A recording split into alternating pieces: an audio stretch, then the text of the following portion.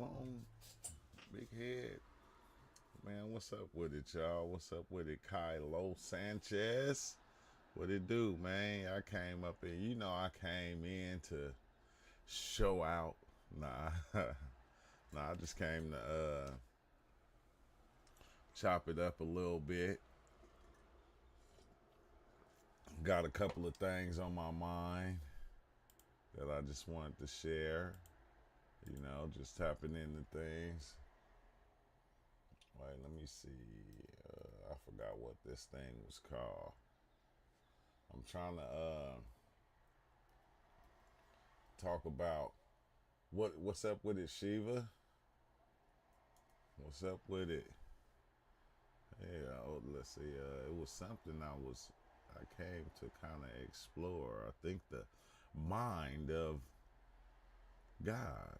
I think that's why I named this. This is like, what if, what if, what if, just what if, like our imagination, our mind was God. Like that's what it was. It was like Shiva. It's a lot that you talk about that you be saying, and I think you said a lot, and it's kind of crazy because it go over a lot of people heads.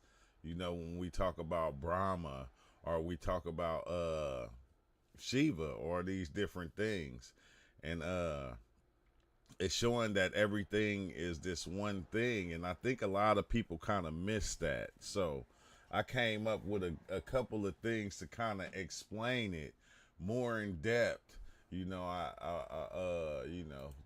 with chatbot GPT, I came up with a couple of ways to explain it, like in a way of looking at it through even religion, not just this is something that's being said by just us. It's something that's been said and that has been said over time. It's like it's like certain people or certain humans that knew this thing, that knew that the mind was this one thing. The mind was this god thing. So I put together a little hearing, a little listening experience to go over to show this thing. So let's see. Let me make sure. Let me see. Test. Is my microphone loud enough? Because everybody be saying my mic ain't loud enough, and I'm like, how my mic ain't loud enough?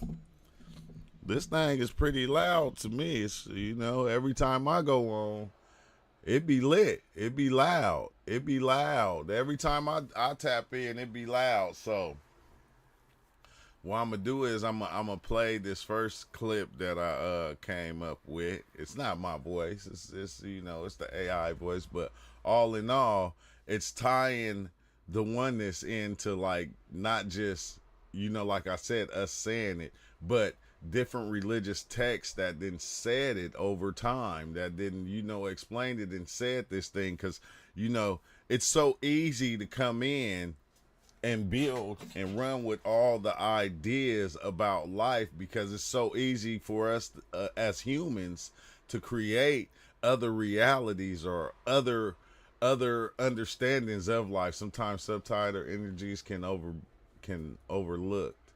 be overlooked, and we look to see the same of what we haven't we haven't experienced it, then it looks foreign.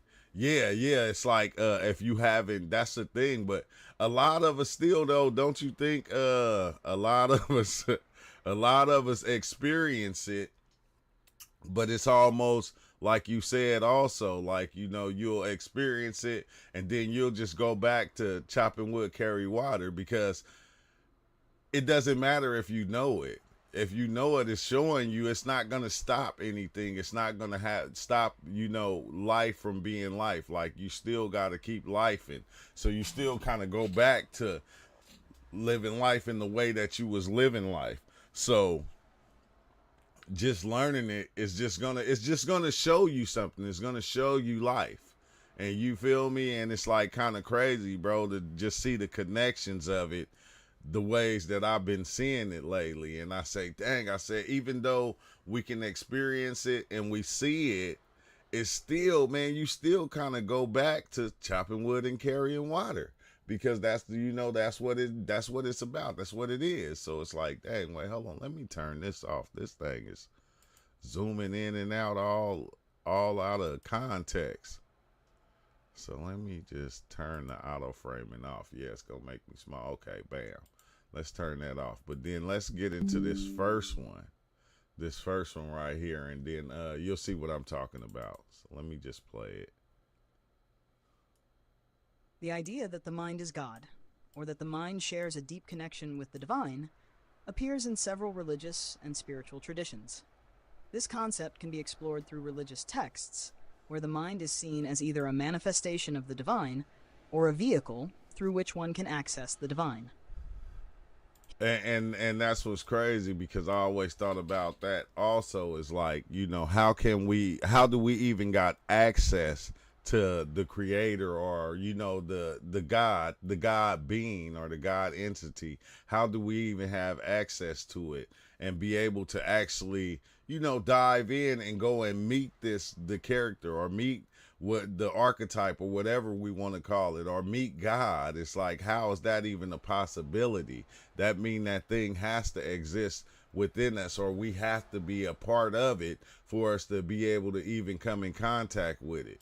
Here's how different religious traditions and texts frame the mind's relationship to God or ultimate reality. 1. Hinduism. The Upanishads and Bhagavad Gita.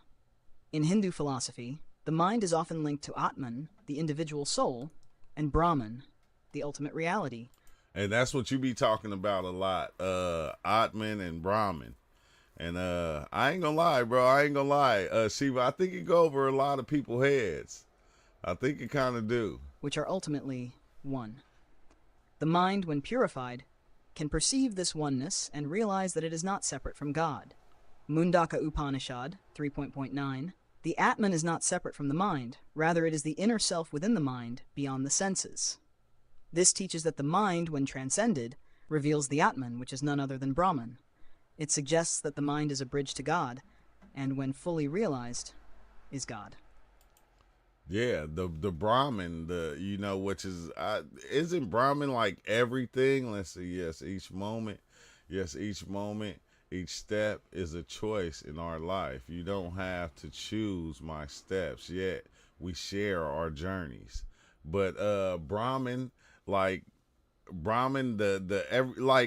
you, like you said, once you have that experience, you see it clearly. But in a sense, I had the times where I didn't want to accept it, because it's so much happening.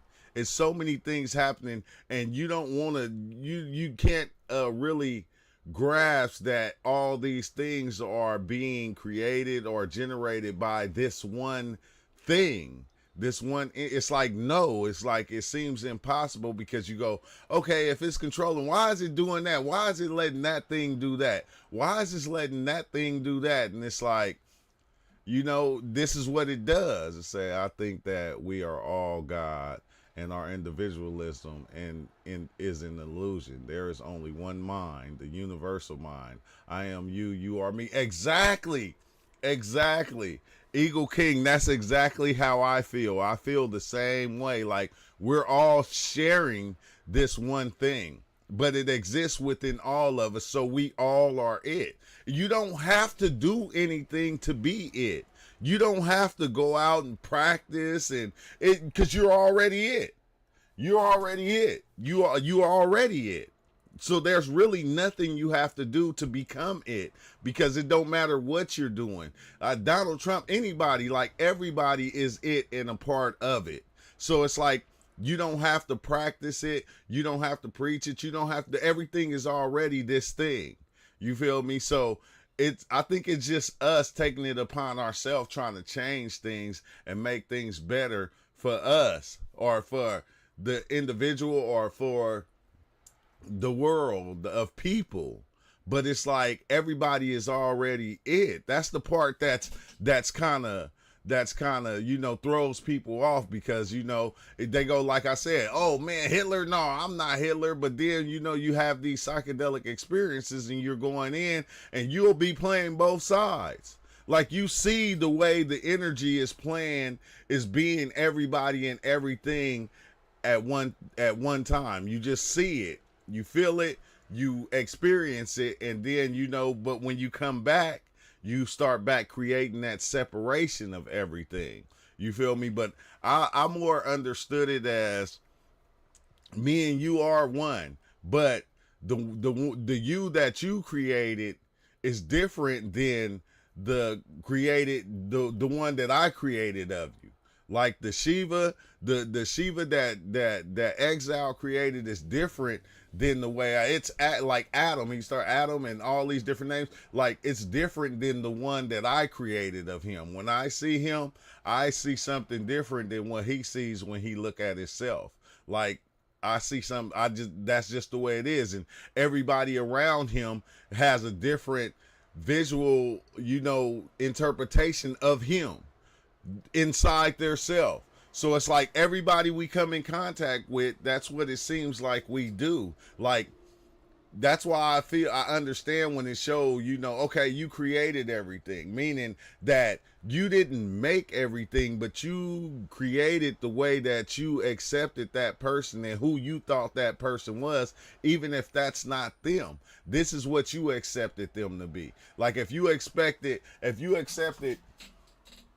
Jesus to be God, and Jesus say he not God, then that's who you made him to be. You did this. You accepted all these things and said, oh, that's the higher thing. That's this, that's that. It's like we're putting the names on everything as we go. And even when we talk to each other, when we have conversations, like the voice that I hear coming from you is not the same voice that you hear coming out of yourself.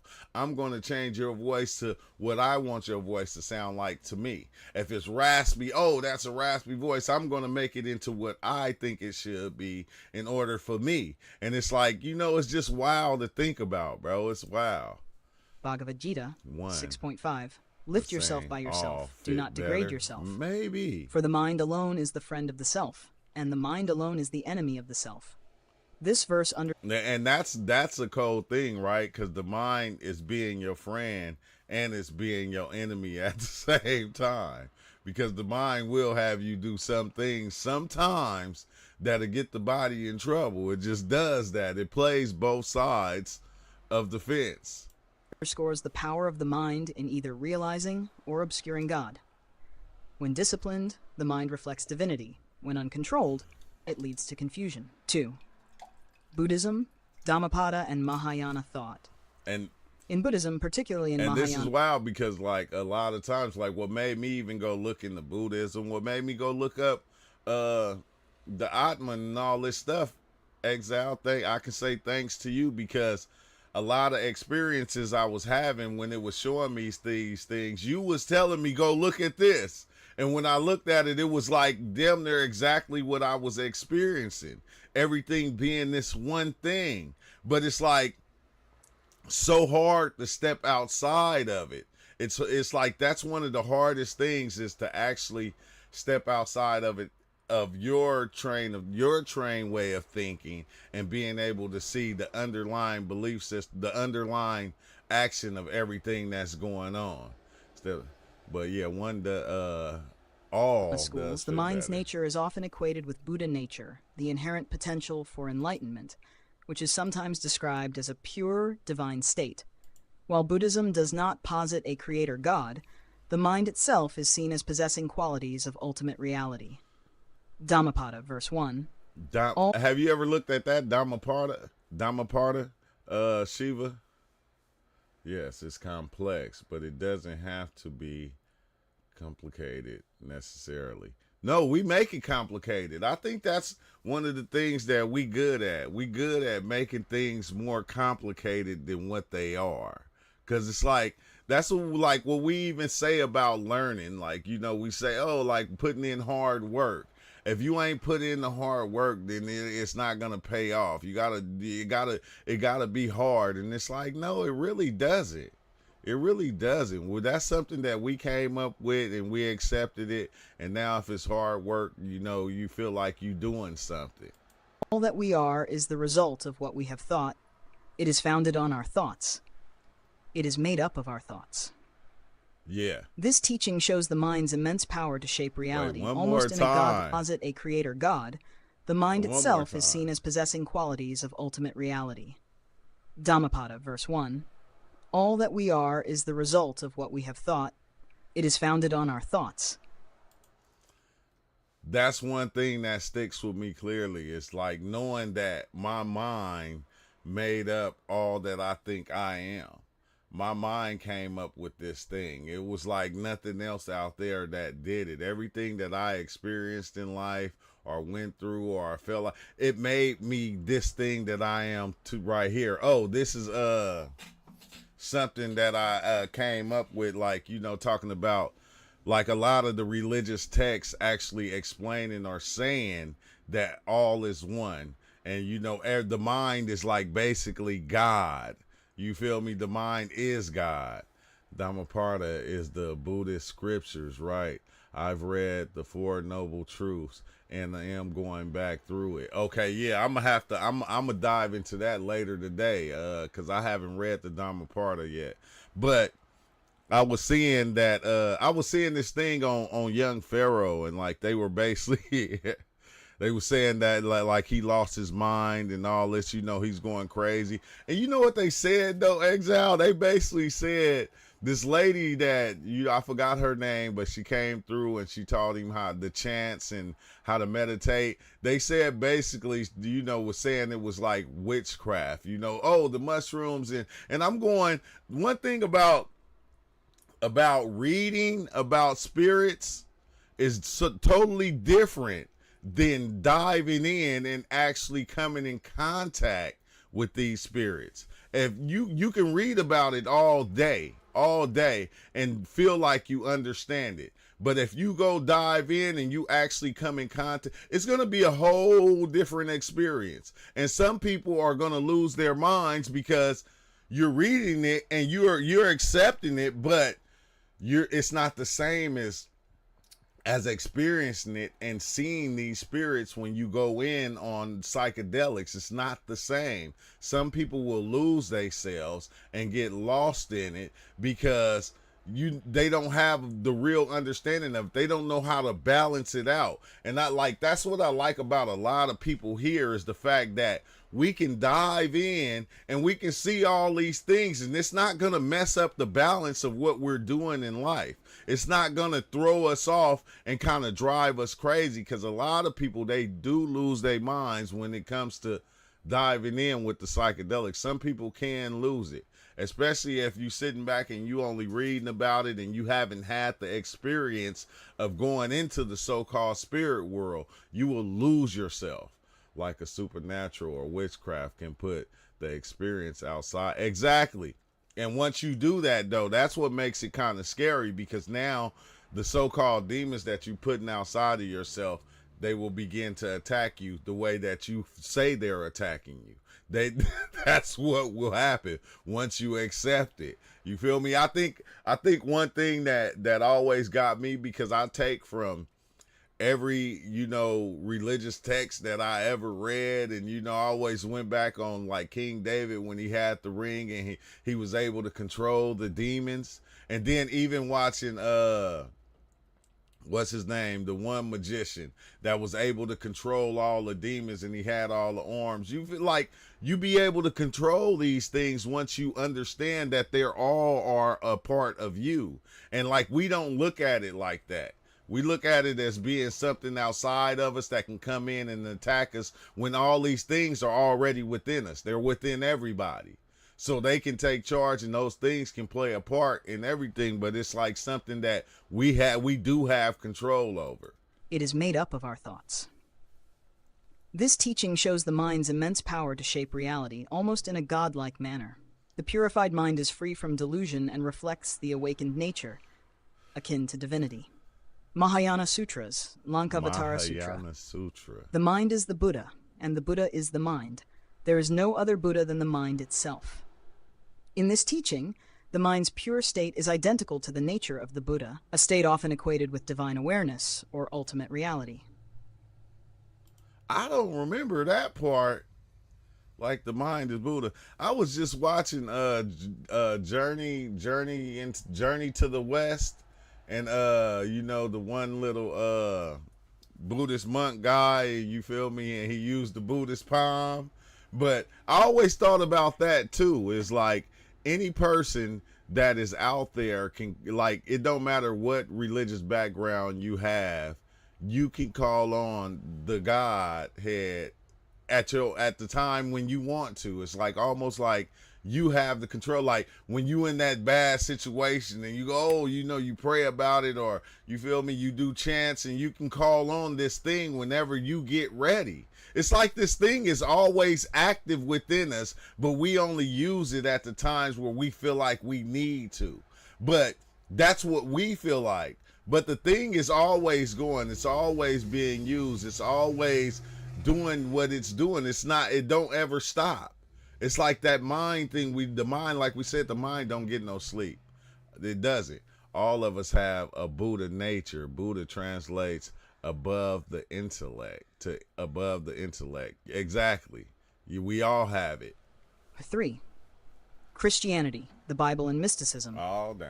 In Christianity, while God is often seen as distinct from the human mind, mystical traditions explore how the mind can reflect or become one with God when attuned to divine will. The New Testament also speaks of the transformation of the mind as a path to knowing God. Romans 12:2. Do not conform to the pattern of this world, but be transformed by the renewing of your mind. Then you will be able to test and approve what God's will is, Thanks for his liking good, the pleasing, video. and perfect will. Yeah, you can become one with God. I said, dang, they don't preach that in the church. Hey, you can become one with God. You feel me? But in a sense, they kind of do, because the certain, you know, songs and different praises they be doing, like that's what I think everybody's kind of doing, is becoming one with that God thing that's within there. But it's like, it ain't just in Christianity. Like I said, it's within every religion, and every person has this thing within them. So it doesn't matter how you go about it. That's why the other day, like, I don't argue about religion no more. I don't have time to waste to argue about religion or beliefs. You have your belief system. I can't tell you that it's wrong. If that thing is making you better, how can I come along and argue with you about it being wrong? Plus, I don't want to argue about religion no more. I don't want to argue about belief systems. I don't want to, because all of it is the same. You feel me? Like, once you see that underlying thing going on, it doesn't change. You just see everybody acting it out in the way that they choose. The individual acts it out. You're not, like, I don't want to argue about it no more. It's what it is. Everything is what it is. And you're not going to change nobody. You're not here. I don't think we even here to change anybody. We here to make the ride a little bit more comfortable. That's what I'm here to do. I'm here to make your ride just a little bit more comfortable. That's it. Sometimes I think this world was created the same way my dreams are. Like when I go to sleep, a whole world is externally created, and everyone in the dream is me with my mind and consciousness. Exactly, Eagle King. I explained it like that years ago. When you go to sleep and you dream, like one time I had a dream of everybody sun gazing at Walmart, and everybody was looking up at the sun, and I'm like, oh, they getting it in, and I stopped and I sun gazed for about 5 minutes, then I kept pushing. But the thing about it is, I said, dang, wait, hold on, I'm thinking about the dream, and I'm going, the wind was blowing, you feel me? The cars driving by, you can hear the noise of the cars going by. You seeing the wheels turning. You seeing the grass blowing with the wind, moving when the wind blow. Everything in that dream is you. Look, the sounds, the words, the letters that form to make the words, the different voices of the different people that you come in contact with that you never met before in your life. Like the concrete you walking on, the sky, the sun, the everything, the buildings, everything in that dream is you. There's nothing. And that's what I feel about life. Like when they say Brahma, I say, dang, this is what the so-called Godhead, the creator, whatever you want to call it, is doing. It has that kind of control right there, to where just like our dreams, everything in our dreams is you. Everything in your dream is you. There's not one aspect of your dream that isn't you. I mean, down to a needle dropping on the ground and hitting the floor that you didn't probably see. But I'm saying every aspect of the dream is you. The way the concrete is, the way the asphalt is, the way it feel when you're stepping over it. Every part of that dream, everything, the bugs, the insects, the animals, no matter what you see, the whole picture is just you. It's being made up by you, created by you. And it's almost that like the thing that is creating everything is doing the same thing here, I feel like. And it's like, whoa, bro. I said, dang, we just minds within the mind of the creator. Just generated minds within the mind of the creator. And it's wild, because the only way, like, we do it on a level that is so low, we don't see it. But if you explain it like, okay, when you go to school, you're being a student. When you go to work, you're being an employee. When you come home, you're being a dad, you're being a husband. You might be a son, a granddaughter. You being all these different things yourself without knowing this is the same thing the big thing is doing. We're playing the same part. That's why we come out like, and we play all these different parts ourselves within life. We don't talk to our kids the same way we talk to our friends. We don't talk to our wife the same way we talk to our friends or our family. We talk to everybody different. We play a different character within everybody we come in contact with. When we with our employer, we're not talking about psychedelics and God and all these things that we're talking about here. We're talking about work. When we dealing with our kids, we give them this sometimes, we give them that. We give them a little bit of everything. But everybody we come in contact with, we're playing a part. We're playing a position. We're playing, being a friend, or we're playing being a cousin. And it's like the same thing goes on with this big thing, I think, is as being everything. It's playing every part. Now we're doing it on a minor level, a small level. This passage suggests that through the renewal of the mind, one aligns with God's will. A purified mind can directly perceive and reflect the divine. And I think that's what happens when we take psychedelics. You go back to the pure state, like the baby state almost. It's like you go back to because you let go sometimes of all of this. You let go of everything that you think is so. Everything that you think you believe or to believe. You let it go. Some of us do. Some try to hold on. But when you hold on, you begin to create. Like when they say it's the dragon chasing its tail, bro, you chasing yourself. Like that's one thing that I figured out on psychedelics. I said, dang, every time I was diving in, I'm looking for spirits, or I think I'm looking for knowledge, but I'm looking for myself. I'm looking for who I am. What I want to be. Who am I supposed to be? What am I? I'm constantly looking for myself. But I'm thinking I'm looking for all these other things. All these other things are just aspects of me. Love, hate, you feel me? They're just aspects of myself. And then when I'm coming in contact with them, I'm putting a name on them. But I didn't know all these things exist within all of us. But as I'm seeing it, I'm going, golly, I see Anubis. You feel me? I say, dang, Anubis exists within everybody. I don't know what archetype that is within us, but that thing, that Anubis archetype exists within everybody, not just me. Everybody. These certain aspects of what we're seeing exist within everybody. But then when you see them and you see them up close and it's like 1,000 times greater than anything you ever seen. It's like, bro, I think we kind of play into the same script. But it's like I said, though, one thing, it doesn't change what life is doing. It don't matter how many psychedelic experiences I had. It goes back to chopping wood and carrying water. That doesn't change. That's one thing that don't change. Might change the way I look at life, the way I accept life, the way I read life, the way I live life, but still though, I still have to do these other things in order to keep going, in order to keep living. And it's like, bro, it's a beautiful thing. Don't get 1 me wrong. Corinthians It's a beautiful 2:16. thing. For who has known the mind of the Lord so as to instruct him? But we have the mind of Christ. This verse speaks to the idea that through the transformation of the mind, Christians can partake in the divine consciousness, or the mind of Christ, which is essentially the mind of God. Christian mysticism. Wow. Meister Eckhart. The eye with which I see God is the same eye with which God sees me.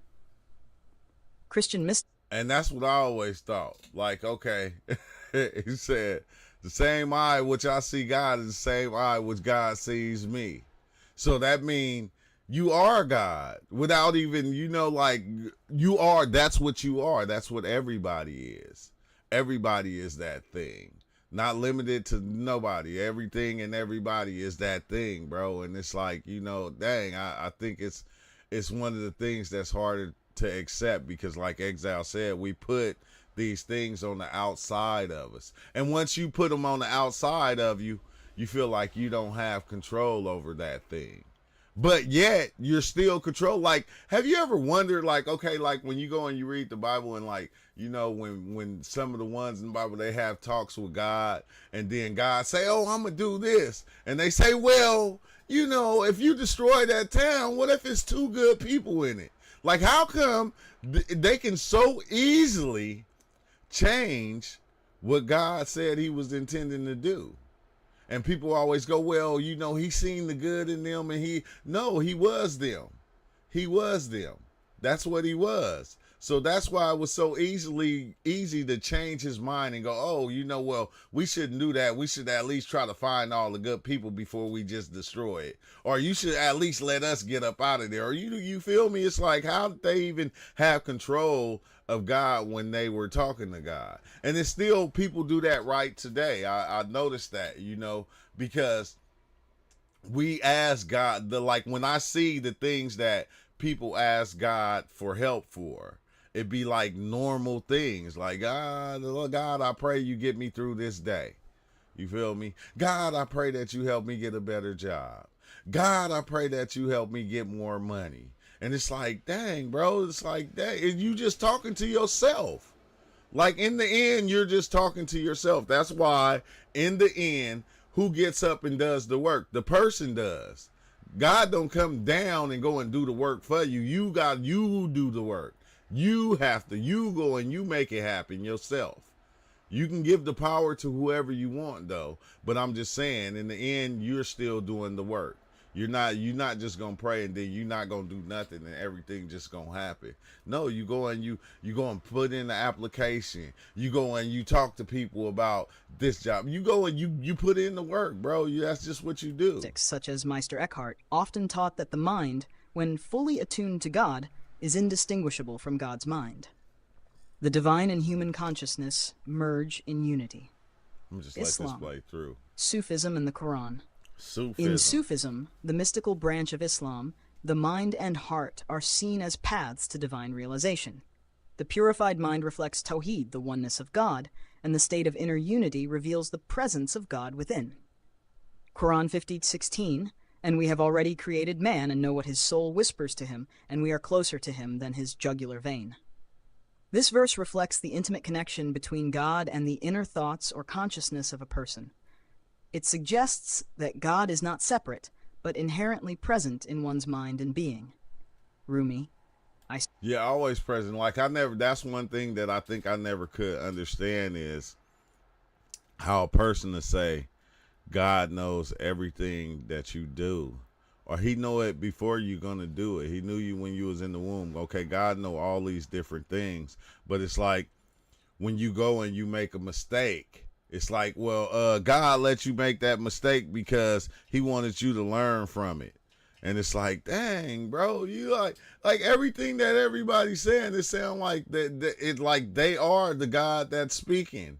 You feel me? Like, that's how it always feel to me now. And I don't know if that's good or bad, because it doesn't matter what they saying or how they're saying it. It feels to me like God is speaking. I don't care if God said, oh, I'm going to go and blow up this building. It's like, that person is still playing that role, bro. That's just trippy now to me. Searched for God and found only myself. I searched for myself and found only God. Exactly. And that was me searching for myself. Searching for myself through psychedelics. Like, this is what I was doing. I was really searching for myself, different parts of myself, different parts of me that existed within me that I couldn't let kind of flourish because I didn't have a real understanding. But then I dove in and I'm seeing and I'm going, golly, wait, hold on, bro. Do you know all this is me? Like, everything is me. Like, and it's like, you know, it's kind of wild to say. It sounds crazy, but once you see it, you can't unsee it. That's the cold thing. Once you see it, you can't unsee it. This famous Sufi expression suggests that the mind, when deeply explored, reveals no separation between the self and God. The divine is inherent in one's consciousness. Or 5. Taoism. In Taoism, while the focus is on the Tao as the ultimate reality, the mind, when aligned with the Tao, becomes a reflection of this oneness. The mind. And remember that when I had the experience at Joshua Tree and the life was just a reflection of the mind. Now like a lot of stuff that I'm listening to is explaining that okay, yeah, you know, that's what it is. And I'm like going, like, I still don't kind of want to accept it, but I can still see it. I can still see the world being a reflection of the mind. And even though it keeps saying that, it's like, oh man, like, bro, I don't be wanting to accept it. A lot of things I don't be wanting to accept, but I'm getting to that point to where it's a part of me that accepts it. That knows that, okay, that's what it is, but okay, it's not going to change anything. Let's see, we have already created man. Elohim is plural, not singular. This is how mistranslated can be perpetuated by saying there is one true God. All is complex, not singular, and not complicated. No, it's not complicated, and all is one. The Elohim, that's the part that tripped me out when they say, let us make man in our own image. And I'm going, wait, hold on, who is us? Who is us? Like, you standing around a crowd of people when you said that or something. Mind is not separate from the divine, but rather an expression of the underlying unity. Tao Ching, chapter 16. Empty your mind of all thoughts. Let your heart be at peace. Watch the turmoil of beings, but contemplate their return. Each separate being in the universe returns to the common source. Returning to the source is serenity. Exactly. And that's the one thing that I always felt like is like, soon as you begin to think, that's when you get misled. That's why Exile and them say it's good to meditate and learn to quiet your mind. And Wally even said this, like, soon as you begin to think, oh, bro, you're creating the reality. You're generating the reality. You help making this thing. And it's like, it's not a bad thing. It's just what we do. But that's where we really start to go wrong with, because once you start to generate and create this thing, now you're going to chase it, bro. We be chasing things like our whole life. We'll chase God our whole life because, like he said, we putting it on the outside of ourselves. We're putting it out there when it's in here. It's a part of us. We're already it. And it's like, you know, I don't know. It's just trippy. I'm gonna let this play, and then Here, Laozi speaks about the mind's connection to the Tao. Let this play out. When the mind is emptied of ego and illusion, it reflects the eternal Tao, the divine source from which all beings arise. 6. Judaism. Kabbalah and the Torah. In Kabbalistic thought, the mind, particularly through higher states of consciousness, is viewed as a means to understand the divine. The Torah also reflects on the nature of thought as connected to God. Genesis 1:27. So God created mankind in his own image. In the image of God he created them. Male and female he created them. This verse indicates that human beings, including their minds, are created in the image of God. Therefore, the mind has divine qualities and can reflect God's nature.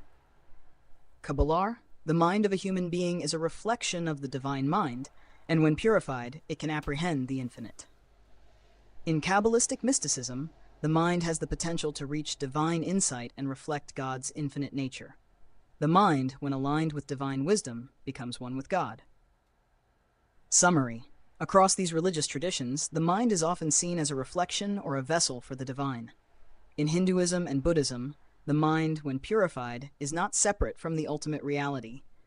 In Christianity and Sufism, a transformed mind reflects God's presence and will. In Taoism and Kabbalah, the mind, when aligned with the cosmic order, becomes a vehicle for divine wisdom. Thus, in many religious teachings, the mind is viewed as either an aspect of God or a means through which God is realized. That's wild. I don't want it to keep saying that reflection thing because that kind of throws me off.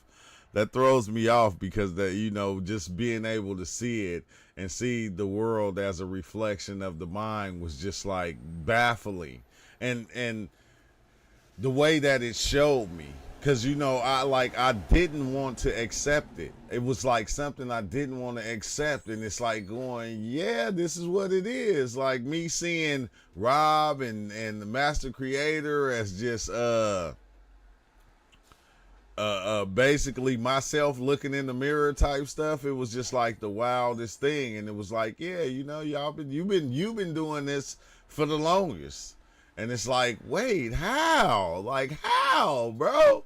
It kind of throws you off. But and then you go and you read all this stuff, like I said, and then it shows you, okay, they've been saying this for a long time. Like, how come it's just getting to me type shit? It's like how we are reflections of you, of all. Yeah, exactly. Hold on, Exile, because you be having a lot to say. I can't keep reading all these long messages. Is you in Discord? Just pop in the Discord, because them messages be dummy long. But I think it's just wild, bro. Because now, like I said, whenever I hear, like, I don't care, from preachers, ministers, monks, every time I hear somebody talk, it's like God is talking. The God, and I'm not gonna say, well, it is always everything is connected to the one true creator, whatever that is. But everybody is speaking from that, but then they doing it from an individual standpoint, like an individual's mind of being God. Like, you know, like, this is what God said. This is what God is saying. This is what God wants you to do. And it's like, that I can't unlook that. I can't stop looking at it like that. And I think that's one thing that's been kind of, you know, I ain't gonna say it's driving me crazy. It's just a trippy thing. It's just a trippy thing because everybody wants you to follow this or to follow that. It's like they want you to follow their way. This is the way. And it's like, nah, this thing is going it's going an infinite amount of ways. And it's been doing that for the longest. So it doesn't matter what you believe. It does, because when I had experiences where I seen Buddha pop out of that Egyptian head thing. I don't know what, I think it's King Tut head that have like the cobra thing going like that come down, and then it got the snake coming out the head. And I seen it seemed like every type of religion popped out of the head of that thing, but it kept kind of transforming. Like, it didn't say it didn't stay the same. The one thing kept transforming to where it's like it comes to you in the way that you need it to come. Like, God will come to you in the way. Why is that? God will come to you in the way that in the form that you need to make it better and easier for you to digest this thing. So whether it comes in Christianity, whether it comes in Buddhism, the Tao Dao Jing, it don't matter how it comes. It's going to come to you in the way that you need it to come. It's not just going to just show up and just give you the understanding. It's going to come in so many different ways, but it's the same thing. It doesn't matter what disguise or what cloak it have on it. It's the same thing, bro. And I think that's the thing that throws me off, because we can sit and we can argue about it for the long. We can argue about, is Christianity better than being a Muslim? Like, we can argue about it, but the energy that's being given to it is no different. The prayers that go to Allah is no different than the prayers that's going to Jehovah. Or everybody's giving that same energy to that thing, that belief system, or that idea. We're all giving the same energy to it. It doesn't matter which form it takes, but we'll argue over the forms and make our form right. When I think all of the forms are the thing, they're all this thing acting out in the way that you need it to be. If you like the way you need it to be. Not the way the way anybody, any individual on the individual level, the way that you want it to come, the way it's going to come to you that way. And it's like, so there's no need to argue about belief systems. There's no need to attack each other over what a person believes. Like, that's the part that kind of throws me off, because I think it's, I know everybody want to be right and don't want to be wrong. But we're living in a world where nobody is right and nobody is wrong. We can say that because of our how we feel about certain situations. But it's like, dang, bro, if you got a God that is staying love is the ultimate thing, and I can accept anybody. It's like, how come it's so hard for us to accept everybody that come into our world, no matter what they believe, unless they Puff Daddy. Now that's different. You feel me? That is crazy. You feel me? Like, even Puff Daddy, you feel me, is that thing. Even him, even everybody is that Godhead walking around living life. Everybody and everything. And I know it's kind of hard to see. It's a hard thing to see because of certain things certain people do. But I'm going, did God ever make mistakes? Yeah, I think so. I think he made a lot of mistakes within trying to build this thing, making people and putting them out there. It's like how we are, reflection of you, of all. Hey, what's up with it, the boys clips? But yeah, I don't know, bro. It's just a trippy thing. It's a trippy thing to kind of start diving in. Like, once you start diving in, you start seeing the connections of all the religions, because they all took from other religions to make the one that they had. It's like almost like religion evolved, and it's constantly evolving until it gets to the point of everybody understanding that we're all one, or everybody is this Godhead. It's gonna get to that point, but it's just gonna take a while. It's gonna take a while. And that's if it wasn't there before. Because I wonder if it had to be a time to where we all knew. You feel me? It had to be one time, light versus darkness. Hey, you know what?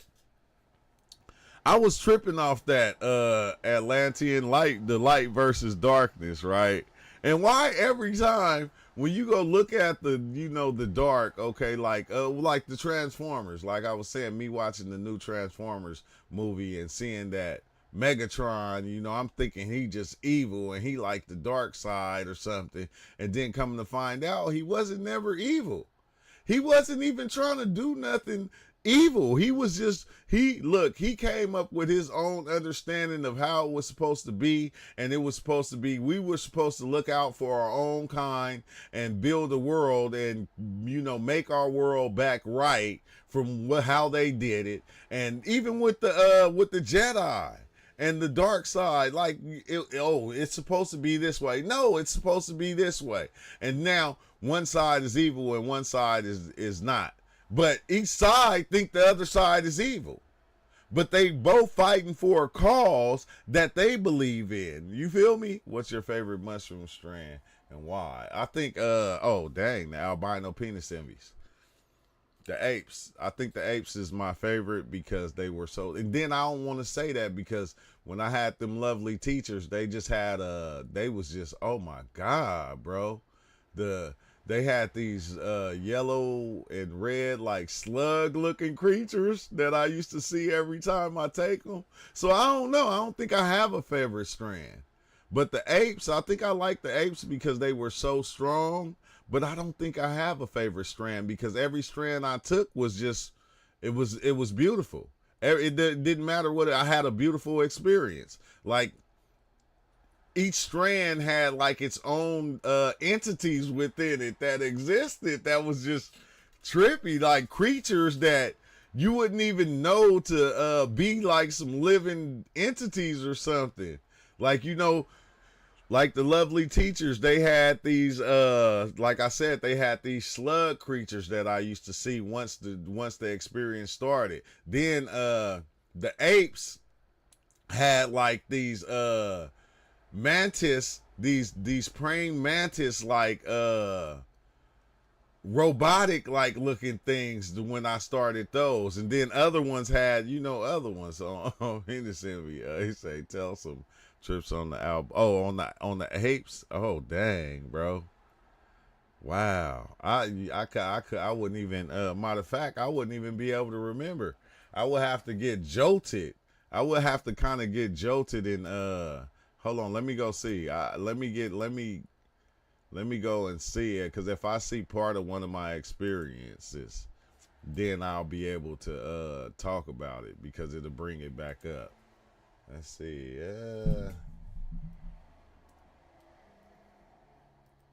Okay. Okay, hold on. I got one right here. Let me see. I got one that I had. Let me see. It was wow. Like all these colors, right? Like all like because I Okay. Look, this is I'm gonna just play this for you real fast. The boys clips. This is one of my albino penis envy mushroom experiences. It's on YouTube. I don't know how many people seen it. This was like 7 months ago. I was in the room, but I like was did darkness, like just straight darkness, bro. It was wow. Like all these colors right here. You can see all these colors and all the planets and the stars and everything, bro. I didn't even go outside. I was watching everything right in this room. Like Oh yeah, I was yeah, geeking. I remember that. But the only real thing I can remember, and it kind of freaked me out though, was the simple fact that I was in this place. It was just darkness, and then it was like this tall ass like weird looking being started walking towards me, and he was like this, and like I were like it was like a symbol. He had like a white thing. It looked like almost Hold on, like a Discord. I'm tablet, playing a video but on like YouTube not a real tablet. fast. Like I'm geeking because it was like not a tablet, right? I thought he took a piece of me because he was walking with it, and it was like a tablet, but it had these number. It had like I thought it was a code or something because it was like a square.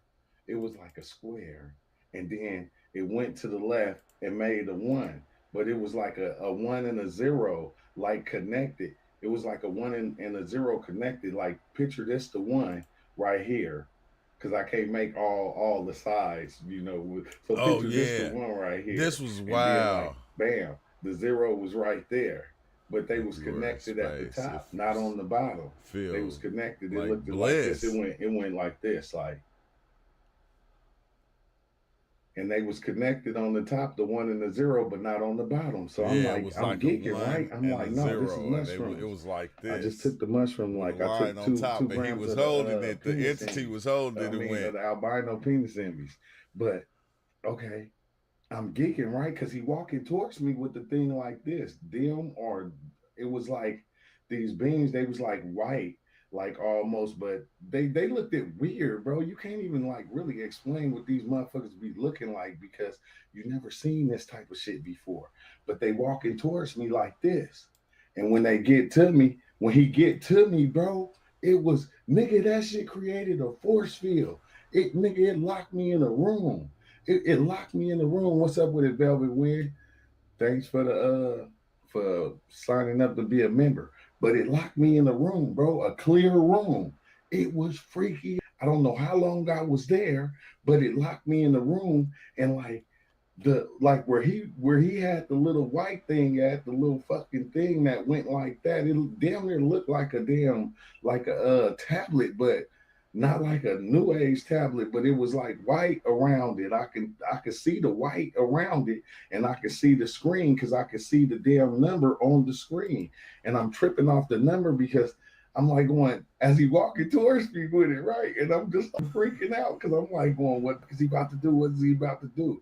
And as soon as he got like right up on me, it just said boom, and it created a force field like a, I don't know if it was glass or what, but it was see through. Like it had a door and everything. And like the little handle part, that was like the door. And I'm like, what? And he like locked me in there and walked away.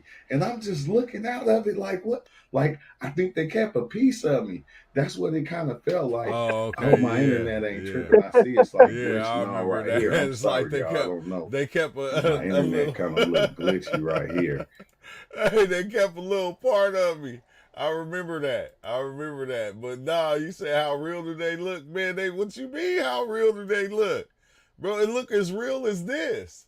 It's just like this. It's no different. It's no different than this. It's no different, bro. But it looks realer than this. It looks realer than this reality. It like I like some like okay, I remember now. Once I got to this one, I remember on the albinos I had took one time, and I was in this room. I was in this room, bro. It was like a square room, but it was made out of gold, and it was like these different color fluorescent lights going all the way around the room. On like I'm in the cube and I'm sitting there. I was like a Buddhist monk, and I was meditating, bro. I was like, when I say I was meditating forever. I was meditating so long, I made this. That's how long I was meditating. It seemed like forever. I couldn't, like, it's like I made this whole existence right here. That's how long it was that I was meditating within that room. And like, it's crazy because the me that was in the room was sitting there, like, you know, with his legs folded, and my hands was like this and my eyes was closed, but I can see it from a third person view also, to where I was over here and I'm looking at myself and I'm like going like, wait, hold on. But then I was inside myself here too, to where I could still see with my eyes closed, and I'm watching all the lights go around, and it was like, I just created the universe. Like, I literally created the universe from just meditating. It was like the wildest thing, bro. It was the wildest thing. What's up with it, Nick? What if there is an infinite amount of spirits and souls, and every time a body needs a spirit, we get into the body and return when said body is dead? Okay. You know what it reminds me of, bro? Like the movie Soul.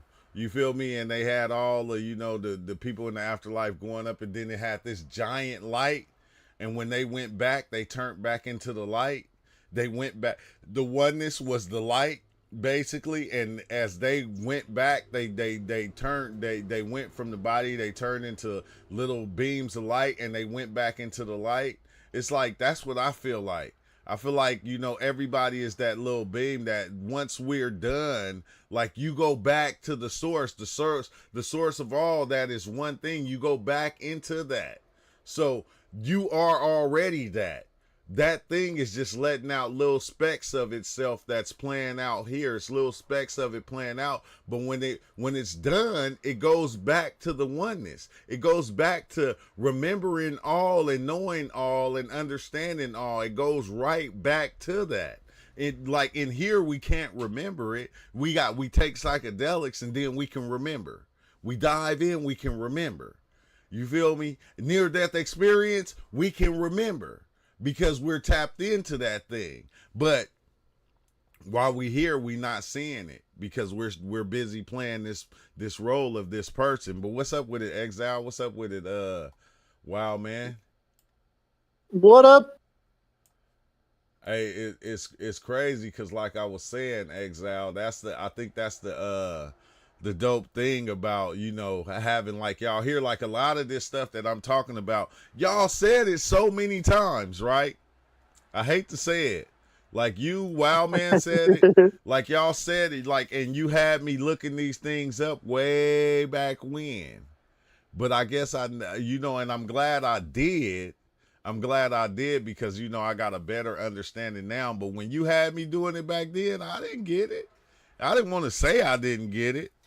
But hold on, y'all, I gotta cover the thing so I can smoke. But I didn't want to say I didn't get it, but I didn't get it. But now the Atman, the Brahma, like I get it. I understand it totally 100%. You think the mushrooms were showing you? When somebody tells us about, there's fruit over there over the hill, we'd be like, yeah, there's fruit over there over the hill. But until we go see it, oh, there's fruit over there over the hill, or what? Like some part of it, if we're taking it as just, I guess, face value, we don't really accept it as truth until we start experiencing that.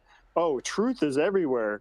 And what you were saying earlier, like the different religions, I see them as like different fingers on my hand. Like Exactly. the fingers, it's a fact that I have fingers on my hand, and it's a fact I have two hands, but it's the truth that they are both part of this one body. But this body is made, we're calling it one body, but it's actually a conglomeration, things working together. Yeah. So to call it one in our language, most of these words don't, it's like a pale comparison, these words and language is to the actuality of the thing, right? Because if a rose was called a piece of poop, it would still smell the same. Even if we called a rose a piece of poop, it would still smell the same. So part of our words is a pale comparison of the actuality or experience of that thing. They're just and that's all we're really doing with each other is pointing at these things. Hey, there's fruit over there. Hey, there's God inside you. Hey, there's a job over there. Hey, there's a good-looking mate or a good-looking partner, whatever. Hey, you can build the table this way. Hey, you can put the computer together. And we're just pointing until you actually go and do that thing, because we do learn by actually doing. Part of us does. I mean, it'll look different. It'll seem foreign. It'll seem alien. It'll seem outside of you until you go and have that experience. And now you know it. You don't have to believe it. Now you know it. Like, it's really ineffable. And yeah, I've been looking into the nature of this, or the putting myself into the experience of these things that I saw as foreign or saw as alien, and I just find out what you're talking about is just more of myself, how these things are just reflections. And it really, a lot of the religions or the scriptures, and they were meant for that time and space which they were given. I'm gonna share like Jesus supposedly said to his disciples, the people who are around him, to turn the other cheek. Now, he wasn't telling the whole world that. He was only telling a certain number of people around him to do a specific thing. So sometimes we can take that and blow it out of proportion, or we can take it and see the truth, depending on that dual-edged sword, which is our intellect.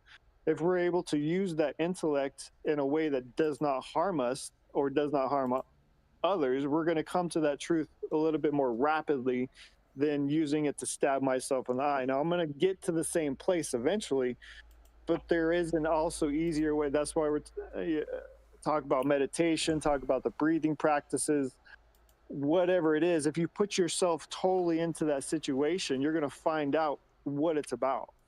Yeah. And what's name? The Boys Clips was just asking that. Do you think the mushrooms were showing you how powerful meditation is, like on another demonstration or something? Yeah. And they showed me that many a times. I'm not gonna hold you, Boys Clips. They showed me that meditation was something a long time ago. Like they always showed me that. Even DMT, even DMT showed me that. But it just with diving in, it just made it easier for me to meditate. Like I'd rather meditate on mushrooms. You feel me? Like I said, I'm a hard-headed person, so a lot of things even when I see it, I accept it, but I still do the other thing. Yeah, I just drop the Discord so they can join. So, Yeah. Cause yeah, carbs, D carbs wanted to join. So yeah, the Discord is always there because it's open for us to come in, like how the boys clips you asking all these questions. Like it'd be better when you come in the Discord and ask the questions because then we'll be able to kind of pan it back and forth without you having to wait a couple of minutes or me wait a couple of minutes for you to answer you or say something to what I just said. So the Discord is always open to anybody that's on the channel. Just get Discord and you can chime in.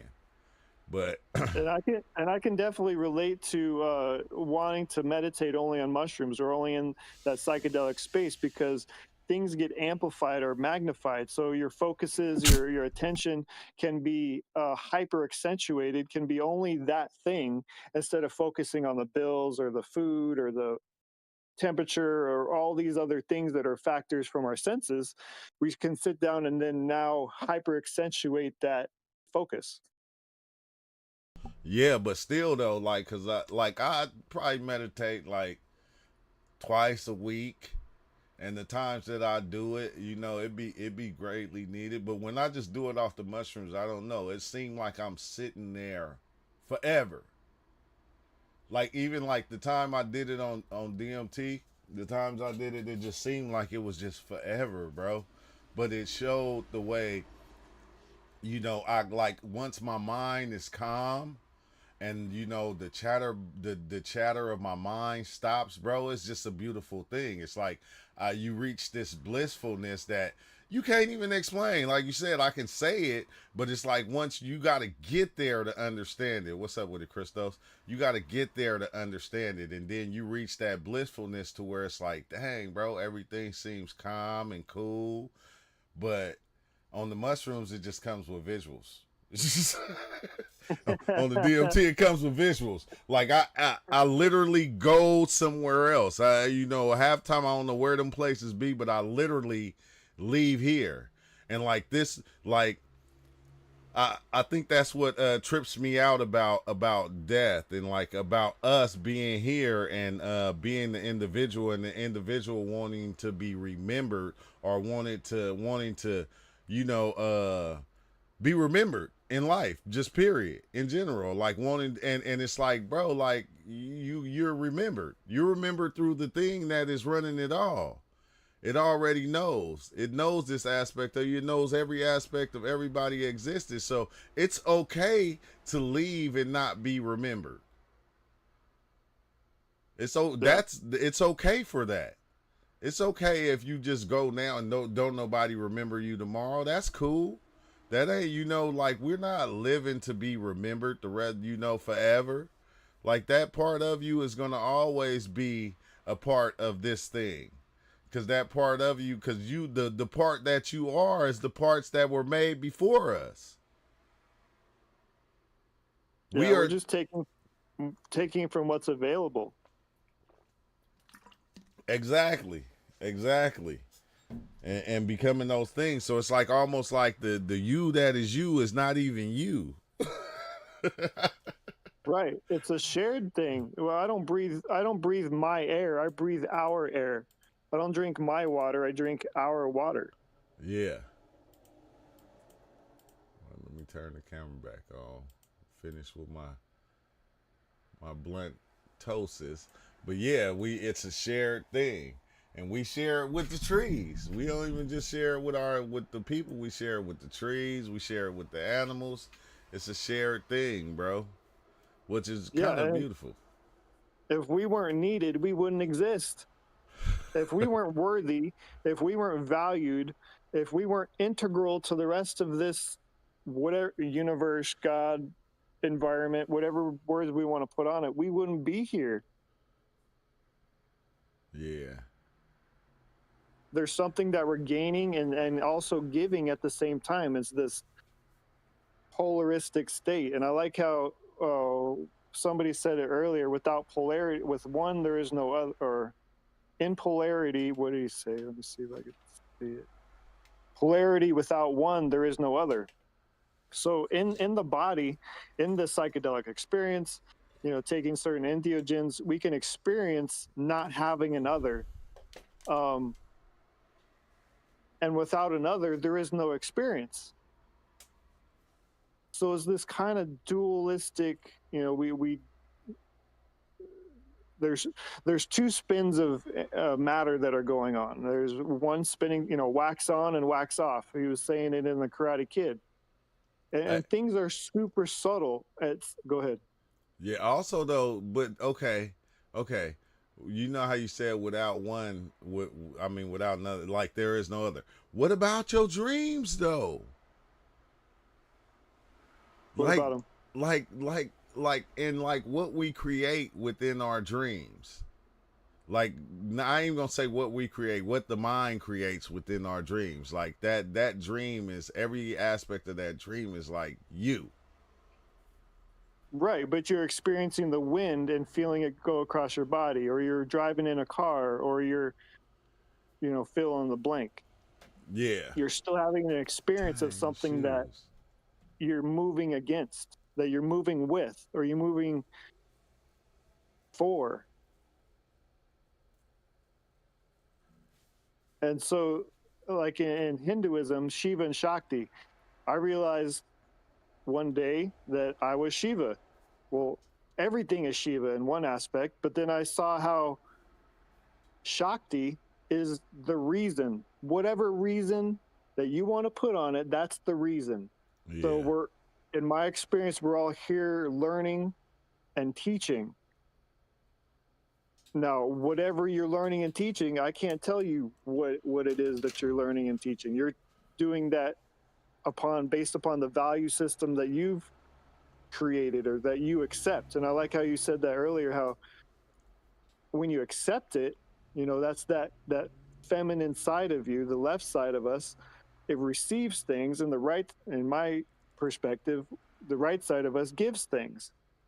It's just, and if you look at the body, the way the blood flows in the body, that's just it's physics.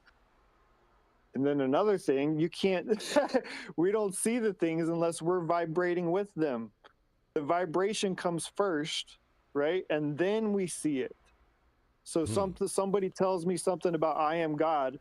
Well, if I'm not vibrating at that frequency, it's going to seem foreign to me until I vibrate at the God or the tree frequency or the water whatever frequencies these are.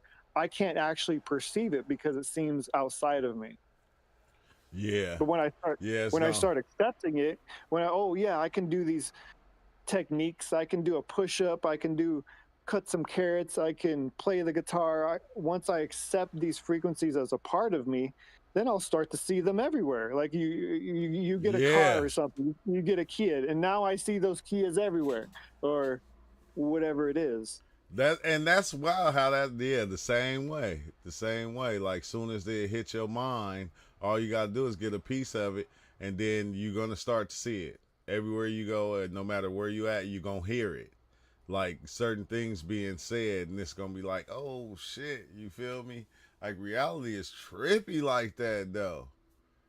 So right. It's not even reality. It's like the mind is trippy like that. Yes. The mind is made from what's available. And the best way to keep this body going, it's going to look out for survival. It's going to look out for, growth. What's the best ways that I think to grow? But then Buddha, being above the intellect, above the mind, above the mental state, can start, if you attune yourself to it, if you're open to those things, then you can start to take in more of what you thought was not meant for you, or wouldn't work for you, or you can start seeing things in a different way outside the intellect, because the intellect is just taking what it knows to be true. And you start to, I would call it consciousness, being consciously aware of the things that I think are right, the things I think are wrong, the things I think are good for me, the things I think are bad for me. And that's based on my own experience. Now, I can show these things to others, but they should be done with an open hand, not a forceful, hey, you need to do this. Hell, you need to do. Yeah, I'm gonna call you and be like, yo, did you do that thing? And be like, no. I was like, well, I'm only going to ask once or twice. And it's really, these things are open for everybody, but we've also got to take the certain path, either imagining it or doing it. Whatever we're doing, there's some, what you said earlier, there's some kind of action that we got to put into the prayer as well. Yeah, you're gonna have to put that action in. You feel me? But I don't know. It's just, man. I think now I'm just seeing that the mind is just, it can trick you at times too. It can trick you at times. It's crazy because when you think about it, it'll take you wherever you want to go. It's like you the ship, right? You the ship, you the water, you the wind. You every aspect of the ship.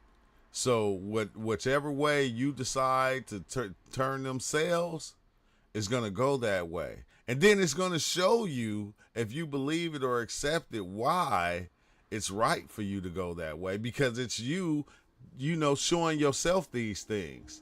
So it's like you're going to find ways to make yourself right. That's the part that trips me out, because it doesn't matter. Like, you're going to find ways to make yourself right. And certain things, like even if you go out right now and you steal $20 from somebody, right? Let's say you steal 20 and you walk away, and you start to feel bad, and it's like, but you seen that person had $1,000. First thing you're gonna say is, well, they had 1,000, I only took a 20. You feel me? They'll be all right. You're gonna start to make yourself right. It doesn't matter what it is. You're gonna try to make yourself right before anything in whatever situation. And you're going to see certain things that's going to help you solidify that rightness. It's going to, it's going to help you lock it in. Like I said, they had 1,000. Oh man, they always getting money. Oh, they always got it. They ain't going to miss it. Or, you going to find ways to make that shit is fucking crazy to me. Right. Well, some part of domination is fearful. What you mean? Some part of dominating another person, another energy, has a fearful intent or fearful source to it. Because if I know that I'm dominant, I don't need to force it on anybody. But if I believe, if I have this fear in me that, oh, I need to show this other person, I need to do this thing, yeah, the mind's going to back you up. The mind and the ego, they're on the ship. They're going to do what you tell it to do. And they're only going to give you what you've been giving in. He said they on the ship. They just reflections. They're just reflections. That's all they are. They're following you. Like when people say that this place is a trap.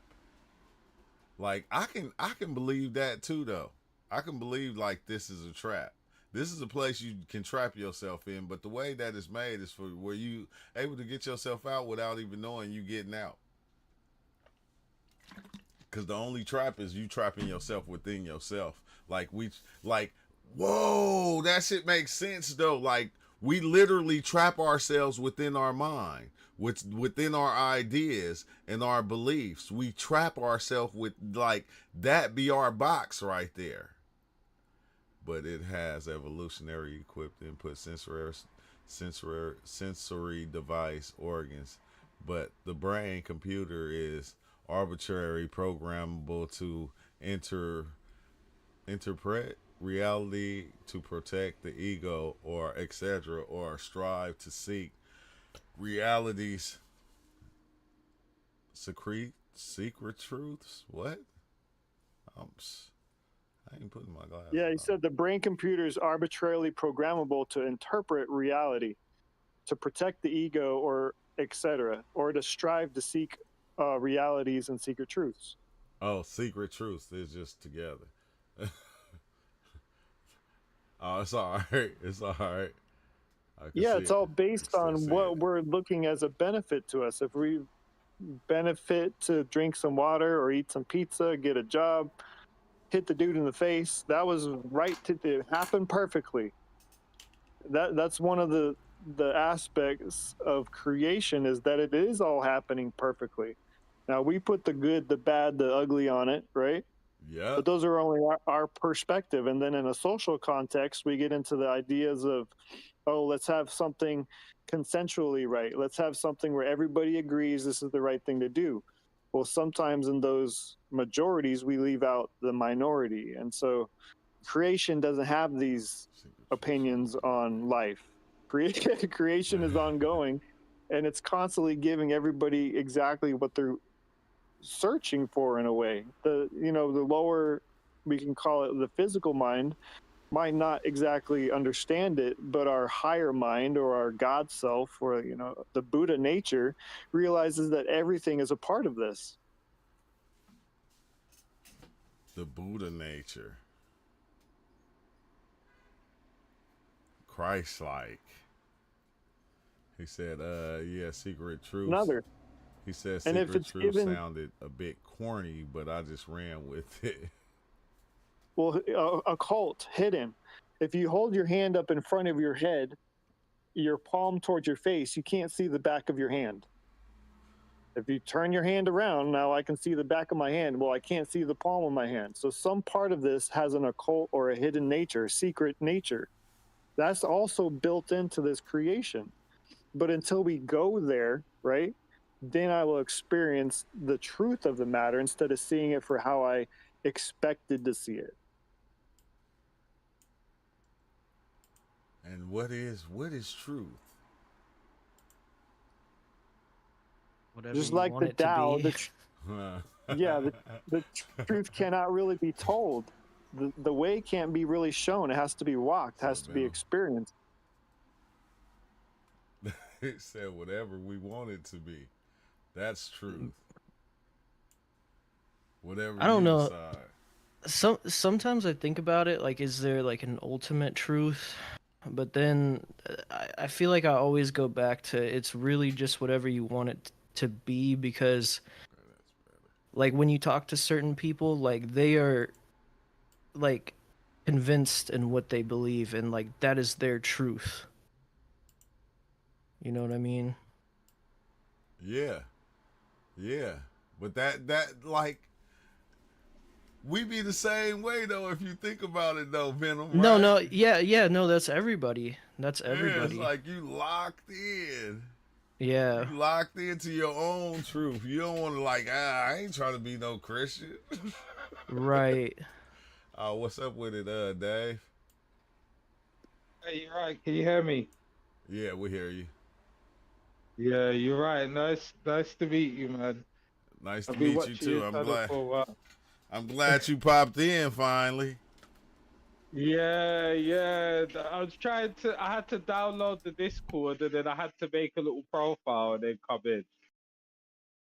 Yeah, that's how it works. That's how it works. But you here now. Yeah. Welcome. Hi, you're right. You got just here in the UK. I thought I'll come in and just say my experience I've had with the mushrooms so far. And Okay, you Can you got hear the me? floor. Yeah, you got the floor. We just kind of be quiet so you can, share your experience. So we'll all be kind of Yeah. quiet so we don't interrupt it. Yeah, so how I first got into the mushrooms was this year. I I watched a video based on just someone taking mushrooms, and I was like, I have to try it. But I wanted to try it for ages, but I could never find anyone who sold it because I live in the UK and it's hard to find people who do mycology. So I managed to find someone, and then the first mushrooms I ever took was some mushrooms called the PE6, and that experience. The first time I took it, I took about 1.5 grams, and I didn't really have experience from that. So the next time I had it, I was like, I need to really go in. So I took the 6.5 gram, and Oh, like. hey. Yeah, I took 6.5 grams, and I laid down and I closed my eyes, and I had one of the most profound experiences I've had on the mushrooms, where it first started off where I saw like a spaceship getting created around me, and I was like driving the spaceship. So I was driving through like space, and it first started off on Earth, and then I could see myself leaving the Earth, and then I ended up in like the ancestor realm where I could see all different extinct civilizations what's been here, like African civilizations, even like a lot of like Scottish civilizations, like loads of civilizations, what have been like conquered and things like that. I went through the whole ancestor realm, and then I saw myself going through like the Hindu realm where I saw like Ganesha, I saw like Kali Ma, I saw like a Oh lot of wow. the Hindu deities, and then Ganesha was showing me my process of how I got here before I was born, and that like how like when I came down here, I kind of regretted the choice I made coming down here, Oh. and he was just showing me the whole thing of like my life, and then I kept on carrying on to like I started to see angels, I started to see dragons, all the way until I got to like God, and it was like God wasn't in like a physical form, but the only way I could explain it, it was like everything in one, but it was also nothing at the same time. And when I was there, I was like communicating with God, and God was telling me basically that everything's just based on cycles and change, and the main law of existence is basically evolving into the next existence. And then when I had that experience, it really helped me because at that time, like I've been into spirituality, I've had meditations, I've even had experiences without the mushrooms, but that just solidified to me that there's just more out there in the universe. And then after that experience, I was like, I'm gonna start cultivating my own mushrooms because I don't. It's expensive. What I was paying is I was paying like £200 for per ounce. I don't know how much it is in. Oh wow. My headphone went dead. It didn't go dead, it turned off. So I didn't even hear. I didn't even hear I you. can't be uh, forcing everyone to do it. But since I've been growing the mushrooms, because I've grown about 15 strains now, and what I've found with each individual strain is that each individual strain has a different task they want to take you through.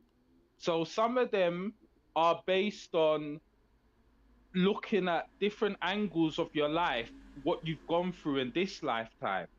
And then I've realized that some of them show you are like to do with thought forms or to do with the connection of everything. But I've started to feel like that the different strains of mushrooms have different um journeys they want to take you on. Yeah.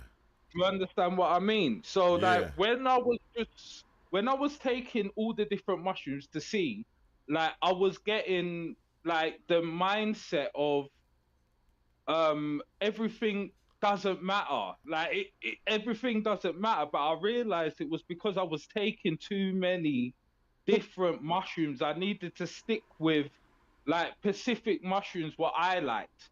So I Yeah. started taking just the PE6 and the ape, and I started to mix them together, like the PE6 and the ape.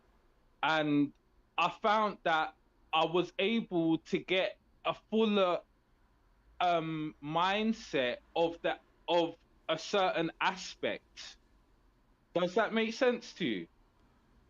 Yeah, it's Yes. like so it's like each one had like a different message. Yeah, so like say like the PE6 one. The PE6, that mushroom is the most extraterrestrial mushroom I've ever took where when you take it, because even like with the PE6, I took the PE6 and I was in my kitchen. Because when I take it, I like to lay down and close my eyes and drift off into the next realms. But like Yes. my cousin who I usually take it with, he likes to have his eyes open. Do you get what I'm saying? Yeah. But Yeah, I like to I sit took that. it. Yeah, Sorry, go go ahead. on. No, Sorry. no, I said I like that's what I like to do. I like to just sit down and just like, go into the experience. Eyes closed. Yeah. Yeah, I feel like like I know people say they like micro doses, but I don't like micro doses. I like to know, I like to fully be immersed into the realm.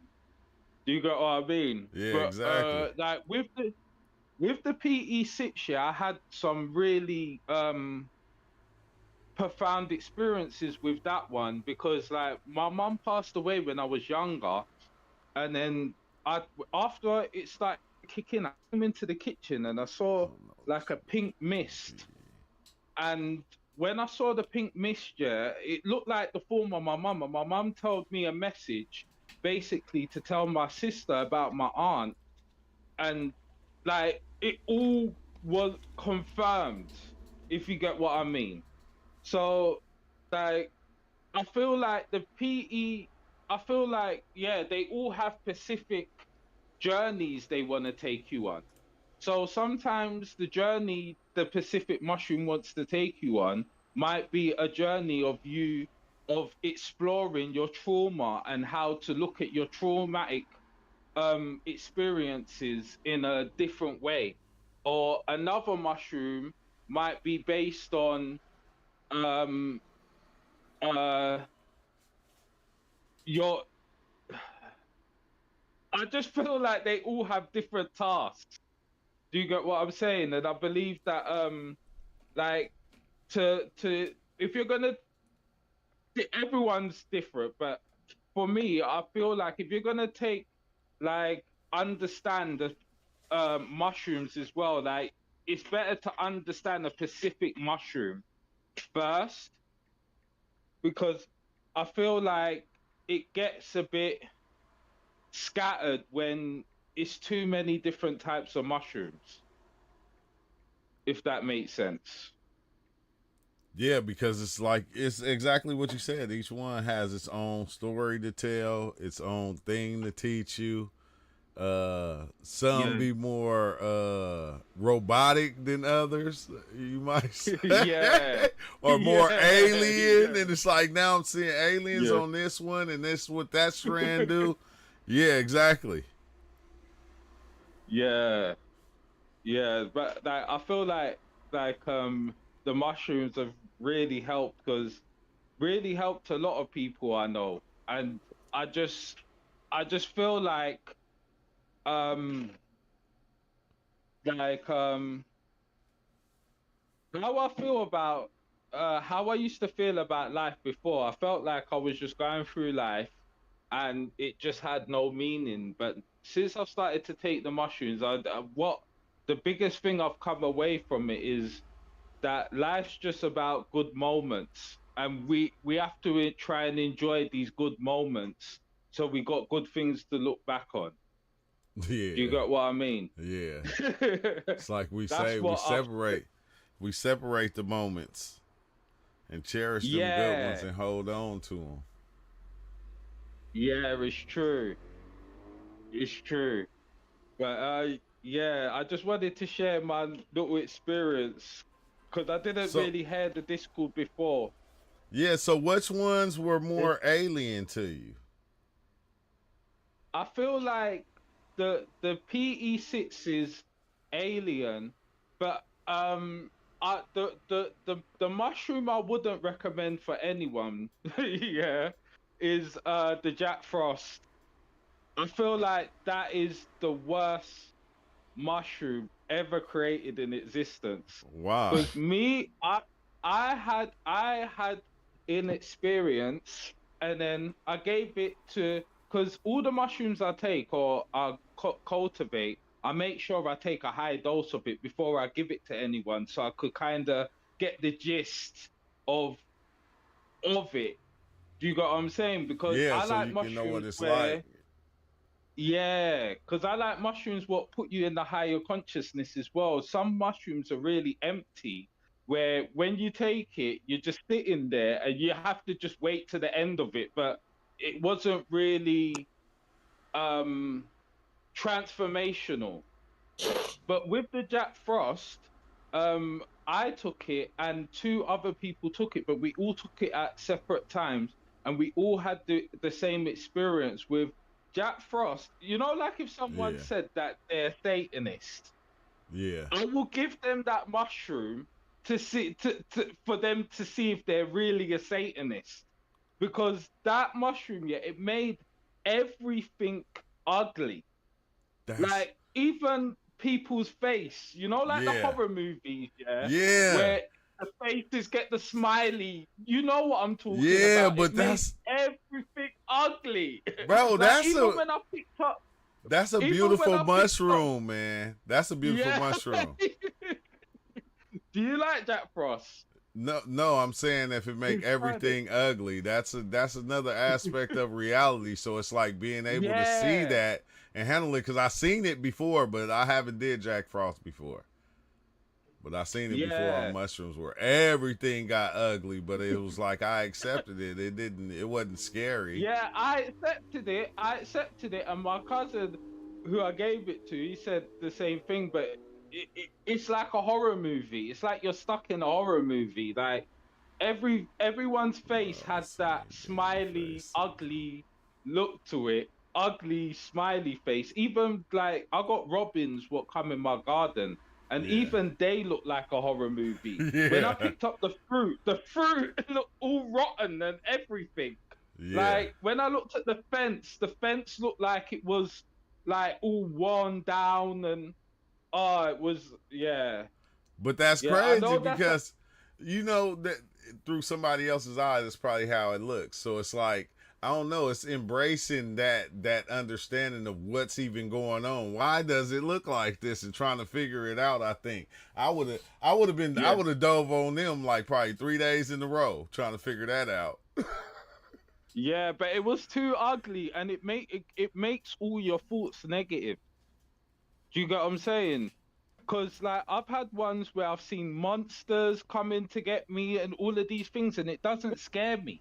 Yeah. I just let them come towards me, and it doesn't scare me. Nothing like that scares me. Like when I take mushrooms, I only see it as a bad experience, because I've only had like a couple bad experiences. And And what I way? only see it as a, Okay, can you tell Yeah, us one? this- Tell us one of your bad experiences. I feel like, yeah, one of my bad experiences.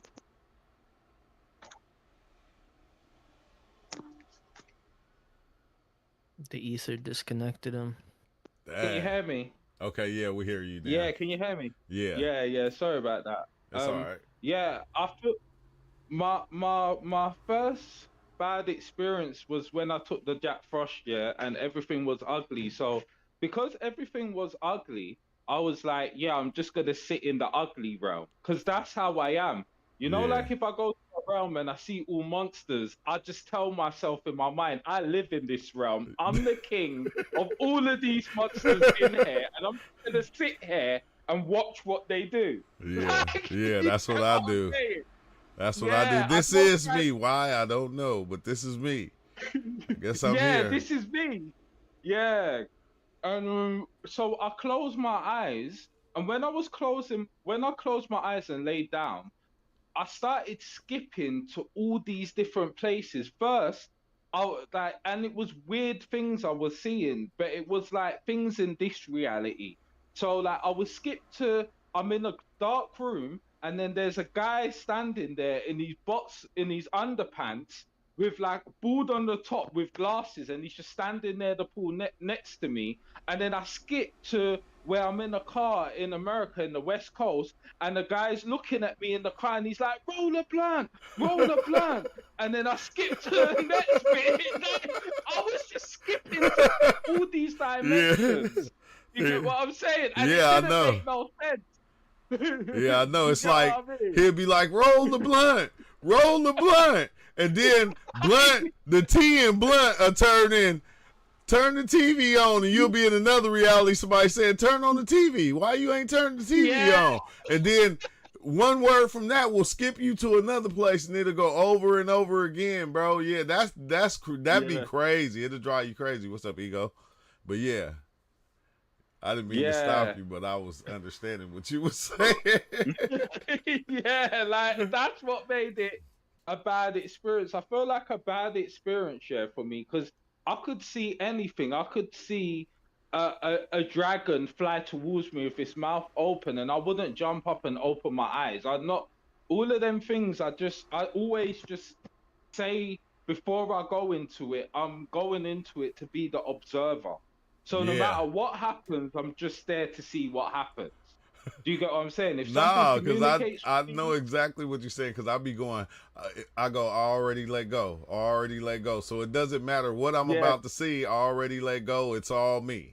Those the two things that I ride on. It's all me, and I already let go. So it doesn't matter what happens, where I'm going. I'm going to be able to take it. True. If it's but the way I see, for me, the only way experience is negative if I feel that I haven't gained anything from it. Do you get what I'm saying? Sometimes, you know what I mean? Like, after I took it, it didn't make any sense. I didn't work it out after. It was just, or when I take the mushrooms and it's just empty, where I'm sitting there in a weird frequency. I've had that one time as well. Yeah. But sometimes but when you just sit through it, and sometimes you don't get nothing on those experiences, I don't know, it don't make me feel no type of way, because I always get some type of visuals, even if I don't understand them. Yeah. Like later on, when I take another experience, it'll go back over that experience and it'll bring it to me. Yeah, I had that when I smoked some DMT, and this was about this was about 4 months ago. I smoked DMT, and I came out my body and I saw myself flying through the universe, and then I saw like a planet. Well, everything was like black and white at first, and then I saw myself land on a planet, and then I saw Ganesh. Like it's like I smashed through a temple, and I saw Ganesha sitting there, and he just turned at me and he looked at me like he was shocked that I was there. Yeah. And I just smiled at him, and then like I came back to this reality, and I was like, oh, like it's like what you said. It's like I don't mind if I just get a little bit of visuals. It don't have to be a profound experience every time. Yeah. But there's certain energies or frequencies some of the mushrooms have what I just don't like. And it was only once I've had this where like I bought some mushrooms off someone and they said it was some type of PE. And I've had PE, all different types of PEs, like but when I had this one, it affected my brain and I couldn't get my head right for like 3 days. Do you get what I'm saying? It was like a frequency in my brain. And I was like, because what my whole point was of trying all these different mushrooms is because I wanted to cultivate mushrooms just for myself, not to sell it or anything. But I wanted to see what ones I liked, to see what ones I wanted to grow. But I thought when I first took it, I was kind of naive where I thought that all the mushrooms were like all the mushrooms were good.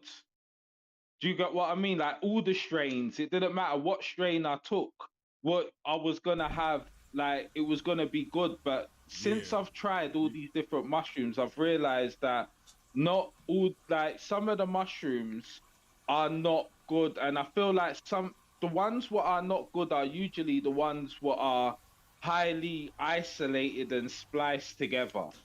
I think.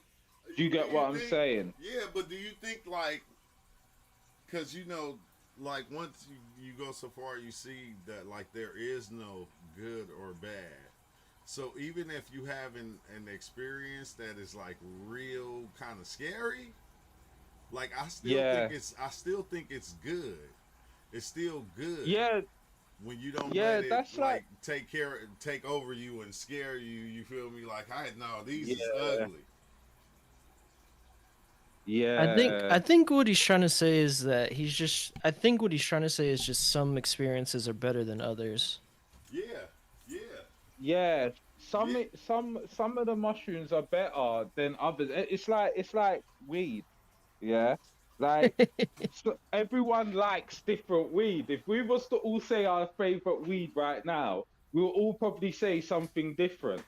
And that's Right. how I kind of feel it is with mushrooms. Like you have to kind of Very true. find the right ones for you. Right.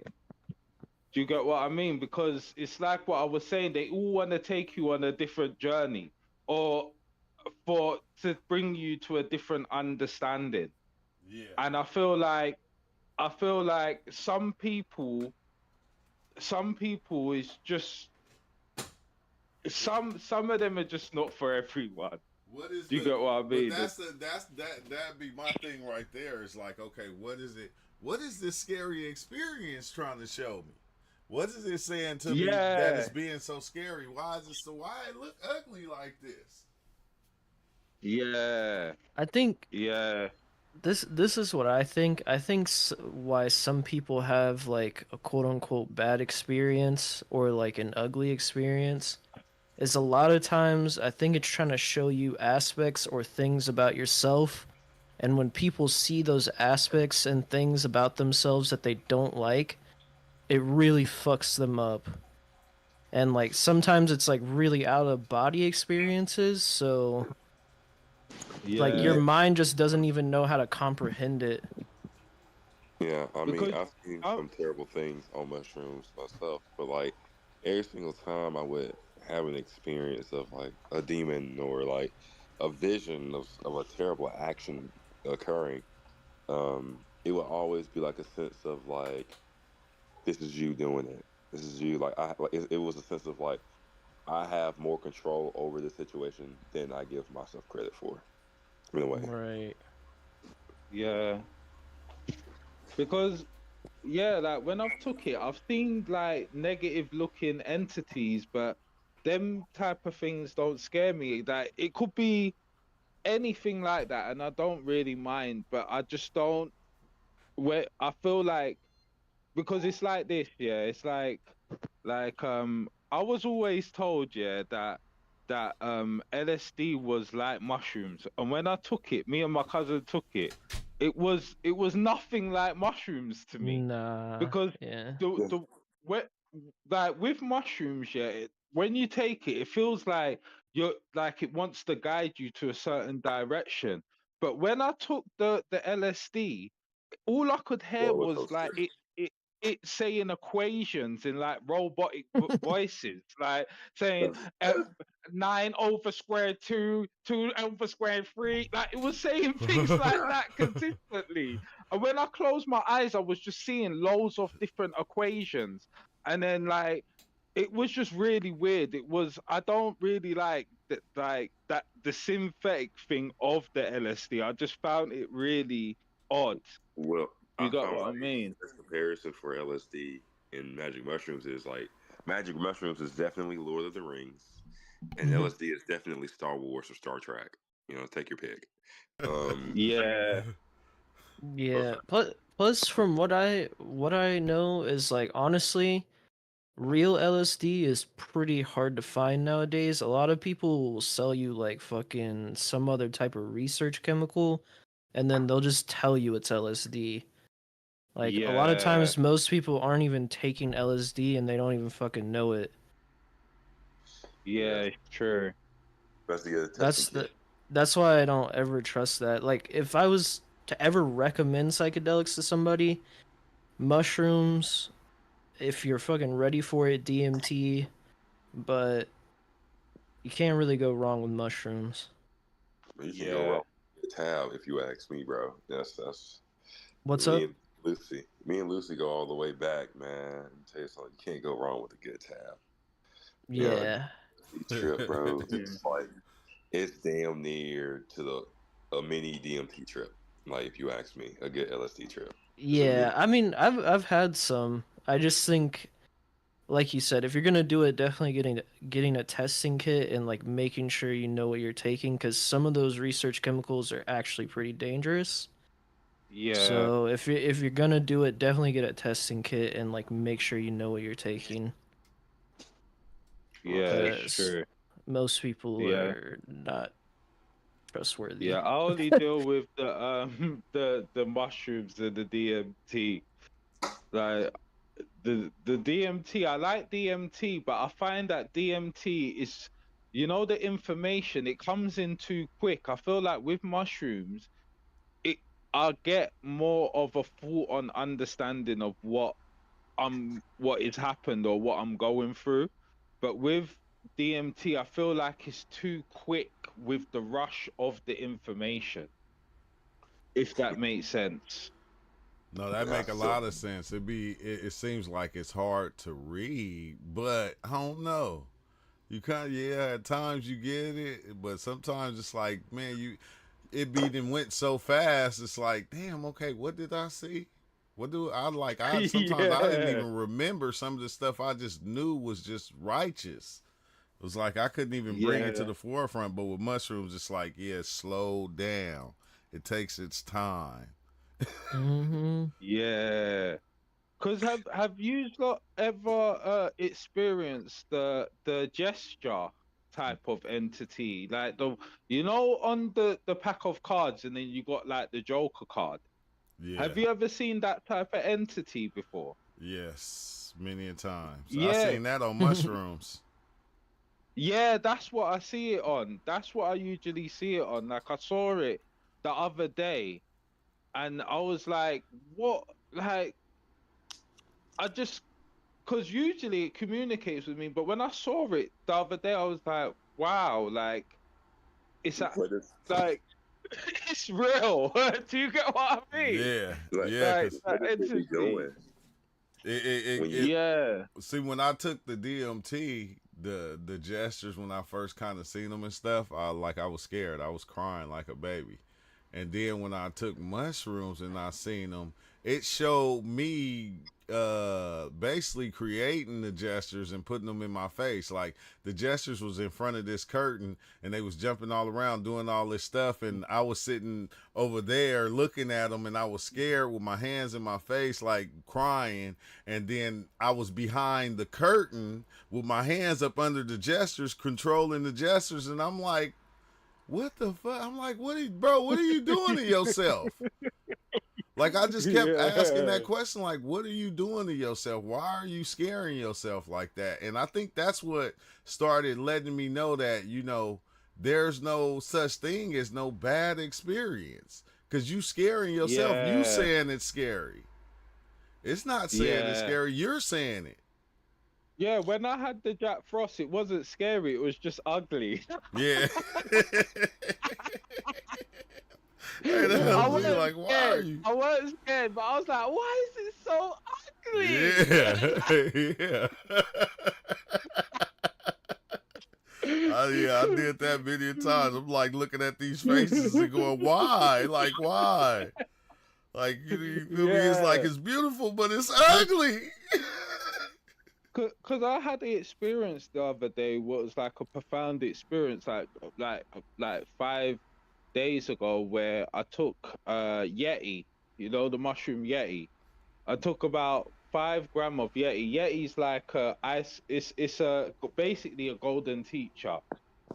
But I took the 5 gram of Yeti, and I was laying down. And have you know the movie I, Robot, where it's got all the robots standing in a row, like Yes. Yeah. in single files. Yeah, when So Mm-hmm.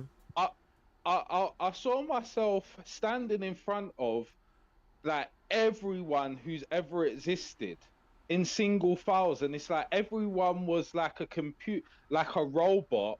And then like something said to me, "Ah, this is the acoustic records," and I was like, "Okay." So as the person said that to me, people popped up, like on the board game Guess Who? Do you have Guess Who in America? Yeah, yeah. Yes, yeah. Yeah, like Guess Who? So everyone was popping up, and as they was popping up, it was showing me thought forms that I have and memories or things what people have told me. And if the things what the people told me was positive for me, it would go in back, it would suck back into my body. And then if the thought form was no longer necessary, it would go into this sand where it will get eliminated. But this was happening hundreds of times with like even people like from my childhood, what I didn't even really remember after that. And then after that happened, um I skipped to a bit where I was laying down on a table and I could see all of these beings around me. And they were taking like in my stomach turned into like a filing type of cabinet. And they were taking out all of these files, cleaning the files off, and then putting them back in and switching around the files and all of these things. And then um when and then uh when I got up and I opened my eyes, I got a message where it was like saying to me that um everything matters and everything doesn't matter basically. And I know we always get them, you always hear them kind of things on mushrooms, but it was basically saying everything's for a purpose, even though it seems like it doesn't matter. That's what it was saying. And I was like, okay. And that's like where I saw them changing the files in my body. And then when I woke up, I felt different. I felt like a lot lighter, and I felt like a lot of the things I've been thinking about hasn't been beneficial to me. I feel like a lot of the things like I couldn't really remember. So my mind's been really clear recently after I've done that experience. But it's just the weird thing of when you see these entities like doing things to your body or changing things round. It's just really weird. It's phenomenal.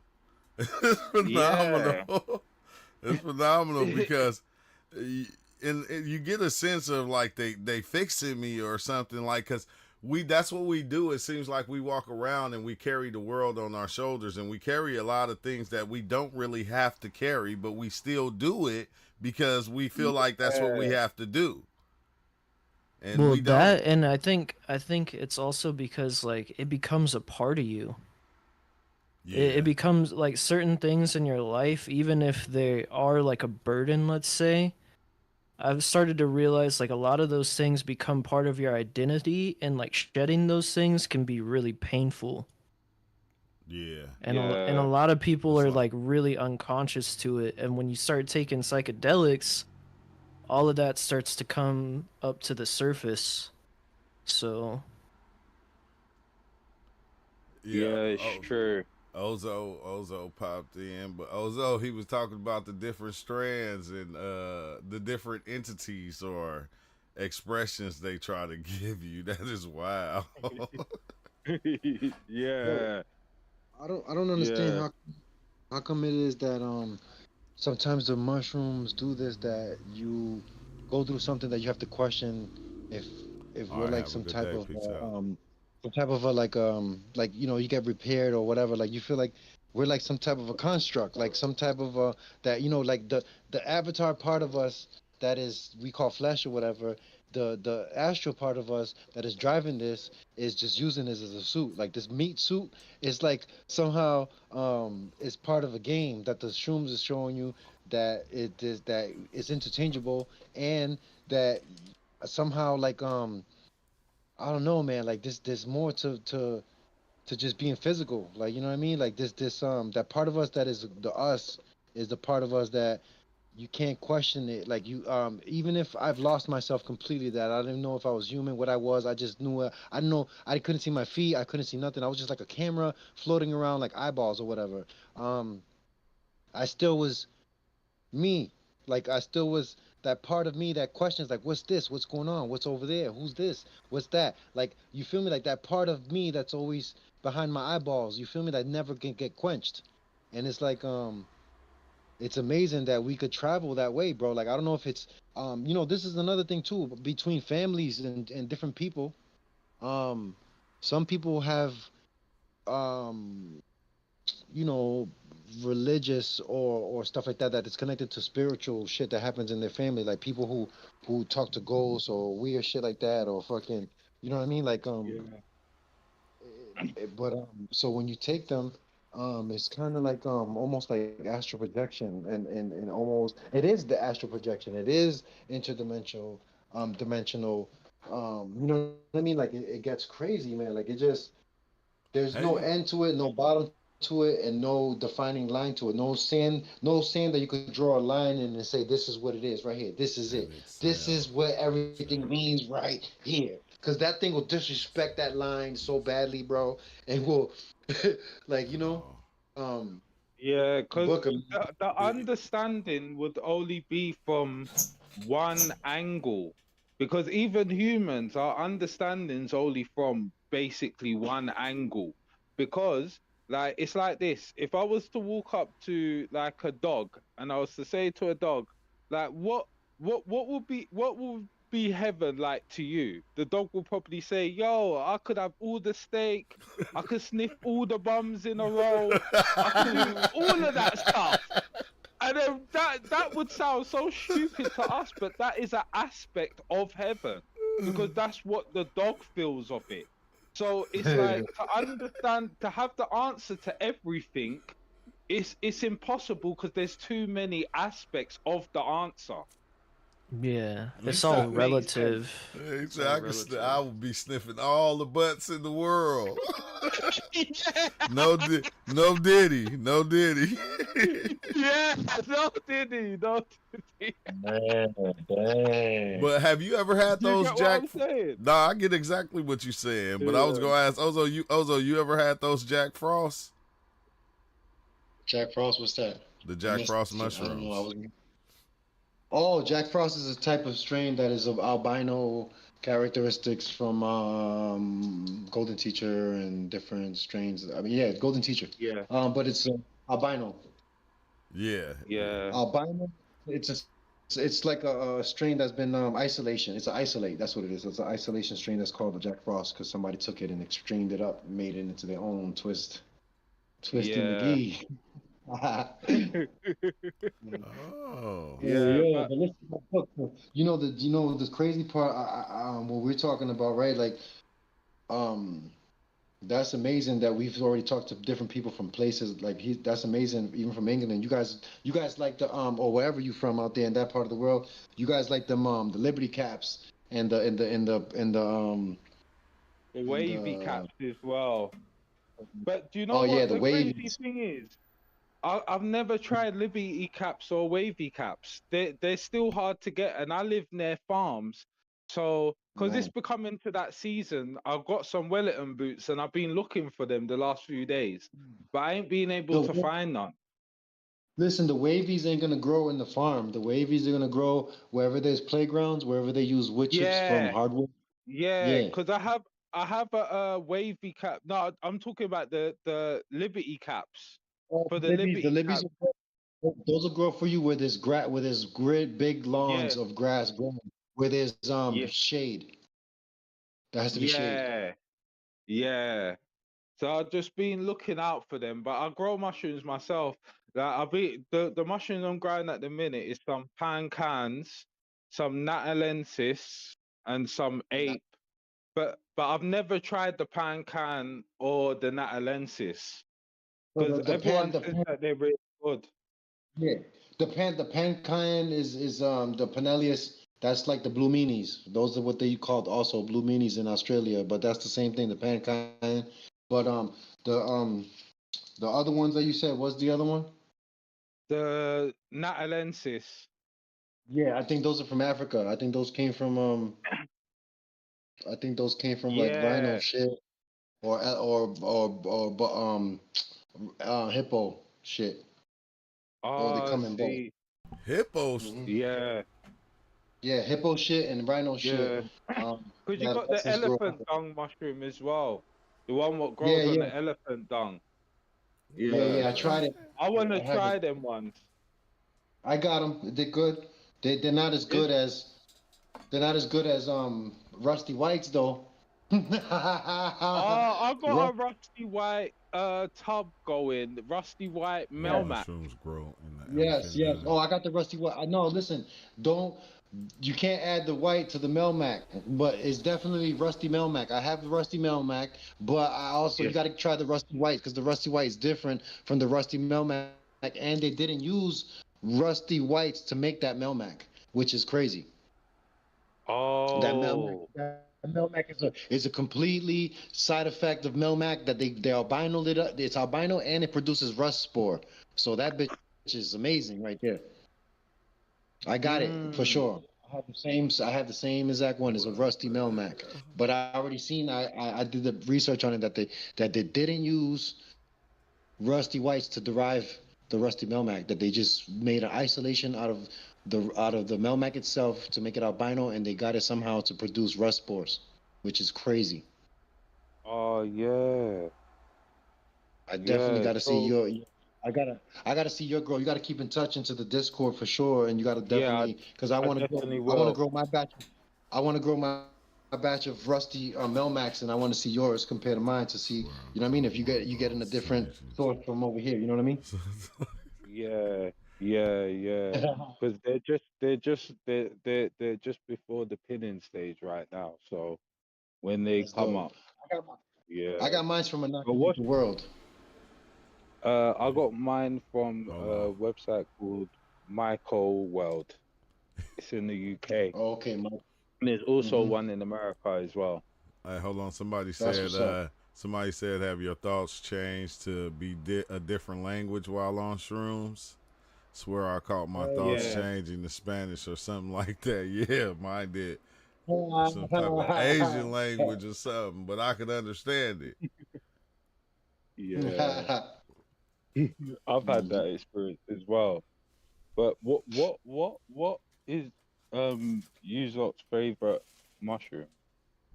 What you've tried? I Like think what strain do you go to? I think the Rusty White was the best of out of Melmac was all right, but Melmac was crazy. Melmac felt like I got radiation poison or something. Like I felt like I was tripping for too long past the point. Like Yeah. not tripping, but like the body was tripping. Like I felt like I was did something to my skin, like I was glowing in the dark, like there was something wrong. Like, oh man, I did something too much, something with the Yeah. Melmac. But the Rusty Whites was the most visuals of all the shrooms I've tried. Um, I grew the wavy caps. I grew the wavy caps. Them shits was dope, but there wasn't nothing like the Rusty Whites. The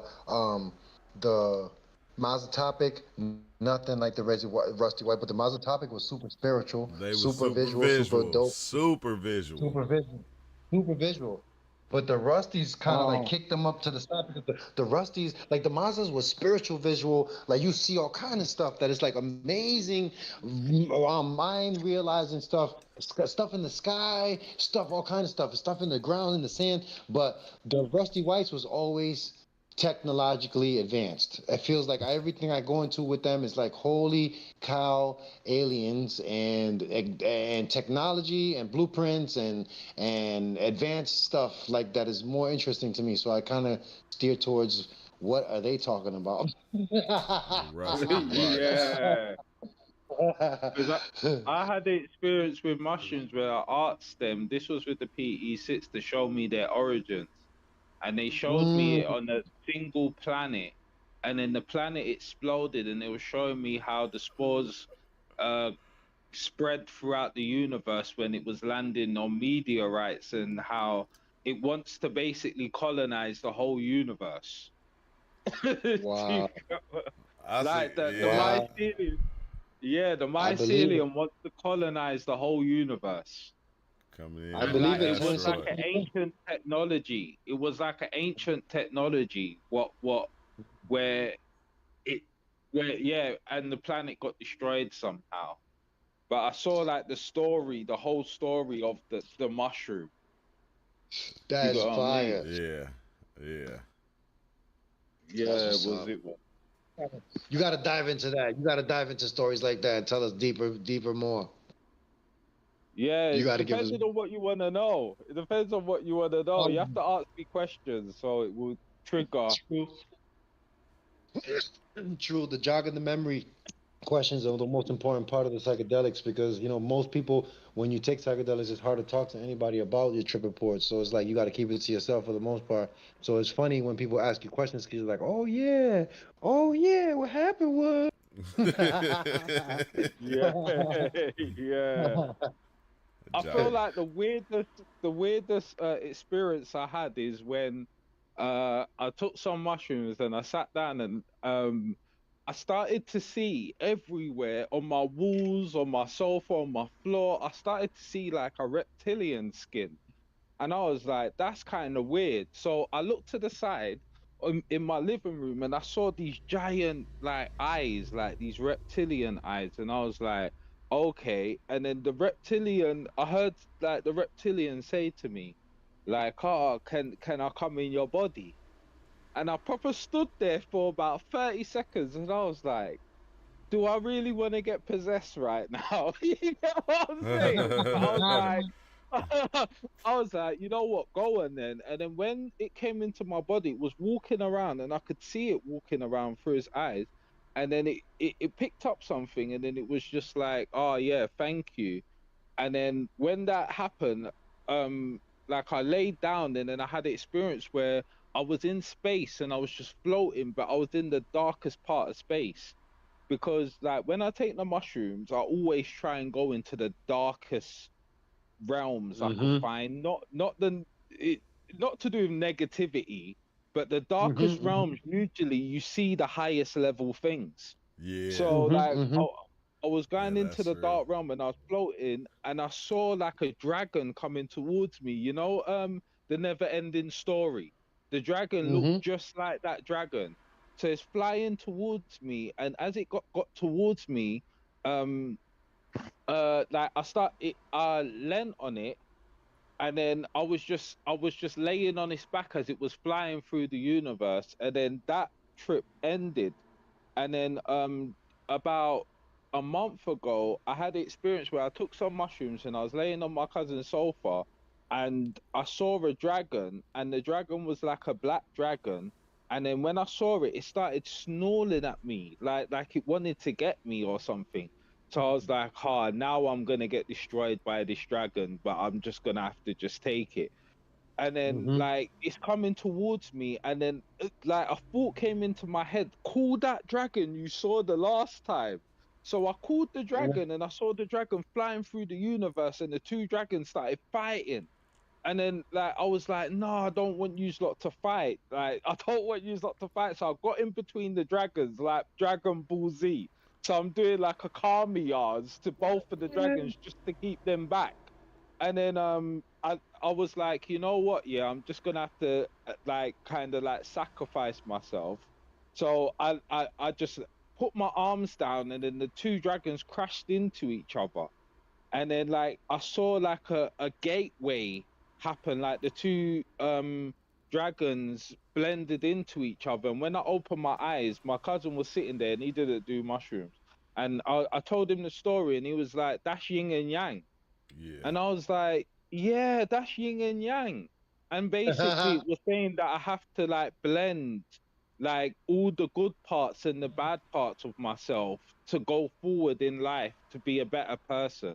Because it's not, life is about, I see life is basically about good experiences, but it's all of the experiences. It's like we could take mushrooms and go into it and see all of these things, but what did you learn from it? Did you understand what I'm saying? Yeah. Like, did Yeah. you learn Yeah. something from it? Did you take something from it? Because every time I take the mushrooms, I always say, as I'm going into it, can you give me information what's going to be useful in this reality? Even if Mm. I see dragons or whatever, I want the information to be useful. For I don't sure. want it to For just sure. be entertainment. I want it to For also sure. be a useful If thing I could do. that's the thing. That's what separates you and a lot of people who take mushrooms. If you go in there and while you're there and you do and you could get them bright ideas, like you know what? Let me say this out loud, and you say, you know what can you Yeah. show me? It definitely will show you. Yeah. You It know? it will show you because it's like this, yeah. It's like when we take these mushrooms, yeah, we go into all these different levels of existence, yeah. And it's like, like if you was to catch a fly in your house and have it in a bottle, and like the flies flying around the bottle, and like that some people will go out and let that fly out. Some people would let the fly die in the bottle. Some people would the choices are endless someone could do with that fly. So when I go into these dimensions and I see these things, I usually I'm the observer, but I usually ask them like, is there anything you wanted to show me? Do you Yeah. understand what I'm saying? Yeah. Because I don't You want hear to that, just bro, be in right? this realm, Yeah. just sitting You hear there, that, bro, right? odd, That's not a like coincidence. oddball. Hmm. Do That's you not a understand coincidence, what I Booker. You mean? hear me? Yeah, he No, it's not. understands, yo, No, because no, I understand that's not a 100%. coincidence.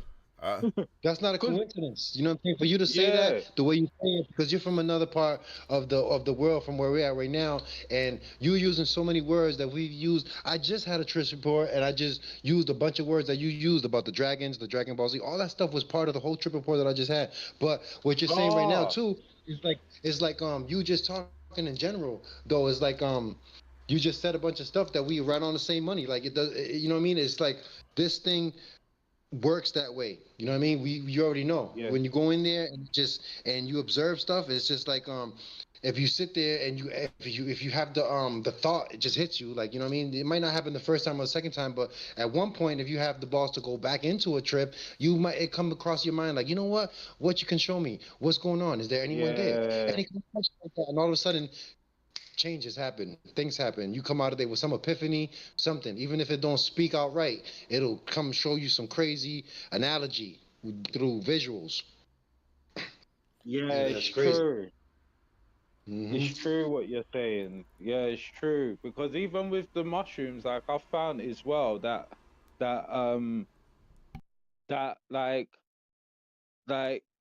like how I see the mushrooms because people they are healing. They're definitely healing. They will heal parts in your body because I had a toothache. This might sound crazy, but I had a really bad toothache.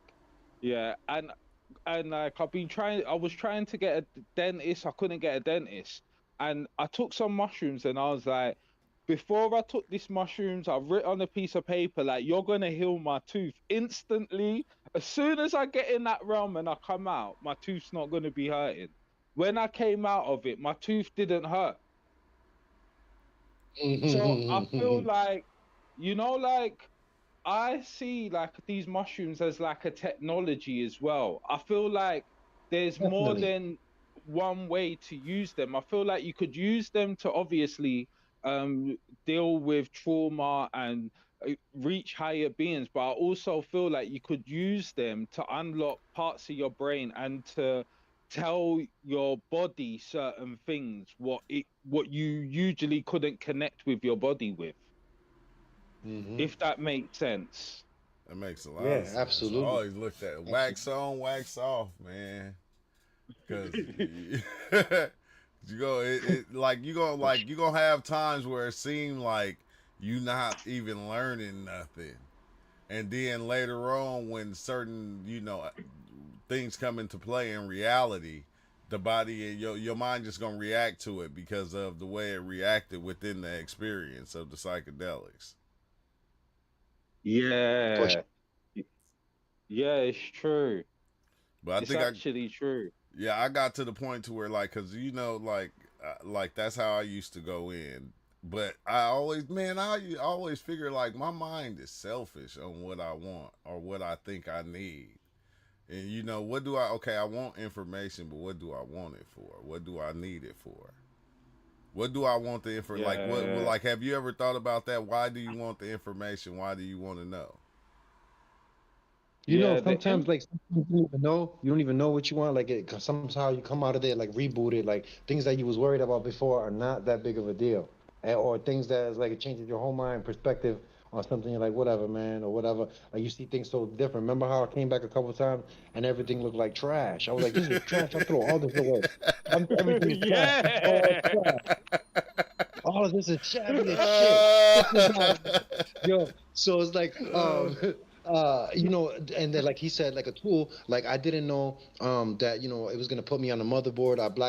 Like when I was in the darkness, I seen a light come in and the light was above my head, like, a light sitting there floating above me, and I look behind me and I'm laying on the motherboard, and it looks like the inside of a TV type of thing, the green motherboard, and all of a sudden these arms come out like the robot arms that make cars, and these things went right into my body like I was a ghost and started fixing my back, and I felt the shivers, and I had the shakes ran through my body, a rattle, and my whole spine cracked all the way down, all the way up to the base of my neck. And then when I came out of there, I didn't have back problems like as much as I did before the trip. And it's kind of like it was a tool that like an electronic tool type of thing. Like if we was some type of a robot or something that we don't even know how to use our own nervous system and our own stuff, that the little entities come like little helpers, like Maria Sabina calls them, and they just come and they work on you like elves, like other people call them, and like other places they've been, like, you know what I mean? They might be aliens, they might be elves, they might be whatever, little green men, whatever they are. Terrence even called out little green men, little mean green men, are you there? Like, you feel me? Like, Yeah. come on, these Yeah. things kind of like. It's like it is in a way, the mind of a child, like in different religious beliefs and things that they talk about with children and stuff like that. There's so many beliefs. This is why I don't, the religious part, I lean back from it because I was dragged through it when I was a kid.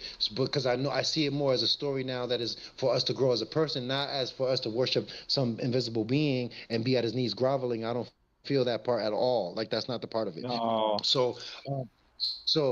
People, what they're doing and whatever, there's a lot of stories in there that have to do with, things that are around us. You know what I mean? In our surroundings and stuff like that. That we missed the boat on that stuff. And it's a long time ago. They done changed the words. They done changed meanings. They done changed stuff. So they erased history. So it's like we take psychedelics and all of a sudden the supernatural, which means the extra natural, we see it. Extra natural stuff. Because that's what I You know what I saw. mean? That's what I Mhm. saw when I took the mushrooms. What I was explaining, because like obviously, like Black history, like my family's from the Caribbean, so it was like through slavery as well. But I know about the Native Americans and um like all of that thing. But it's like when I went to the ancestor realm, I saw that it was so many different type of people what got eliminated. Do you get Yeah. what I'm saying? Like Yeah. giant Yeah, type yeah. of people, like all Mm. different type of species, like so many things. Because we like our like that history of just things getting destroyed goes back to ancient times of war, like even Genghis Khan and all of that. So if Genghis Khan wiped out as much people as they say he did, there's so many races of people what ain't even Hell here yeah, no more. Do you get what I mean? definitely. Like I saw like Left no so skulls. different type of Mm-hmm. tribes and different type of even like Scottish and like just so many things like that. And I was like, raw, like, so, like, and then I've had experiences where I've seen myself in like a past life where I took some, you know, the McKenna mushroom, yeah. I I Mm-hmm. took heard of some them. of them, Mm-hmm. and I took like 5 gram of them, and then I was sitting in my front room, and this was like about an hour later. I was like, did nothing happen with them? So I was just like, oh, they were just dead. They were rubbish. So I'm sitting at my computer, and then I turned to the side, and I saw like a girl standing in my living room, and she was like a Native American type of girl, and she looked at me and she was like, everything's gone. And as she said that, I started to remember like a past life I had of when I lived in like the rainforest, and I was like the chief of the tribe, and I was keeping everyone in line. And then after I saw her, I lay down and I closed my eyes, and then I started to see loads of the Aztec deities. Like they were dressed in all the feathers, but they looked like abstracts. Like they were like in a human shape, but they were like a drawing kind of thing. But they weren't. Oh, it was hard to explain. But it's like I've had Wow, things where I've Metadelic. seen many lifetimes, and the why I take mushrooms, yeah, because I feel like I want to have a bigger understanding of is because like you hear that that we could be down here just going in a loop. Do you get what I'm saying? Just going round in a loop over and over again, and they say that so that you could either be enlightened or whatever, and you could get out of the loop. So I wanted Yeah. to see with mushrooms, is that the fact of it? Is it that we're just getting recycled and it's like the Matrix where we're just a food source? Do you get But what I'm but saying? Where that's the thing that like why I always said, dang, okay, on the mushroom way. Let me read this thing real fast from Metadelic. He said, in one experience, I witnessed an entity laughing at a NASA launch, saying, "Why are they trying to take all that stuff with them?" Meaning that's not how they will get there, not via material travel. Exactly. But yeah, but yeah. yeah, Material travel, man. yeah, you have to go a different way. It's not that way. That's Dang, why. that made me forget. That's why the Egyptians, every servant they had, every wife they had, everybody got slayed up and was laid up next to them. Like, you coming with me? Yeah, you coming with me so you can serve me in the afterlife. But Yeah. Yo, that's the thing, right? When you create that like I feel like, can we step outside of what we know? Meaning, can you become nothing in order so you're not looking for anything, you're not trying to find anything, you're stepping outside of what you think is so what you expect. So, but like if you have it and you go, well, okay, is there life after death? What does the mind do? The mind creates life after death. It can do that. It can create whatever you want to create outside of what you believe is so. So if the mind can do that, can we step outside of those questions and go, okay, Yeah, what's the underlying? but there's things like this, yeah. Have you ever seen a ghost in real life? yeah, Have you ever Yes, seen a ghost?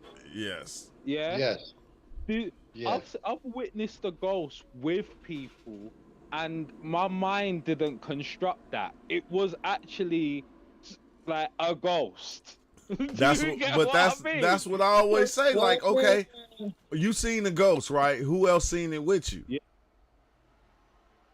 Two family members. We all saw the ghost at the same time, and it was in a human form, and it was see-through. And it was following somebody and they couldn't see it. No, no, we saw it we saw it after my aunt passed away. We saw her ghost in the house, in the room, and we all witnessed it. And my cousin ran out the room. What was what the what was the ghost doing? She was just standing there, and then she just looked at us, and then she just faded out. That's exactly how I So seen the ghost, bro. Faded out. yeah, Faded out. faded out. She faded out. Somebody She was just there, and completely then she turned. faded. Yeah, the guy I seen was in gray too. He was in gray, like in black and white movie, and he faded into nothingness, like if it never existed. Yeah, Yeah, yeah. because it's And wild, then bro. Because I always, like, every time I went to a place that seemed like it was the afterlife, or I was meeting like the ancestors, they didn't have like no form. It was like weird. It was like they was like formless, like smoke or something that made up a body, but they wasn't. You I couldn't.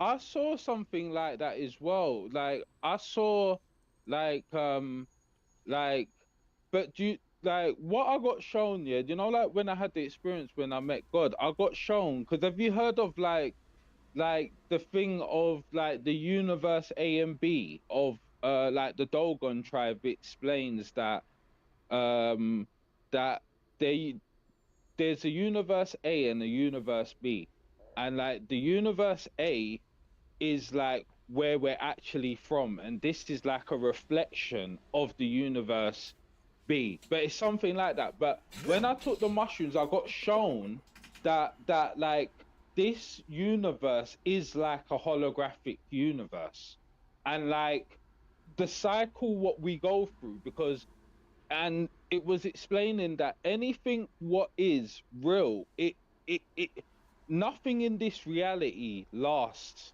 forever. Nothing. Even if you had like a big block of titanium, it would eventually wither down into nothing. Yeah, and it was saying that because nothing lasts here, it like it's not the real reality. I can't explain it. It's hard to explain. This is a reflection of the reality that is reality. A reflection of the reality. reflection. And you know, like when they say like, oh, we're a reflection of God, like that's what it would like I got shown on the mushrooms, like this is a reflection of the other realm, like so above, so below. Like, do you get what I'm saying? No, I know. I know exactly what you're saying, because it showed me like, okay, say the sun, right? The sun is out right now over here, and it's shining through the window, right?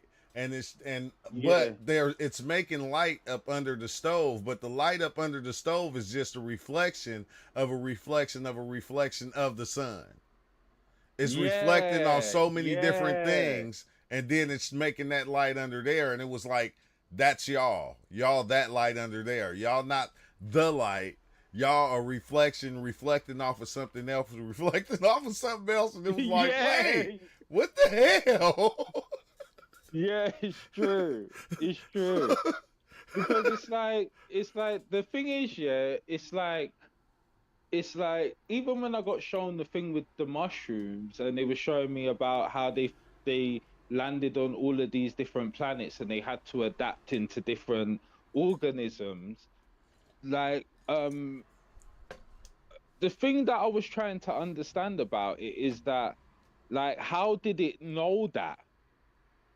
If it's flying through the universe as a spore, how did it know and was able to show me in a 3D HD version of its origin? And that's the thing what was blowing me away with that experience. I was like, how did it see that as a spore?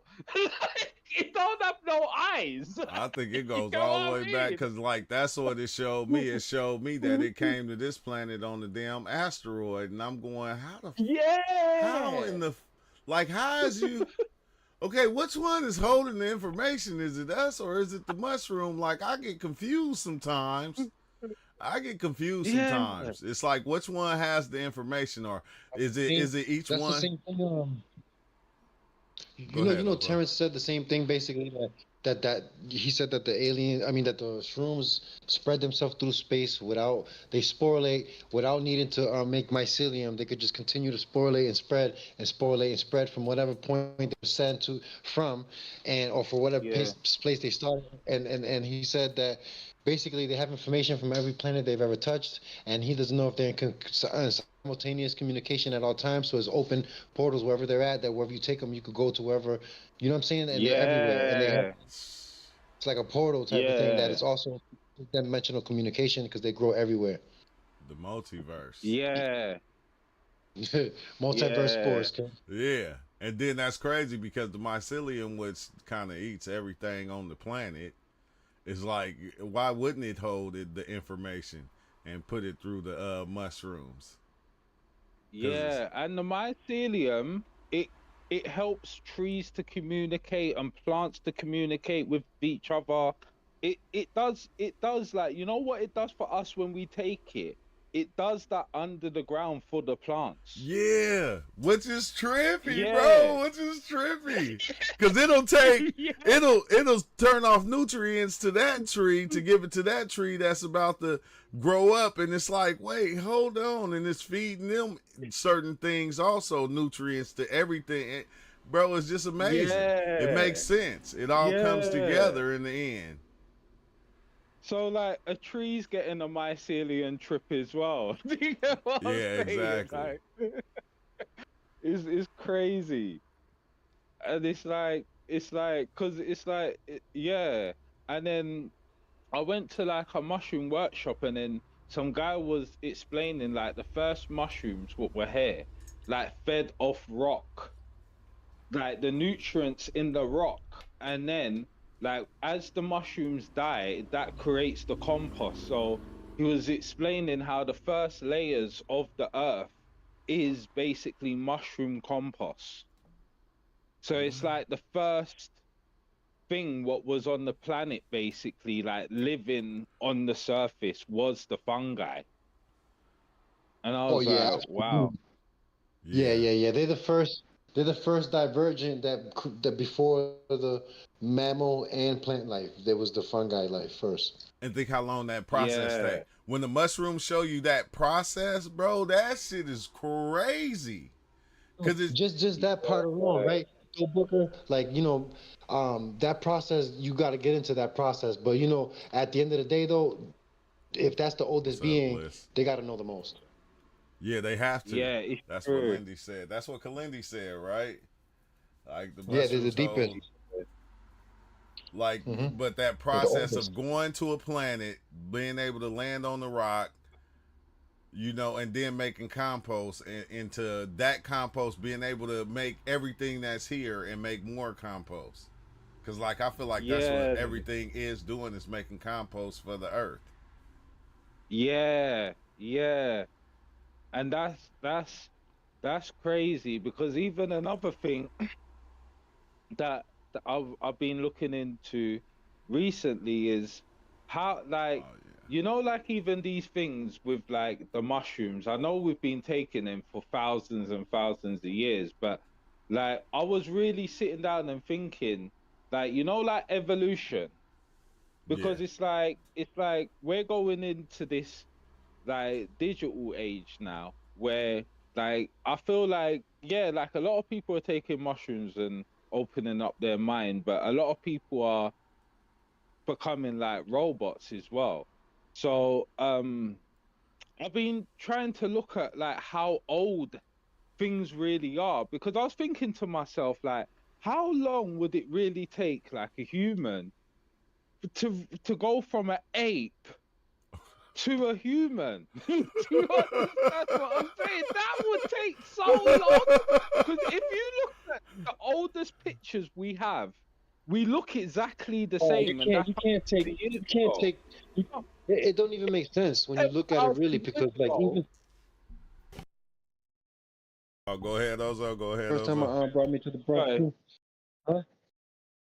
What happened, Book? No, I was saying, go ahead. You was about to say something. You can't take something. Oh Yeah. no, my bad. I was just saying that even me as a kid, right, going to the Bronx Zoo the first time, and I was so interested in the ape exhibit, with the apes, and those apes over there would lean up on the glass and touch the glass, put their hands on the glass. You could put your hand up against his hand, and even as a Yeah. kid, I was fascinated by the structure of that thing's hands and the strength that it had in his hands. There's no way that we evolved from that. If anything, we're Yeah. dumbed down.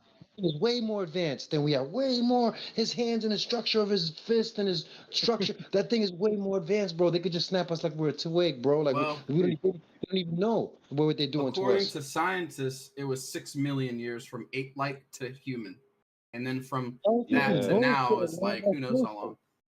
Yo, bullshit. Scientists could say whatever they want. I'm talking about your own eyeballs. When you go look at them, you could tell that thing is way more. His fingers and the structure of his hand is way more advanced than our stupid ass hand. We look like we came out of a pet shop compared to them. They could drink out of puddles. They could eat stuff they could eat whatever.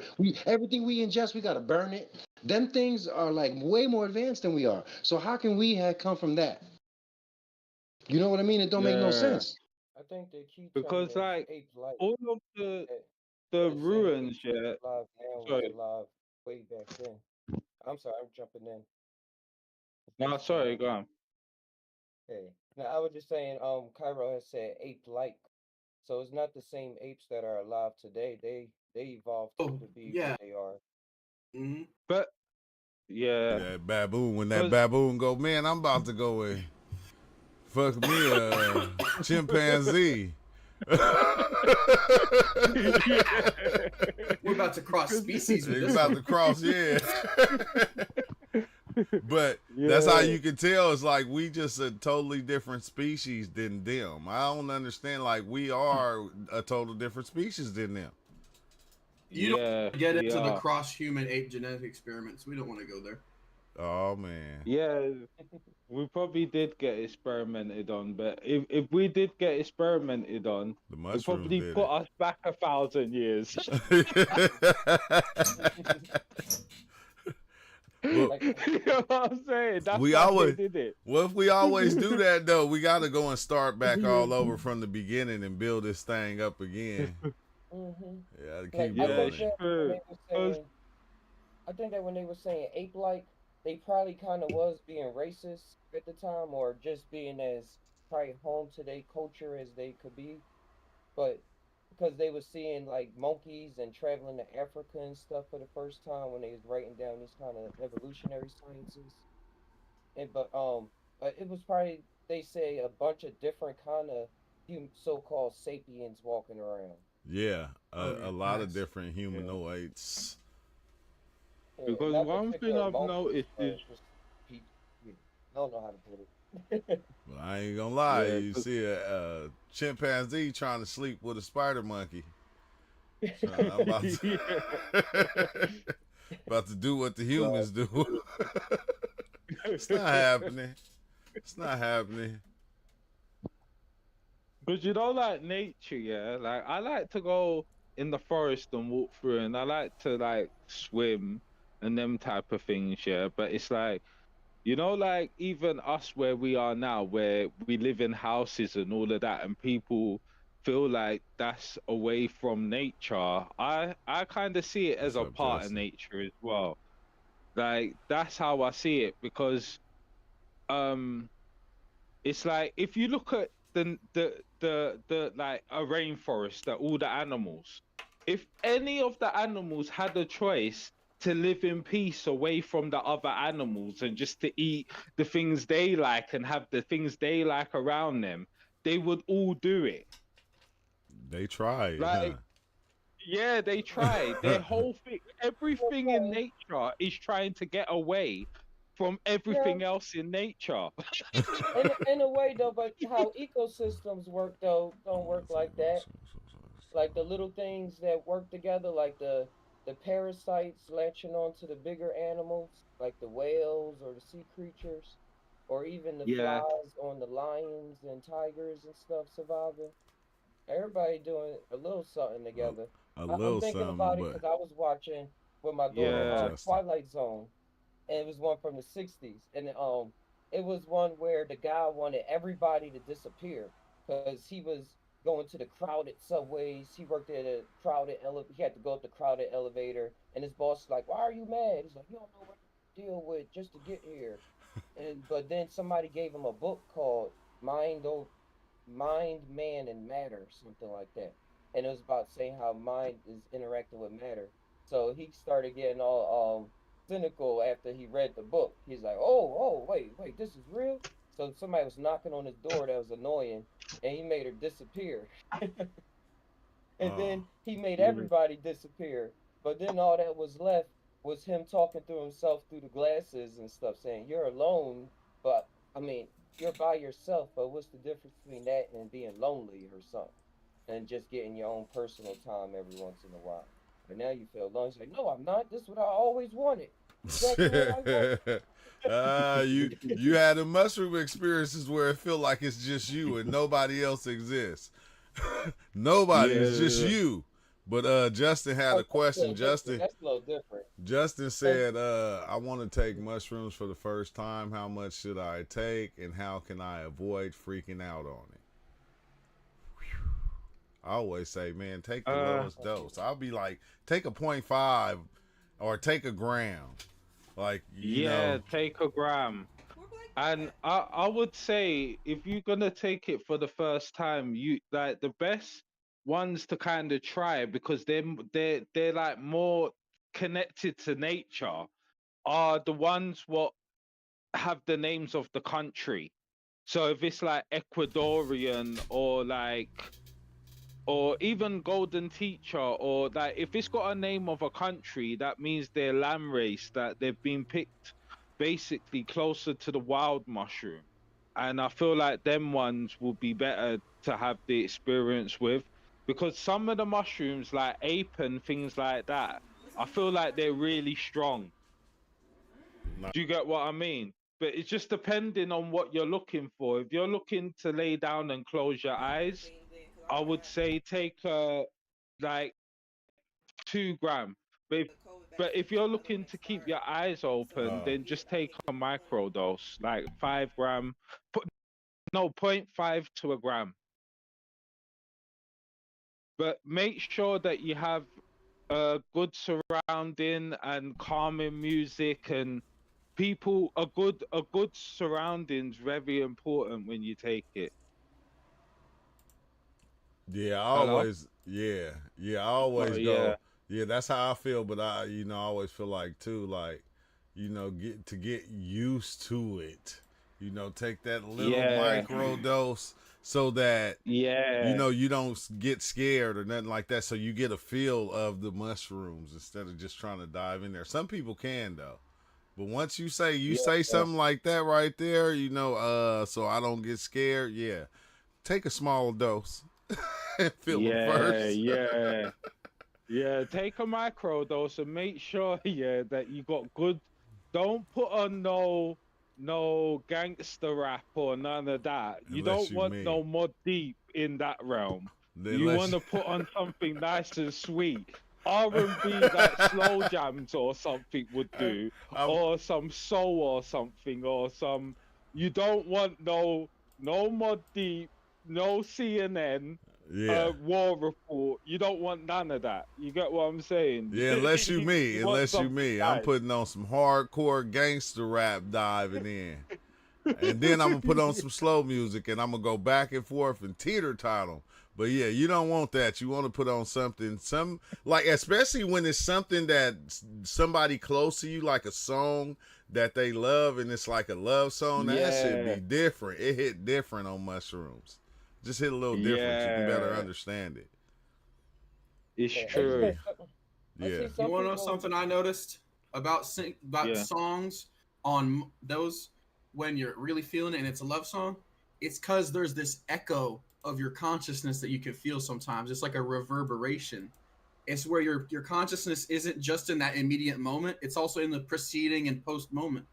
So you feel that Oh, emotion in a fourth dimensional way because you're actually experiencing not just a singular moment in time, but multiple, like an entire arc of Yeah. time, if that makes Yeah. sense.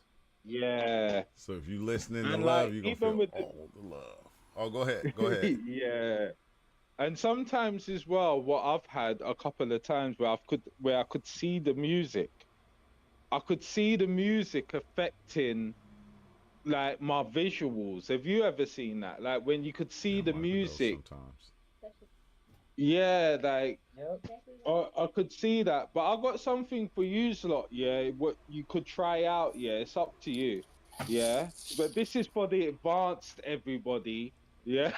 Let's go. Yeah, for the We advanced. probably already You tried it. know, You've you, caught my attention, yeah, mate. you probably have tried it, but this is something I learned because like a lot like a lot for years I used, do you know what the Sri Yantra is? Oh, Where it's like a symbol mm-hmm. with triangles in it. I've So seen it's it. called the Sri Yantra. Or you could use, where you got the pyramid with the Eye of Horus in it. Yeah. Yeah. Any symbol like that, what you feel connected to, when you take the mushroom, stare at the symbol, and them symbols drag you into that dimension. Oh. Just remember I said that. Okay. That's like the technologies what got left over. That's how they was meant to get used. Cause I like do on my screen because I got a projector. I put on the Sri Yantra, and I just stare at it, and then it sucks me into the Hindu realm, and I see all the deities and everything. And I've Yeah. done it with different symbols.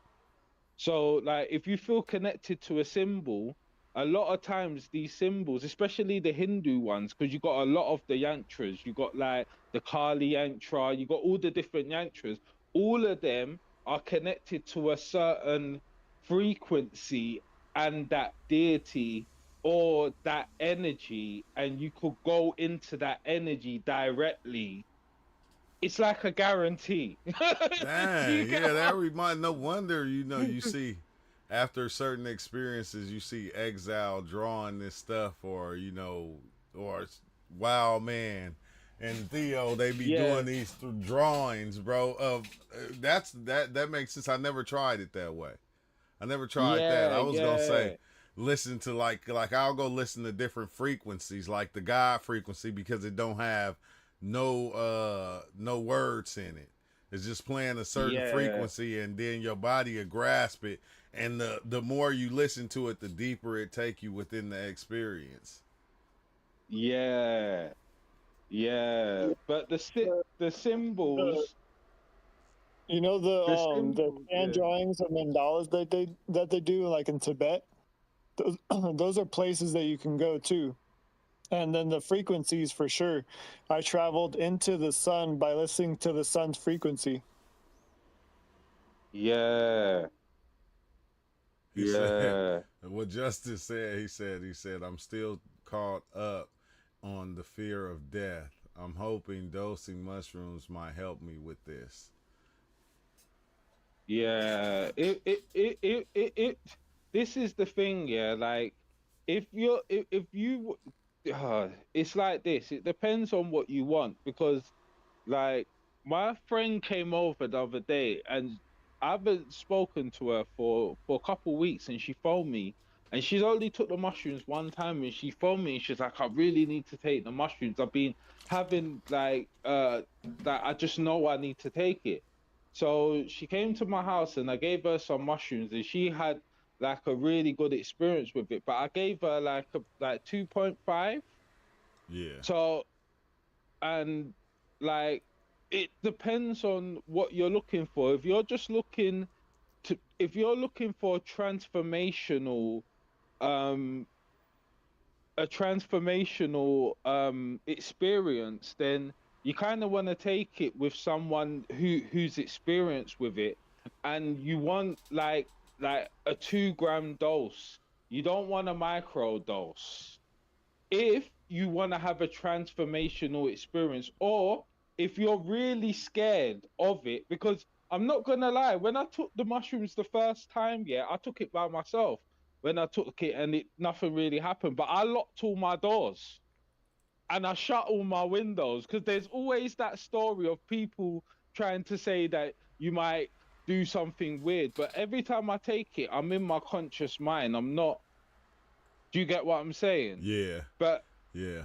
but if you're with if you're gonna take a higher dose, make sure you're with someone who's experienced or someone else what could tell you what's going on.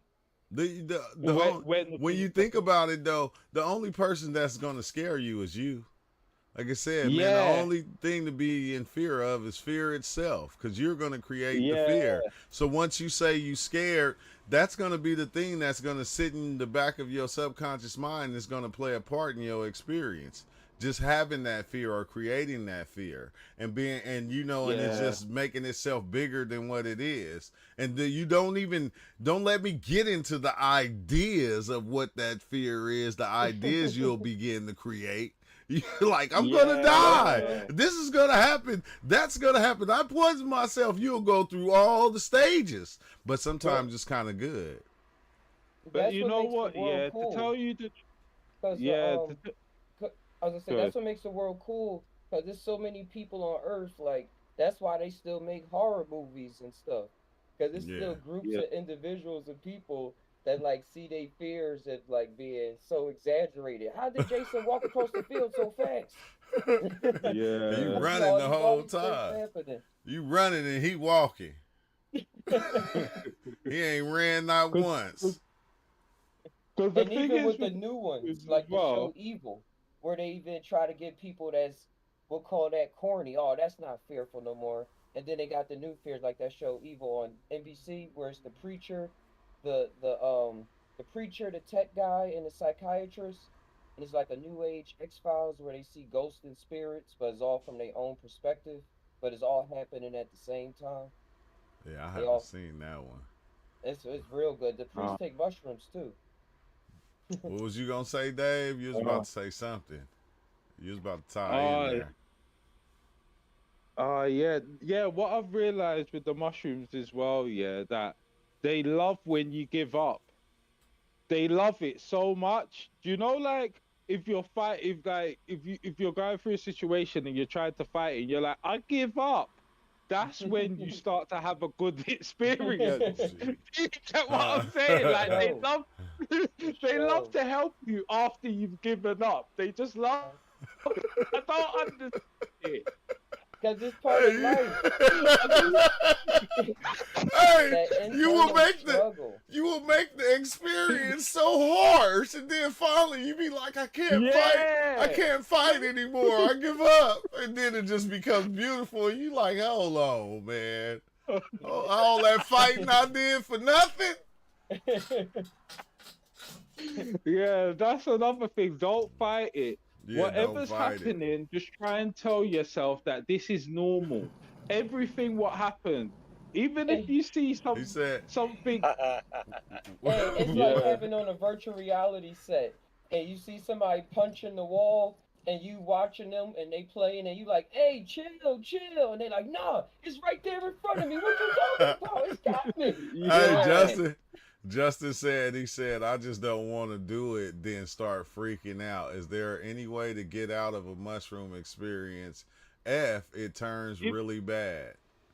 No, but if you take a microdose, yeah, like True Life said, it's nothing. It's nothing. Like if you take like 0.3, you're not gonna be freaking out at all. You're just gonna have the feeling of it. You might not even have any visuals. You just, because the weirdest thing about the mushrooms is when you get like that shaky feeling and the feeling in your body when it feels like it's going through your body. So that's the weirdest thing about it. Yeah. Do you get what I mean? So like it's getting used to the body feeling as well. That's why I always say, and that's why I say, if you don't know, like, because you can take a 0.5 or a gram today and get ready to dive in for tomorrow. But you do that in order so you can get that feeling. Okay, dang, this is what it feels like. This is what it feels like. So you can get that. Yeah, the handshake. Like even when my OG partner taught me how to grow, Ozo, that's what I did. Like once they were done, I just took a small dose of them just to see, how strong they were, what they was about to do or show me, and it was like, oh, okay, yeah. Now I know how much to take. Microdoses. Yeah. You can work with them. You can work with them. One step at a time. 1 gram at a time. Yeah. There's nothing wrong with working with the medicine and going up from there, wherever you're at. Yeah, and nothing wrong with working with yourself. That's what it reflect back on. That's what exactly. Where he said, were any of you guys nervous your first time?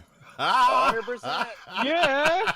You know, I told you, I locked the door and I hid the key through the windows because I was by myself. I was like, if I act crazy, I could only hurt myself. I had the vision. I didn't want to be running on the street naked. Help me! I didn't want to be doing that. So I was like, I have to hide my keys. You get what I mean? Good on you. Good on you. Yeah, I was scared as hell, bro. I was so scared, especially with DMT. I was scared every time. Like before the experience, I cried, but I still went. I gotta conquer this fear. I don't know what this fear is, but dang, dude. But when you get to see you creating it, you don't be scared no more. You just kind of laugh when you get scared. You laugh at your fear. I ain't mostly have the fear. Takes a bit of courage, mate. I must have fear, but I just ain't want people to see me. Like I just had that fear just being high, period. So I just stayed in the room. But then I started playing with cards and thinking about magic. Hey, you know what I feel like I look like? I see what's gonna come up next. On mushrooms, I feel like I look like that one guy that be in the corner sitting to himself drooling. That's what I feel like I look like right there. I'm that guy. Who got the Yeah, because with mushrooms, usually when you first take it, you're nervous, but when you're in it, you're like, why was I scared? Yeah. You get that kind of feeling, like, why was I ever scared? But DMT, you could smoke that and come out of it and be like, that was so crazy, and just be sitting there stunned. You know what I'm saying? You don't even. It wasn't as bad as I thought it would be. Oh, thank God. Yeah. I think what scares people is that how intense it feels, cause that shit feel like intense over vibrated amount of energy that comes into you, bro. It just feel intense. Yeah. But yeah, then it's true. And once you get over that, it'd be like Just Ty said when he went back on the DMT, he said, okay, yeah, I remember this. Okay, yeah. You like, yeah, I'm ready. I remember. Yeah, the sense of self start coming back into play. 6 Do you to 8 not have hours. that? And you know what it is as well up here, yeah? Because anytime I tell people that I take mushrooms and that, they always say to me the same story. And it's off one of the most famous people in history. I don't know how this person's so famous, but they always say the same thing. Isn't that the thing where someone took it and jumped out a window? Do you not have that same story up there? Everyone says it in the UK. That's it. Yeah, that's a UK story they started way back in the days. I was reading up on that. That's a UK story. But it was here too. A lot of people said it here too, though. But he said, Justin said, how long does mushroom experience last for? It depends. It really depends, because some of the mushrooms are not really visual, it's more mental, and them ones last a lot more quicker. But some of them, I would say from like 4 hours to like 6 hours. Yeah. To where, from 4 hours to 6 hours. You Because some could of almost them say 1 gram per hour. I don't know. Mine be You 6 to agree? 8. Yeah. My first mushroom trip I took with 3 other people, and we ate about a quarter each. We took 3.5, and then we waited an hour, took a gram, waited an hour, took a gram, waited an hour, took a gram. We were smoking them at the same time because we didn't know exactly that didn't really work like that. But I tripped for about a good 10 to 12 hours, and I had no anxiety or worry or anything. But that's how I went in. You know, I was in a comfortable place with friends that I trusted, and we were all doing the same thing. Oh yeah. There you go. But that is wild. I never thought about that. The more mindful trips, they be shorter. Because every time I had one of those experiences, it's like the mushrooms was trying to tell me something. And like, I'm not listening. I'm playing hard. And then soon as I get it, and I go, oh, okay, I understand. They shut down and they don't work no more. Yeah. It's like, wait, what the hell? Lesson I complete. find that one with the mind ones. As soon as you get the message, they just end the whole thing. It's like this question is, I would say, for you, Wild Man Ninja. This because I seen you doing this. He said, why do people microdose if it doesn't get them high? What are the benefits of it? I think microdosers are liars. They love to feel the high, so they're not really microdosing. They get the little tingle. They always go just there. That's all they want. No one really microdoses to not feel it. That's a lie. That's what I'd say. So why? Okay, what was the benefits of you when you were microdosing? because it does. You do want to hear that voice on your shoulder. You want to hear the stronger of the two, the devil on the left and the devil and the angel on the right. You want to be like, you want to hear somebody at least telling you what the fuck you should be speaking. So Dang, you fractalizing. Check, oh no, most people are seeking right there. Yeah, because I seen you do it, and like you go work out, you go do all kinds of, you go surfing, like you'll microdosing, like you'll go through your whole day off of microdose. Yeah, because you want to feel that little bit of that flow, that little bit of automatic Tai Chi, that state that your brain goes into alpha waves. You want something a little bit to just kick it there. Hey, well, man, that's what I've been saying. You know, well, experiencing as well. Have you we ever like that flow state? We want to be in touch with it, and the microdose helps you get there just so easily. Have you ever tried microdosing, Dave? Yeah, I've tried it a couple of times, but I'm an all in or nothing type of person. God bless you, Dave. I've been riding. We like them. We like those types over here. The DMT microdosing days. Like microdosing DMT, taking a pull every day in the morning.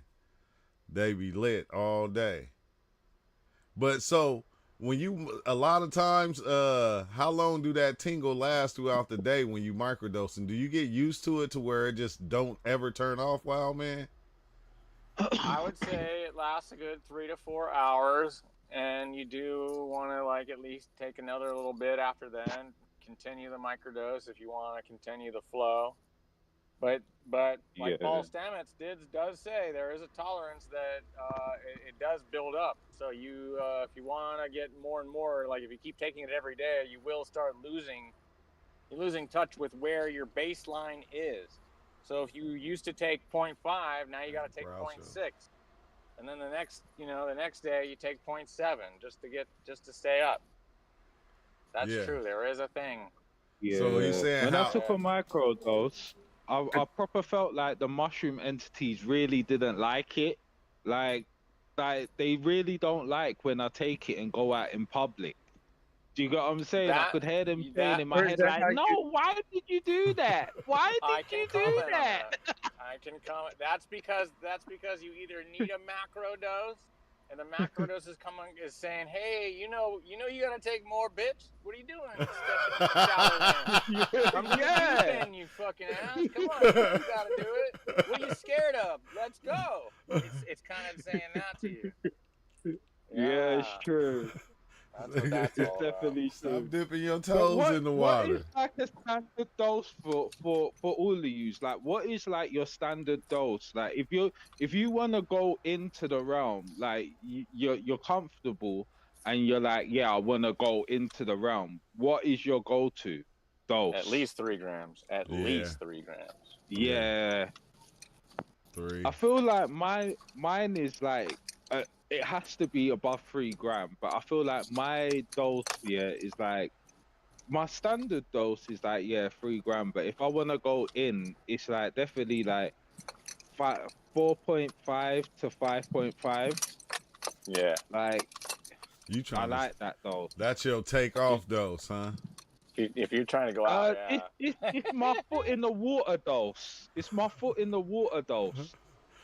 The highest I've ever took was 8 grams, and that was like a good dose. But I feel like I could take about 15 grams. I feel like I could. Yeah, but not of anyone. It would have to be with a mushroom I trust, because I don't trust all of the mushrooms. That's what I was saying to you before. Yeah. It's like when you take a specific mushroom, you build a relationship with it. Do you get what I'm saying? Like, even with ape, when I used to take ape here, I used to shake when it used to kick in. And then I said to the entity, like, yo, I don't want to shake no more.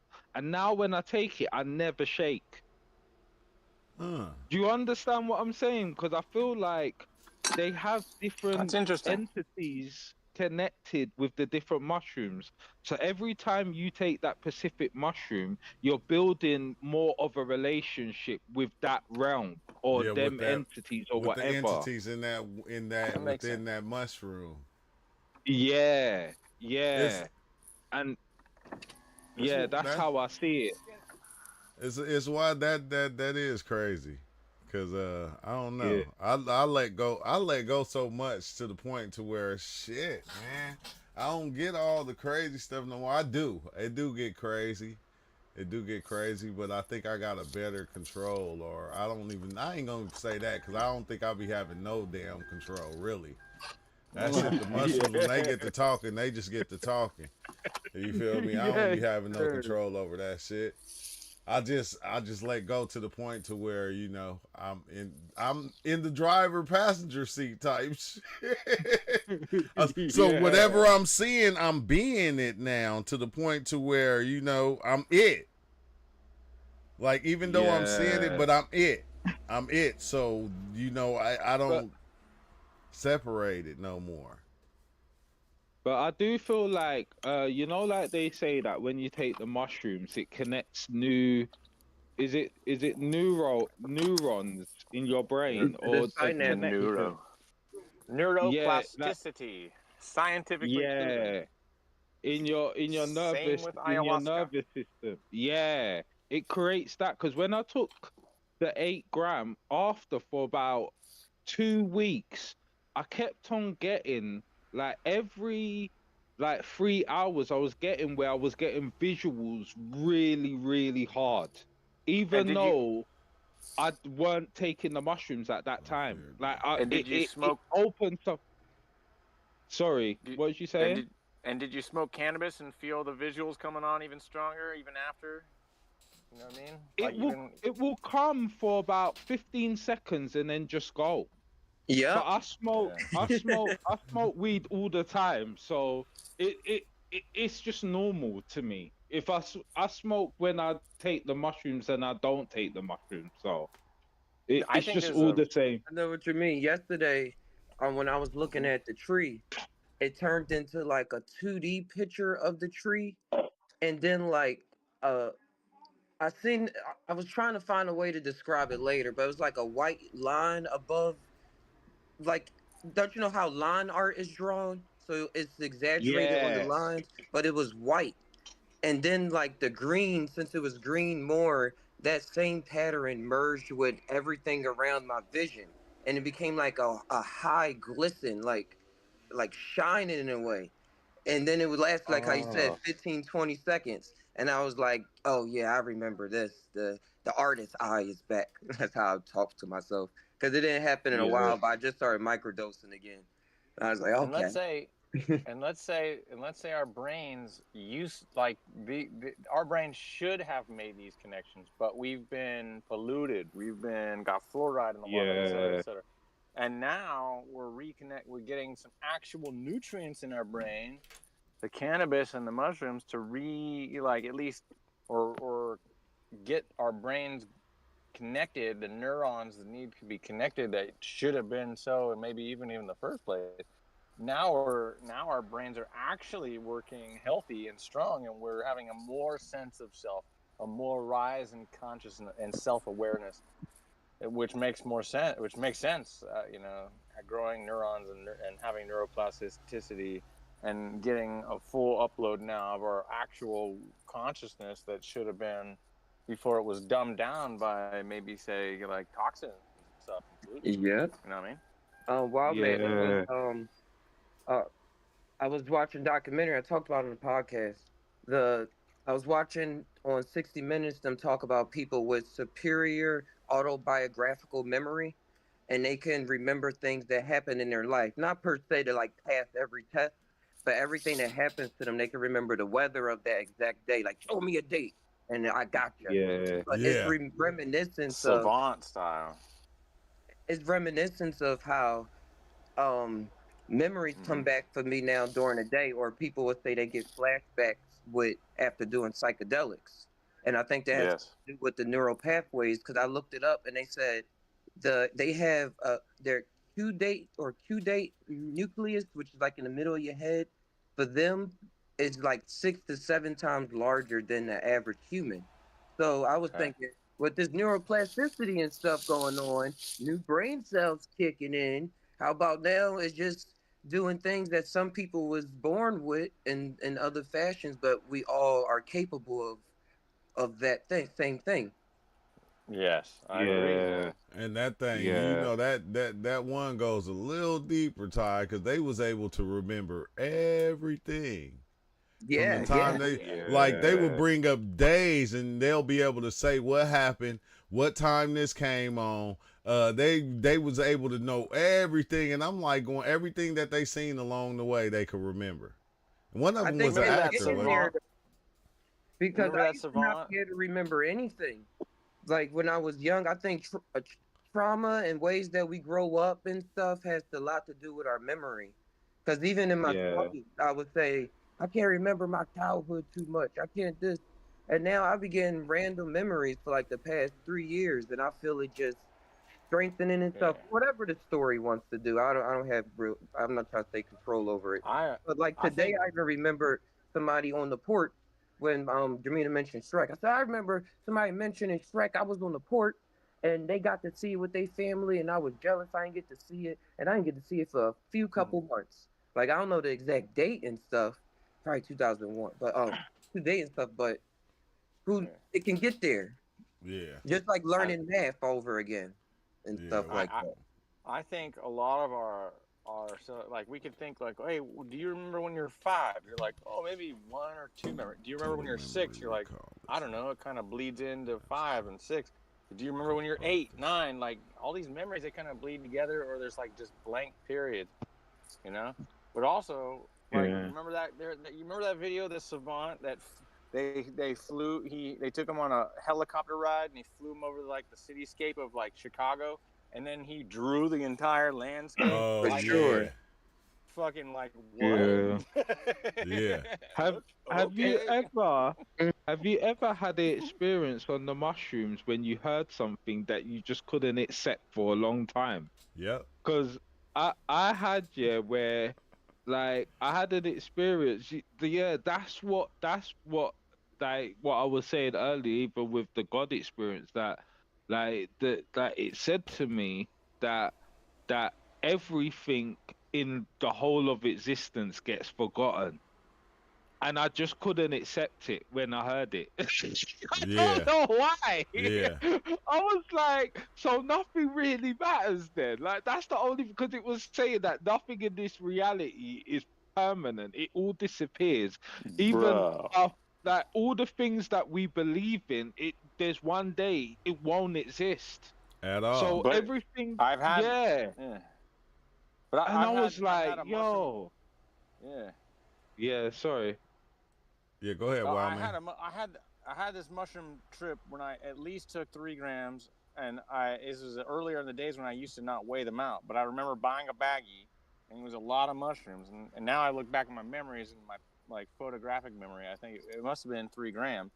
And I ate all these mushrooms, and my trip, the experience was literally I was crying and sobbing, and I was so sad.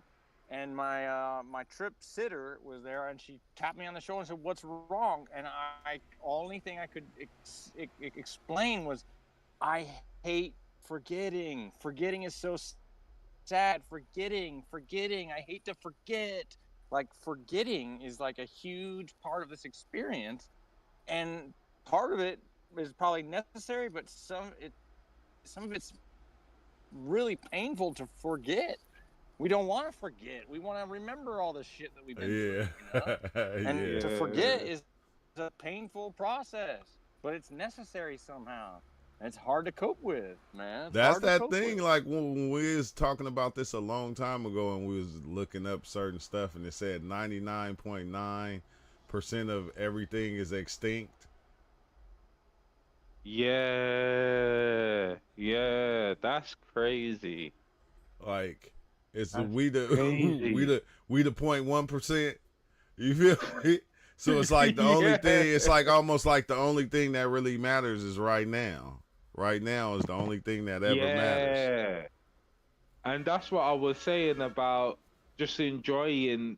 Life is about enjoying the moment while it's happening.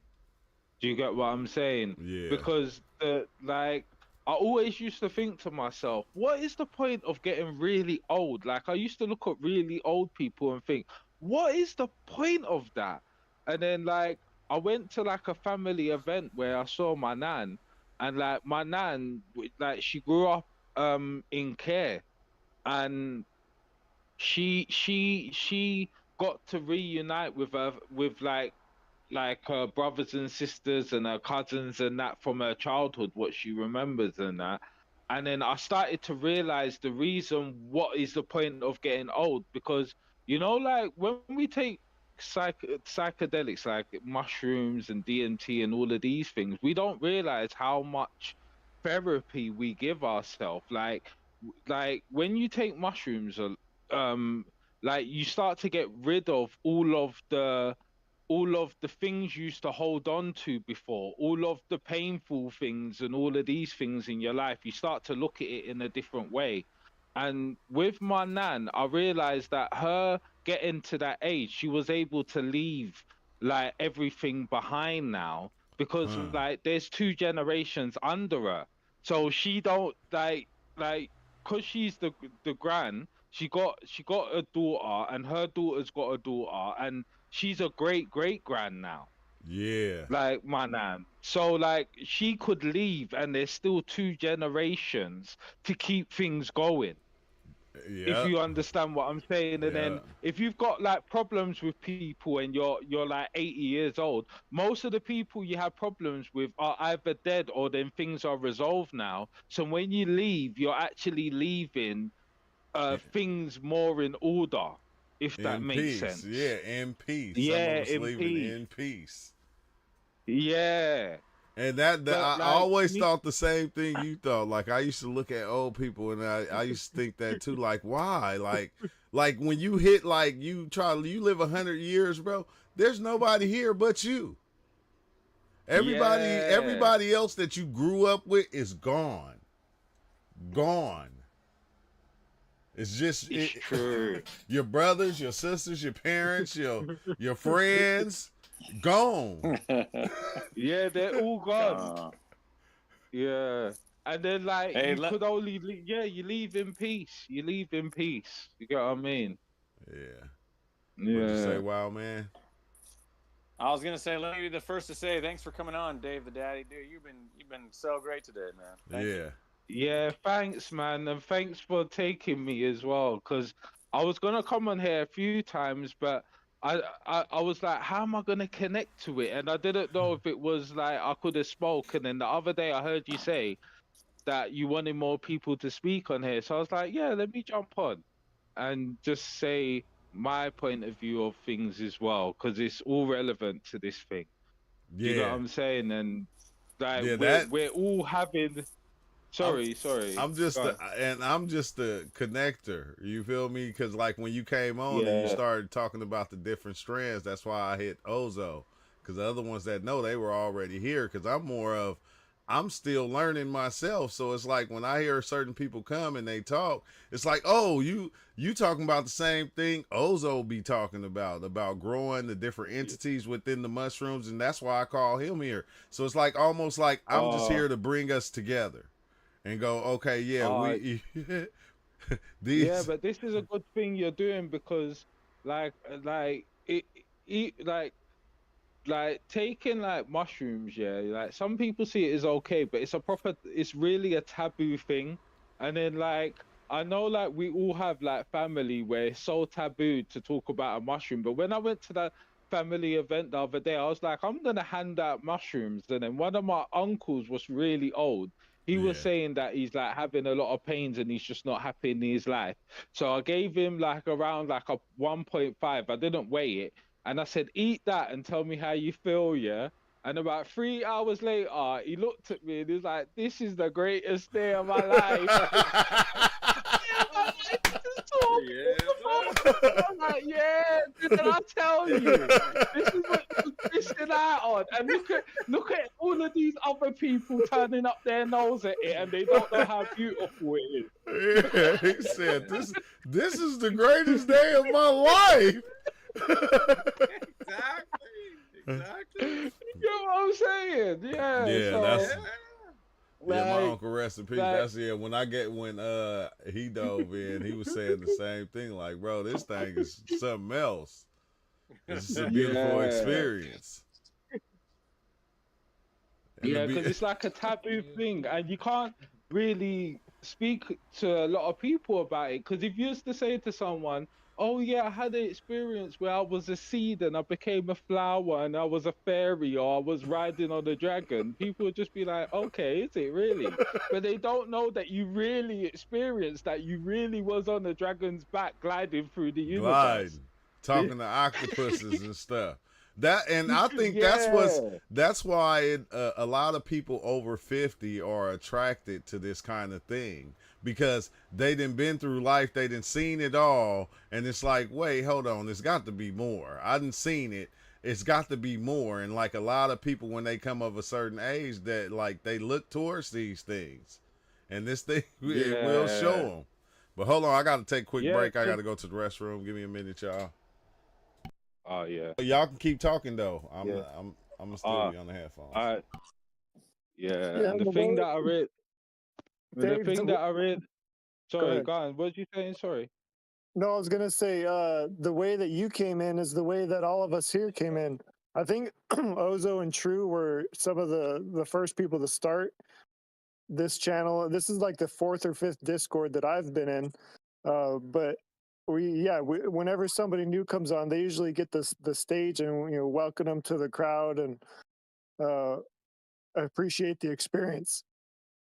Yeah, I appreciate it as well. Yeah, thanks for you lot for sharing your experiences, because it's like what I was saying. A lot of people see this thing as taboo and scary, and like you're gonna be seeing things what are not useful to you. But the biggest secret about this thing is that the experience you have are transformational, even if it's something small. It could just tell you one thing what you just need to hear, or anything, and it's a beneficial thing. So even spreading it is a good thing, and speaking about your experiences and just spreading it, yeah, it's a good thing.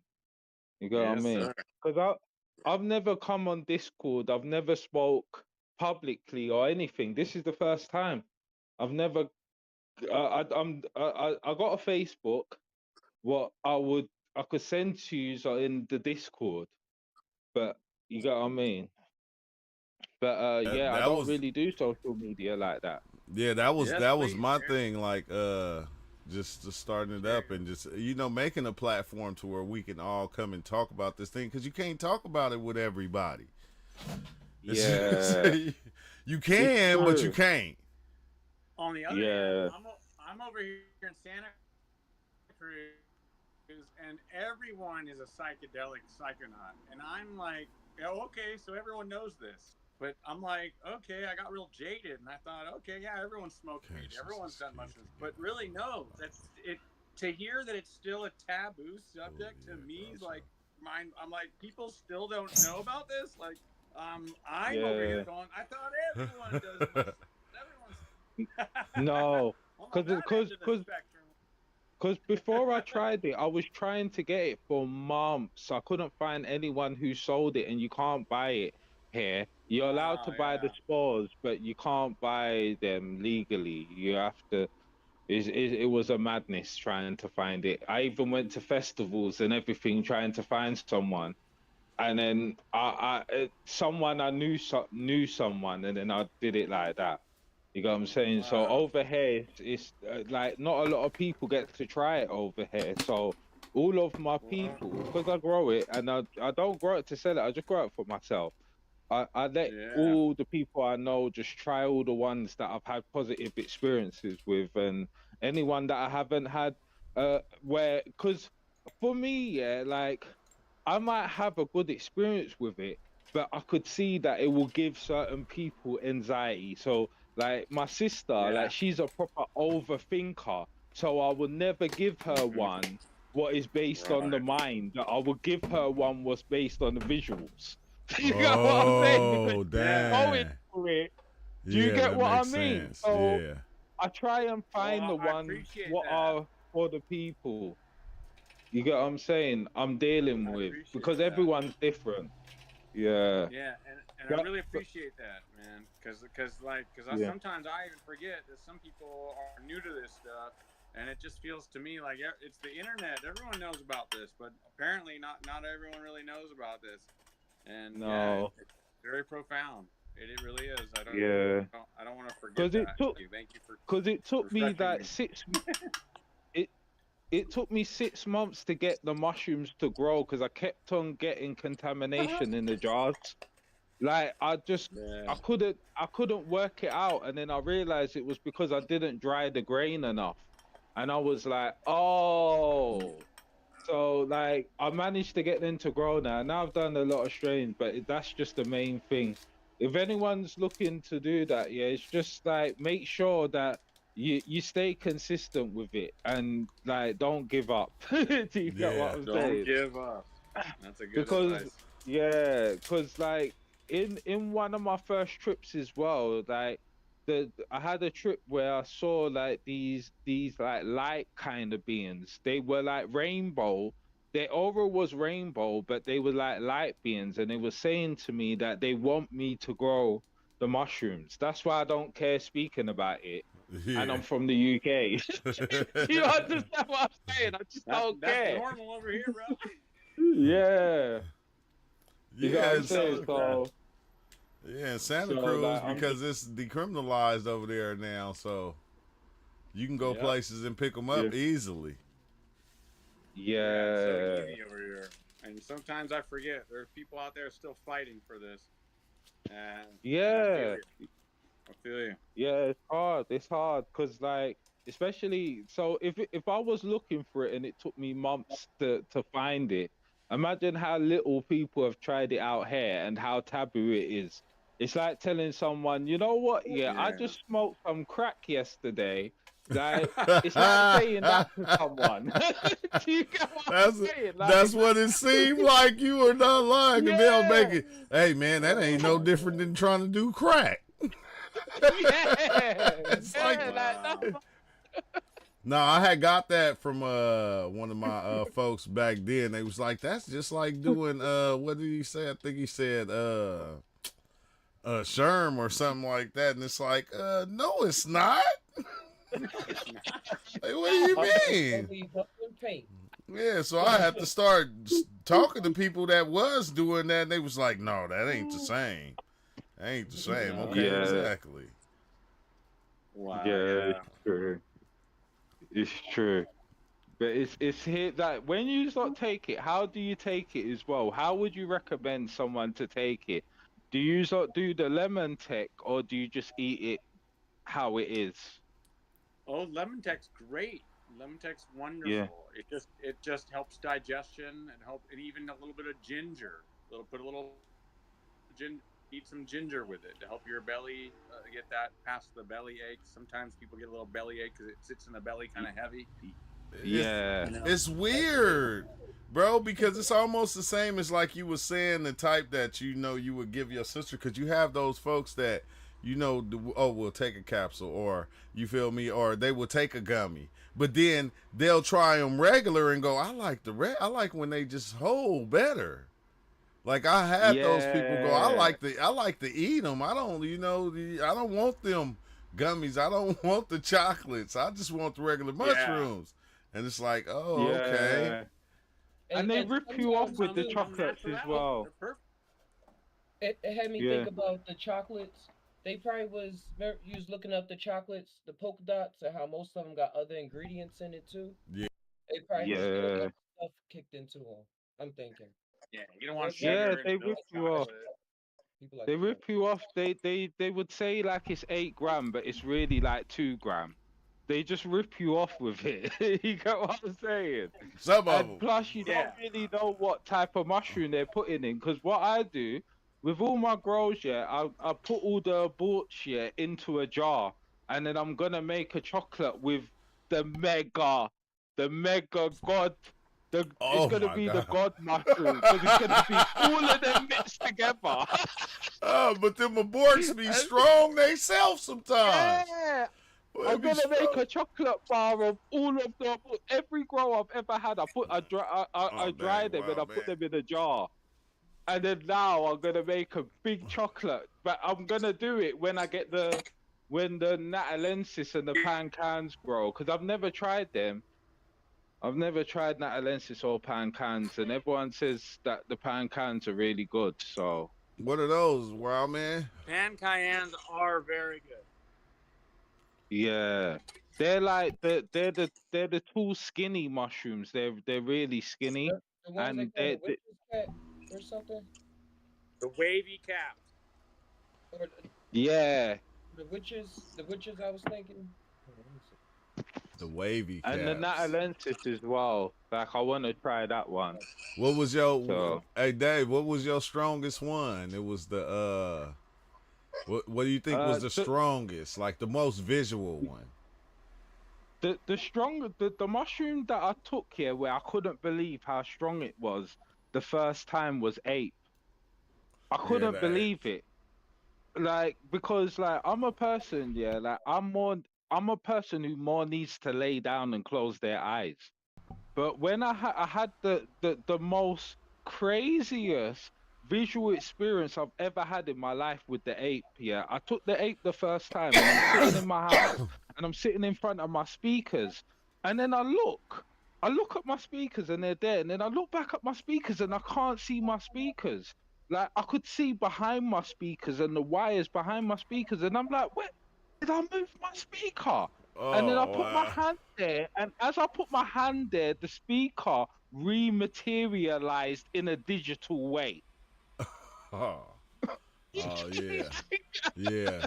That'd be the wildest, craziest experiences. I remember they made a whole person disappear in front of me that was talking to me.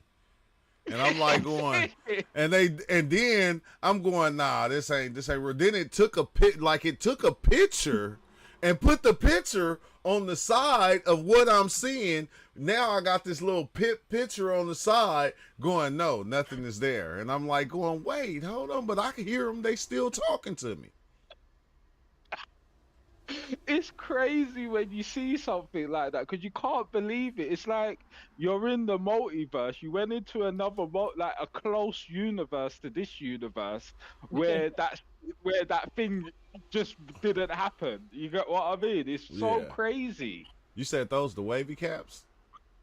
No, that was the ape. No, I'm talking about the one that Oh. if you look on the screen, Wild Man showing the type he got right there. This one's apes. This one's albino penis envy.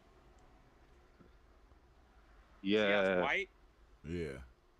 Yeah. Golden caps are golden. They look metallic even. This is the white gold ape albino penis envy. Oh, okay, yeah, because the ones I grew, like, they were like gray, and they looked like it was weird because they didn't open up like that to where you could see the veil under the bottom. No, it's like Albino penis envies. Yeah, This is the albino top penis opens up a tiny bit, but not really. It's really like a penis. Exactly. Yeah. Man, see, don't say that, man. My Most of girl them be are- saying. are My girl be saying that. She be like, "Y'all eating them penises?" Hey. No, we're not. No, we're not. I grind them up in the blender, so it just becomes angel dust, pixie dust. You know, Yes, But- like you angel are. dust. What's it called? What you say, Pixabel. BGL? I said, yes, you are. No, I'm not. On a regular basis, you are. You growing them. It's good for you. Good for your mental health. I'll be growing them penises. I know.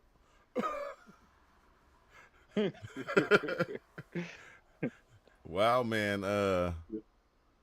That's crazy when you just man. I can't wait till they decriminalize it here, all the way in full California. Wow, man. I know it's coming soon. Yeah. Yeah, but Well, the thing is there's a war. There's a war of the Decriminalizing mind. mushrooms on the ballot. if you're actually about this shit, you're not even about those laws. Those laws are completely criminal. You can't outlaw a mushroom. No, it's not Yeah. possible. Those, And all that is a mind. All that's a mind trap. All that's mind control. There's no such thing as being illegal. You can't eat. You can't make a mushroom illegal. All that and all that literally. The fact that someone says that that's illegal, that's your enemy. Like they're literally your enemy. The fact, And you know, if someone you doesn't know the want Jack you Frost. to take You know the Jack mushrooms Frost is. that It's expand true. your mind, they're literally your enemy. Like there's only Yeah. one reason for that. There's Yeah. no such thing as making that illegal. You cannot make someone. Oh, okay, I agree with you. I have to only abide by your laws. I'll wait till it's legal. No, you never had control in the first place. They've never had any control over you. Mushrooms are completely natural, completely free. Same thing with weed. There's no way anybody can make anything illegal. No one's your daddy. You're a free spirit in this realm. Nobody can tell you what to not do and not to do and not do. It's all bullshit. All these laws. Yeah. You said, Luke, I am your You don't father. need to wait for it to be decriminalized. You don't. Yeah. You're a free spirit. You can do what you do. It's just the thing. And is, it's not like weed as well. You gotta If be you wanted smart. to grow. You gotta be smart. You gotta be a Yeah. ninja. You can't just. You gotta know your environment. I'm telling you. I'm not saying. Yeah. I'm not saying to just go. Oh yeah, anybody can do whatever they want because you gotta know your environment. Yeah. Just go blatantly run up into people into the. Oh yeah, I can do whatever I want. No, because there are people who are really trying to suppress your consciousness. There are people who are trying to take control of your minds. They do not want you to do these things without paying them. And that's not a thing. That's not real. No one should ever have to pay anybody to to take mushrooms or to eat weed, to eat mushrooms. That's not a thing. That's not real. Anybody It's who's the doing that, who's illusion. putting a barricade in front of that, yeah, that's bullshit. It's a the God-given- illusion. It's an It's illusion. the illusion. I wanted to tell you as well, why the Jack Frost is the enemy of man. Yeah. Jack Listen, Frost, there you go. after I had that experience, you know what Yes, it in sir. the night time, because I took it in the morning, yeah. When it hit the night time, yeah, I had a girl that I'm seeing over. She came over, and I couldn't get hard for like 3 days after I took the Jack Frost. And my cousin said he had the same experience. That's why it's the enemy of man. Oh, these things look crazy. Hey, Yeah. There's a connection to a lot of things. It's not you don't just want you to take. They don't just want you to not take mushrooms so that you don't find enlightenment. They don't want that because they don't want you to understand all the knowledge that it comes with. All of that was No, downloaded. cool. All of the fucking things that you when we were talking about neuroplasticity earlier. What is the neuroplasticity? What is that unlocking? It's unlocking your free thinking mind. Your free thinking mind can now discern what is the right, what is the knowledge. You're basically taking the knowledge of good and evil. This goes way back to the Garden of Eden. That's why it gets crazy, because people get religious about this shit. Some people think we're dealing with demons. Christians think you're taking pharmakia. And now you know the good knowledge of good and evil because you took what the serpent told you to take. The serpent, the evil got you're evil now. No. Whoa. Or now you know that there's actually an agenda against hiding the truth. And the truth is all this stuff that comes with it. And they don't want that. They don't want you to know that. They don't want you to. They don't want They you don't to. want you to join the military and become a pawn in their fucking military-industrial complex. They don't want that because only fucking dumbasses will join that. Only people who don't have free-thinking ability do that. Hey. You see what I'm saying? They don't want. They don't want you to sell think. your soul They to don't them. want you to. They don't want you to really think for yourself. You feel me? And They once you your get thinking for mushrooms and yourself smoke is weed, they you thoughts. can think for yourself. Is they Yeah. thoughts that they embedded it within us. But why do these Jack Frost look like? I ain't even gonna call them Jack Frost no more. I'm gonna call them limp dicks. I'm just gonna. yeah. Cause you know what my theory is with the mushrooms, yeah, is that like I was telling you, yeah, like every different mushroom has like a different type of journey they want to take you on, or a different angle of reality, yeah. That one is like 3 different mushrooms spliced together, and I feel like whatever 3 gateways they put together, it made it into a negative realm. I don't know what type of realm they tapped into, but that is something what you just don't want to use. Like just It's something, mate. yeah, because It's just on the something. realm you saying that they take you to, I want to go. I'm not gonna hold you. I'm Yeah. going. I gotta give me a hand. I gotta get a hand in some of these so I Alright, can see what you're talking about. yeah, you could try it. You could try it, but just know there's gonna be no loving with your girl for like 3 days. I'm just telling you. There's gonna be bare frustration in your house. Yeah, I'm You're gonna be listening. slamming Hey, doors, mate. having fridges, Oh, all yeah. of that. I'm, Then yeah, you I'm gotta not go gonna take real those. deep. You gotta go real deep and take that spiritual diet, no sex, no sugar, and go to ayahuasca diet, and then you eat the ayahuasca, and then you're confronted with a whole nother fucking realm. See? Yeah, that's something that I want to try. Eventually, I want to come up to America and try. Is it Mexico? Can you do it in Mexico? Yeah. I Yes, don't sir. even know. Yeah, I'll go to Mexico and do it probably. Costa Rica. But I definitely want to do it because I had the Vine, but now it's really hard to get the Vine where I was going to just do it myself. This was a few Mate. years ago, Mate, but you I gotta never got to fucking- do it. Mate, you gotta adhere to that dieta. You gotta get in there Yeah. and go deep. The only way to get into those deep questions, I'm telling you, man, you're on your way. You're about to get there, and once you do, that diet will help you get there. I'm telling you, no sex, no smoking weed, no doing mushrooms, no doing DMT. Just wait, dude. Once you get to that fucking level and you do the ayahuasca brew by itself, like there's a reason why those dudes have been doing this for thousands of years in the jungle. There is a fucking Yeah. reason. They're not stupid. Yeah, I know. Yeah. No, that's true. There's a whole nother level to all this shit, and I've been trying to Because I tell always people. heard that the ayahuasca is like it's like a long version of DMT, and that's where the DMT comes from as well. You could get the DMT from the ayahuasca route. Yes, and that's Extract. that's where it's getting weird because so many people have heard of ayahuasca and now they've been hearing about DMT, so now everyone's going out and smoking DMT. But that's not doing ayahuasca. There's a No, it's not. huge It's not. fucking I know difference. it's not. There's a huge I know difference, it's bro. not. Yeah. I'm telling you, No, mate, it's there's true. another level to this shit. No, it's true. I definitely want to do that. Because, like, even before I did the mushrooms, like, in my life, I've only done, like, the mushrooms, the LSD, DMT, weed, Yep. and alcohol. That's it. I've never done anything. I don't even take paracetamol. I don't take... You get what I'm saying? I don't even take that. Like, So real yeah.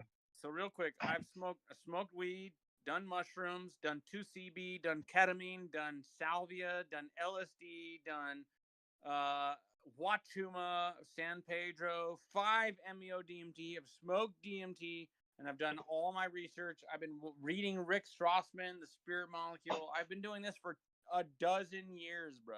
I've been deep into psychedelics, and I'm telling you, when I finally got to do ayahuasca, goddamn, that was the culmination for me. I'm not saying it's gonna be for you or anyone else. I'm saying for me, that was like finally reaching black belt after being like a white belt for dozens of years. Like Yo, Ninja, Yeah, Ninja, man. you gotta try Try 30 grams and see if what it compares to ayahuasca to see if it's similar or if it's Yes, if it's and this is the thing. My facilitator was saying, "Hey, mushrooms are another level." They even told me, my facilitators even told me, he said, once you've done ayahuasca, yes, that's great, but even mushrooms are on another fucking level, and it all depends on the gram level. yeah. So you can take 10 grams of mushrooms and get to where you got to on ayahuasca, but you can go 20 grams, you can go 30 grams. It gets fucking bizarro land. But the setting and the ceremony and the respect and intention that you put into it, that's where it gets really important. It gets individualized. It gets specific. We're not just trying to. The ego trip is trying to say, "Oh, I've done all the shit. I've done everything. I've done ayahuasca. I've done LSD. I've done weed. I've done." That's the ego. But where you're really gonna hit where whatever it is that you're searching for, that's what you're gonna find. So you gotta actually ask yourself, what are you gonna do? What are you gonna do? 30 grams? What are you gonna do? Ayahuasca? But I'm telling you, if you actually respect whatever it is, no matter what you're doing, even if it's just smoking weed, if you put the intention into it and put the diet into it and put the work that it takes to confront your own consciousness, you're going to find it in every level. And there's a microcosm and macrocosm to these things. You will find it, but it's up to That's you why I to like find deep that rhythm. doses, because I like big doses because I'm a shadow. I like to understand all aspects of myself, even the dark aspects, even the Yes. negative aspects. I want to know it all. Like, I want to understand. That's why I like big doses, because I like to do shadow work. Do you get what I'm saying? Yeah, you're trying to find the shit and get it out and clean it out. You're done. You don't want to deal with that bullshit anymore, so you want to clean it out and confront it. You're not just tidbitting on the fucking side of the pool and going in the shallow end. You want to go in the deep end and do the work. And the work happens to be on big doses. So that's why you like macro doses, because you like to do the big work. You're done with being a simpleton. You're done doing little But tiny I things, still feel like cleaning up your diet. You want to go deep. You want to know what the fuck this is. Yeah. But I feel like some people wanna could know. go deep. I feel like some people could go deep even with a smaller dose. I feel like it just depends on your level, because there's a lot of things what we get shown on mushrooms, yeah, but some things, yeah, are so beyond that we can't even understand it. But I feel like there's a level that if you could eventually understand it. But I believe that, like, yeah, high doses are good, but I don't feel like they're for everyone. Like, I don't feel like high doses are for everyone. Do you know You what get I what I mean mean? about the dieta though? That's why I'm talking about you gotta clean up your diet. You gotta if you're really serious about this, you gotta get in there. It takes time. You gotta do the initial ceremony. You can't just go in and take ayahuasca and be like, oh, now I know everything. You're enlightened. No. You have to do the dieta. You have to clean yourself up. You have to go through certain processes. It's like a white belt to black belt type of thing. It takes fucking time. That's what I've been trying to But this is explain what to I people. believe as well. I believe, yeah, you do, but I don't believe that everyone's got access to them things. So I believe as well that we've had many experiences, and I believe that we've had many a lifetimes. And sometimes we're already qualified to do that ourselves. Because that's what I realized even with the mushrooms. Because I know mushrooms are obviously used for ceremonial purposes.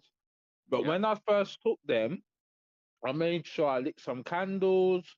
I said prayers. I lit some incense. Good on ya. I did all of that. But that's the message I got as well, that I'm qualified to do it. That's why they wanted me to grow it. Exactly. So I believe that we go through these things over lifetimes. Like, do you know, if we've had many lifetimes, we've had many ceremonial, we've been priests, we've been this, we've had rites of passage. I believe that rites of passage is based on many lifetimes, not just the current lifetime you're in. So sometimes you are qualified to Oh, do these things by yourself. Exactly. that makes sense, bro. That makes sense. I like that. You I get what I like that. mean? Yeah, I like that. I hear you. I hear you. You got what I mean? It's I get already it. open And to you. Yeah. yes, you've already done it in the past. You've already been the shaman. You've already been the warrior. You've already been Oh, you're these blowing my things. mind, mate. You're blowing my Do you mind. get what I'm saying? So sometimes when we take the mushrooms and we go into these different aspects, Right. sometimes they're even thought forms from a past life. Do you Oh get what I'm man, saying? I'm getting it now. Now that you're talking to me. You know what I mean? Yeah, now I'm getting it, mate. Thank you. Thank you. So, Thank you. so like, never think that you're not qualified to do something. You've put like always feel like you could. It's like what True Life was saying with the microdose. You try it and see if you feel negative about it when you're doing it, then don't do it. But if you do it and you feel comfortable with it, it's your spirit telling you, yeah, you're ready to do this. Right. Because most people who take the mushrooms, it's you. I don't force mushrooms on anyone. They have to look like they're ready or tell me they're ready. I don't be like, I feel like you're ready to take it right now. No, you can't do that. Exactly. You know Yeah. what I'm saying? Yeah. 100%. I always go, you not ready. I don't think you You're ready. not ready. You're Yeah. not ready. But sometimes that the makes sense, person's mate. ready, and like. It's just like what I was saying with my friend when I gave them the mushrooms. They just took it and they lay down and closed their eyes. They went into their own ceremony. They kind of taught me something. You get what I'm saying? Where I was like, raw, like there was no fight. It was just it was a surrender. And to see someone instantly surrender like that was actually honorable to me. Do you get what I'm saying? Yeah, man. That's And the you best. That's probably what you done gotta that. do. When you surrender, like the Yeah. mushroom, see, this is the crazy thing, bro. I think like, you know, Yeah. everybody wanna have that beautiful experience. Like to where, you know, it's all beauty, it's all love. Cause I don't think we really understand the ugliness of it also, because it's being both things at once. But when you see that ugliness, you know how beautiful things look when you get back. It's true. It's true. It's like you gotta see that. It makes itself everything. And then it's like, oh, that's just a face. That's just a mask. That is when somebody. That's just that. Yeah, just a mask, but it's like, you know, you gotta do both sides. You gotta play with both sides, because that's what you're doing anyway. Yeah. Because you start the material, like you start to make the material world. You're creating the material world in the way that you're looking at it. You're saying that's good, that's bad. A knife, that's bad, you know. But it's good sometimes when I gotta cut some meat. But if somebody do this with it, that's bad. It's like this is how we're Yeah. doing it. And it's like weird, bro, because it's like everybody is in on the game. So it's And that's it's what like, makes it okay to surrender. yeah. When you surrender and you get to that point and surrender, like, I don't know anything. Like, okay, none of this is real, but it's real at the same time.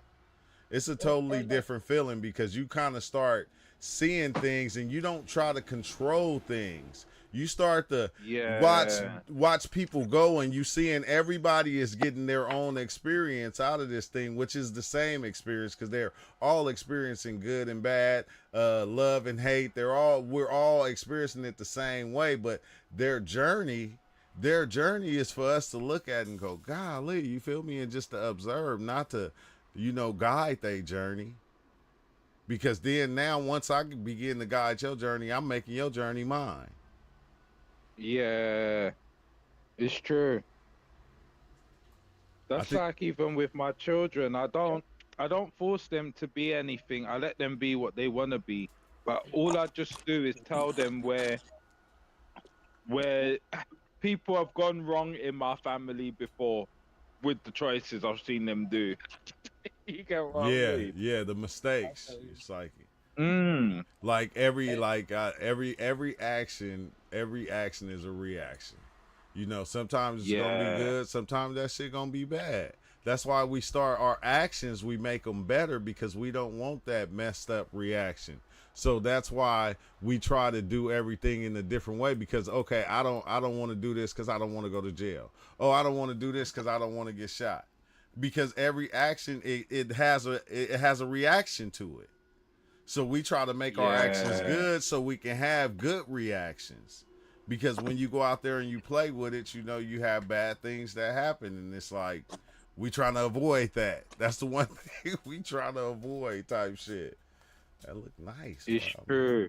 But you know what I find with children as well, yeah, that the cycle that I've realized, what I even realized with the mushrooms, yeah, I learned this with the mushrooms, that we that everything goes in the same cycle. Like what we do, yeah, as when we're young, yeah, we come into this world and then we think we know everything in it. No one can't really tell us. We think we know and all of that, yeah. And then we get to a certain age, and then some of us have children, and whoever has children, we've already made all them mistakes, yeah. So we try and tell our children, like, oh, like you look at the things you're doing, and then our children, yeah, we tell our children, and then our children don't really listen. Our children just do what they want. Yeah. And then when our children have children, we feel like it's a new hope on life. Like, oh, now I could reinstall my programming into this new child. Into this new child, the good parts. Yeah. It's like, but it's Yeah, like, and like, I Yeah, think, go you on. know, like being young, you know, being a young God walking the earth and, you know, having control. And it's almost like us, like going, okay, you know, when you cross the street, you want to look both ways. You feel me? It's like Yeah. you don't want to you do this because you don't want to get hit by a car, you know, or something coming and they run you over like I did when the dude ran to me on the bike. But I'm saying you look both ways. It's like preparing them for life, for certain things that are gonna happen. And it's wild because some things you're not gonna have control over everything. Like even the You're certain, not. yeah, you're not like when you send them to school. You feel me? Shit kind of changes because you know now they coming in contact with all these other little mini universes, and then they start playing into the stories of those universes. And now that you know, and you try to explain to them, okay, look, that's like kind of just a story. You feel me? Like it can go, you know, and me hearing the story of what's going on, I can tell it's gonna be bad. But it's almost like a kid just wanna experience it though. Like I don't want you to tell me that. I want to experience it and see it for myself. Like us taking psychedelics. You feel me? I don't want you to Yeah. explain the universe to me. I want to see it myself. Yeah. And then, but that's how we It's learn. true. We learn And how. that's why Naruto was so Yeah. cool. The show, because they made the show for so long to like show people patterns in certain things that now he has a son, and he thought he was gonna be able to control his son and do certain things, but his son is off in the wild again. Yeah. Yeah, off in the world because that you know that child is gonna look at life through your eyes, but still look at it differently, newer. It's gonna take it's gonna take your information and better it somehow or something. I don't know, but they just look at it differently, and it's like, dang, you know, that's a whole nother world being created right there. And then when they have kids, it's gonna be the same thing. They gonna create a whole nother world. It's like the world is constantly Yeah. changing through the person. Yeah. But yeah, it's like the same cycle happening over and over again. Over and over. The parents going through the situation and try to teach their kids not learning, and then them having kids, and you now as a grandparent trying to tell this other child what's not gonna listen. Yeah, It's that's just you and know what I'm then saying? and then you see some, and then you wonder why some of them old people be quiet and they just sit back and watch everything. Yeah. Or be grumpy because they've been saying the same thing for centuries. For You get what I mean? centuries. Yeah, sometimes you just get to that point to where I ain't about to say shit. I'm just let everybody run into the wall, and I'm gonna just watch and go, okay, who's next? Like that wall been sitting there all these years. The best way, like for people, is to say it slightly, just as a joke or move on, or Yeah. like not even really say it, just with a kind of action, like you caught him one day falling, and then that meant something later. It like that's like the one thing that I tripped off of existence is that you can come into life at any age, meaning your realization won't come until like you 30. It might come when you young. You might be 6 years old and it might hit you, but you'll realize yourself and go, oh shit, you feel me? But you'll come into life at different ages. You don't just come into life as soon as you born into it. Like your consciousness won't activate it might not even activate till you 60. Yeah. Because I heard you talking about an experience where I had the same experience and I couldn't believe it, where I was seeing loads of people through time, and then I was getting shown that everyone who lives is at the same time.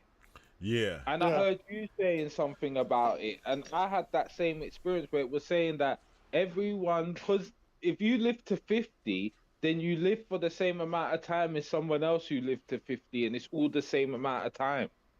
Yeah. Does that make sense? No matter what age you lived at, what period of time you lived at, it's still the same time. It's the same time. It's like, but it is when you think about it, because all life is going at one time. It don't stop today. All right, Justin. It don't stop today, then start back up tomorrow. No, it's constantly going. It's one time. It's one timeline. We look at it as stopping it going because we sleep and we wake up and we do all it. No, this shit is one experience happening at one time. And when you take I'm feeling it. I'm feeling it, and I'm actually feeling it. Like I get it. I get it. Like I get it. Like what my response is, okay, yeah, I understand because I'm there with you. Now I get it. Now we're all here. Yeah. This is all one thing. It's like if you was watching a movie. This is it. This is it. Okay. Here we are. Here we are. The dinosaurs and the futuristic spaceships going into the edges of space is all the same movie.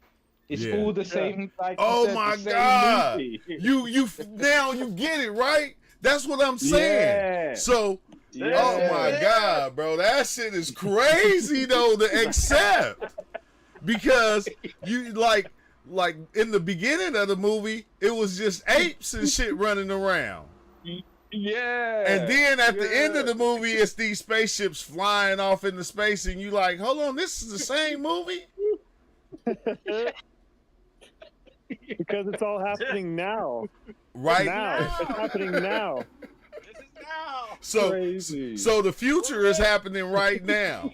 Like that's the like even the future that we can't even see is already happening right now. Yeah. I would think. That's thinking, what's crazy. the difference between like somebody being considered the Dalai Lama or like a Buddhist guy, and they like say, oh, this kid can connect to all his past lives. Look at how he's talking and all these other things. Is so like. He's an old soul, or his mind can travel. And then like another kid that's inventing things, that's into science or things like that, or even an athlete, like they're tapping into the same thing, like the thing that's happening now, like they're in that imagination in the future or somewhere else. What's the time, the now, and then they bring it here. Give you up, never gonna let you down. Yeah, that's crazy. He said, somebody said the crazy thing is if you get good enough at meditation, you won't even need mushrooms anymore. It's like a self-induced trip. It's like mushrooms are just showing you what your brain is capable of. Yeah, that's true. I strongly disagree because I meditated for like 20 years, and I've had experiences where I have had like mushroomy experience, but I believe that mushrooms meet you where you're at. Even if Buddha took a mushroom, he will fly to the higher dimension. I don't care. Like, I feel like it meets you where But you're at. You get what I'm saying? Now is where we're at. yeah, but if Yeah. it's crazy because, dang, like you even get to the point to where life is the meditation. Like Yeah. life There's is this 1,000 is the Buddhist meditation. monks now meditating. Yeah, There- it's There's true. 1,000 Buddhist monks meditating. A And they thousand don't even Buddhists. know that we're thinking about them. Because Exact. in Yeah. ways the mushrooms are already in us before we even take it. We share like similar Yeah. neural structures and stuff, and the same atoms. Like it's all atoms is made from the same electrons. How deep we want to go? Deeper All than electrons are Atlantis. the same. All protons are the Yeah. same. It's just the But I arrangement believe of that. them. Have you not seen that guy who goes to the gurus in India and he gives them DMT? Have you seen that? Yeah, I seen It's that. on YouTube. Dakota Yeah, Bird? and the guy said that he's had them experiences, but he said when he took the DMT, it was like a higher level of the experiences he That was experienced. 5-MeO DMT. Yeah, it was 5-MeO. Dakota of Yeah. Earth, and he went and he gave him 5-MeO, and he said, yeah, that's like a straight shot to it. So some of these things, Yeah. like psychedelics, are like shoots and ladders, or the game Snakes and Ladders, to where you can get to this. In my experience, you can get to this quote higher level, but then you might also take one and then go to a lower level. So And remember, Yeah. Dakota is known for having been a guru or a student of the Ram Dass, and Ram Dass was a student of Guruji, Ram Dass gave Guruji acid, LSD, and he did the same experiment where he tried to give him the Western age medicine, the LSD, and then it had no effect. In fact, this happened in 2 occurrences, and there's 2 stories about that, where the first time he gave it to Guruji and then he acted like nothing happened. The second time, Guruji acted like, oh no, there's a bunch of shit, oh no, I'm tripping. And then he tricked him and said, oh no, I'm just kidding, it didn't affect me. This is all just Western medicine. And then Yeah. now Dakota of Earth is now going and saying and trying to test. Now, literally now, there are like just sadhus. These guys were out there doing yoga and just meditating and doing, even as far as gone into the guys that meditate on dead bodies. What is that one practice called? Agori. Agori. So he's Yeah. gone to the Agori, but he's also now duplicating the Ram Dass experiment, and he's asking these yogis, "Here, let me give you this Western medicine," and he gave him the 5-MeO DMT. Although that's kind of funny because I wish he would have given him an MDMT. I would love to see if he did that instead, but he did give them 5-MeO DMT, and they did laugh it off as saying, "Oh, this is just silly Western medicine." Huh. Dang, I thought Yeah. I But thought there's a big story. well, that wasn't the one I big seen. story.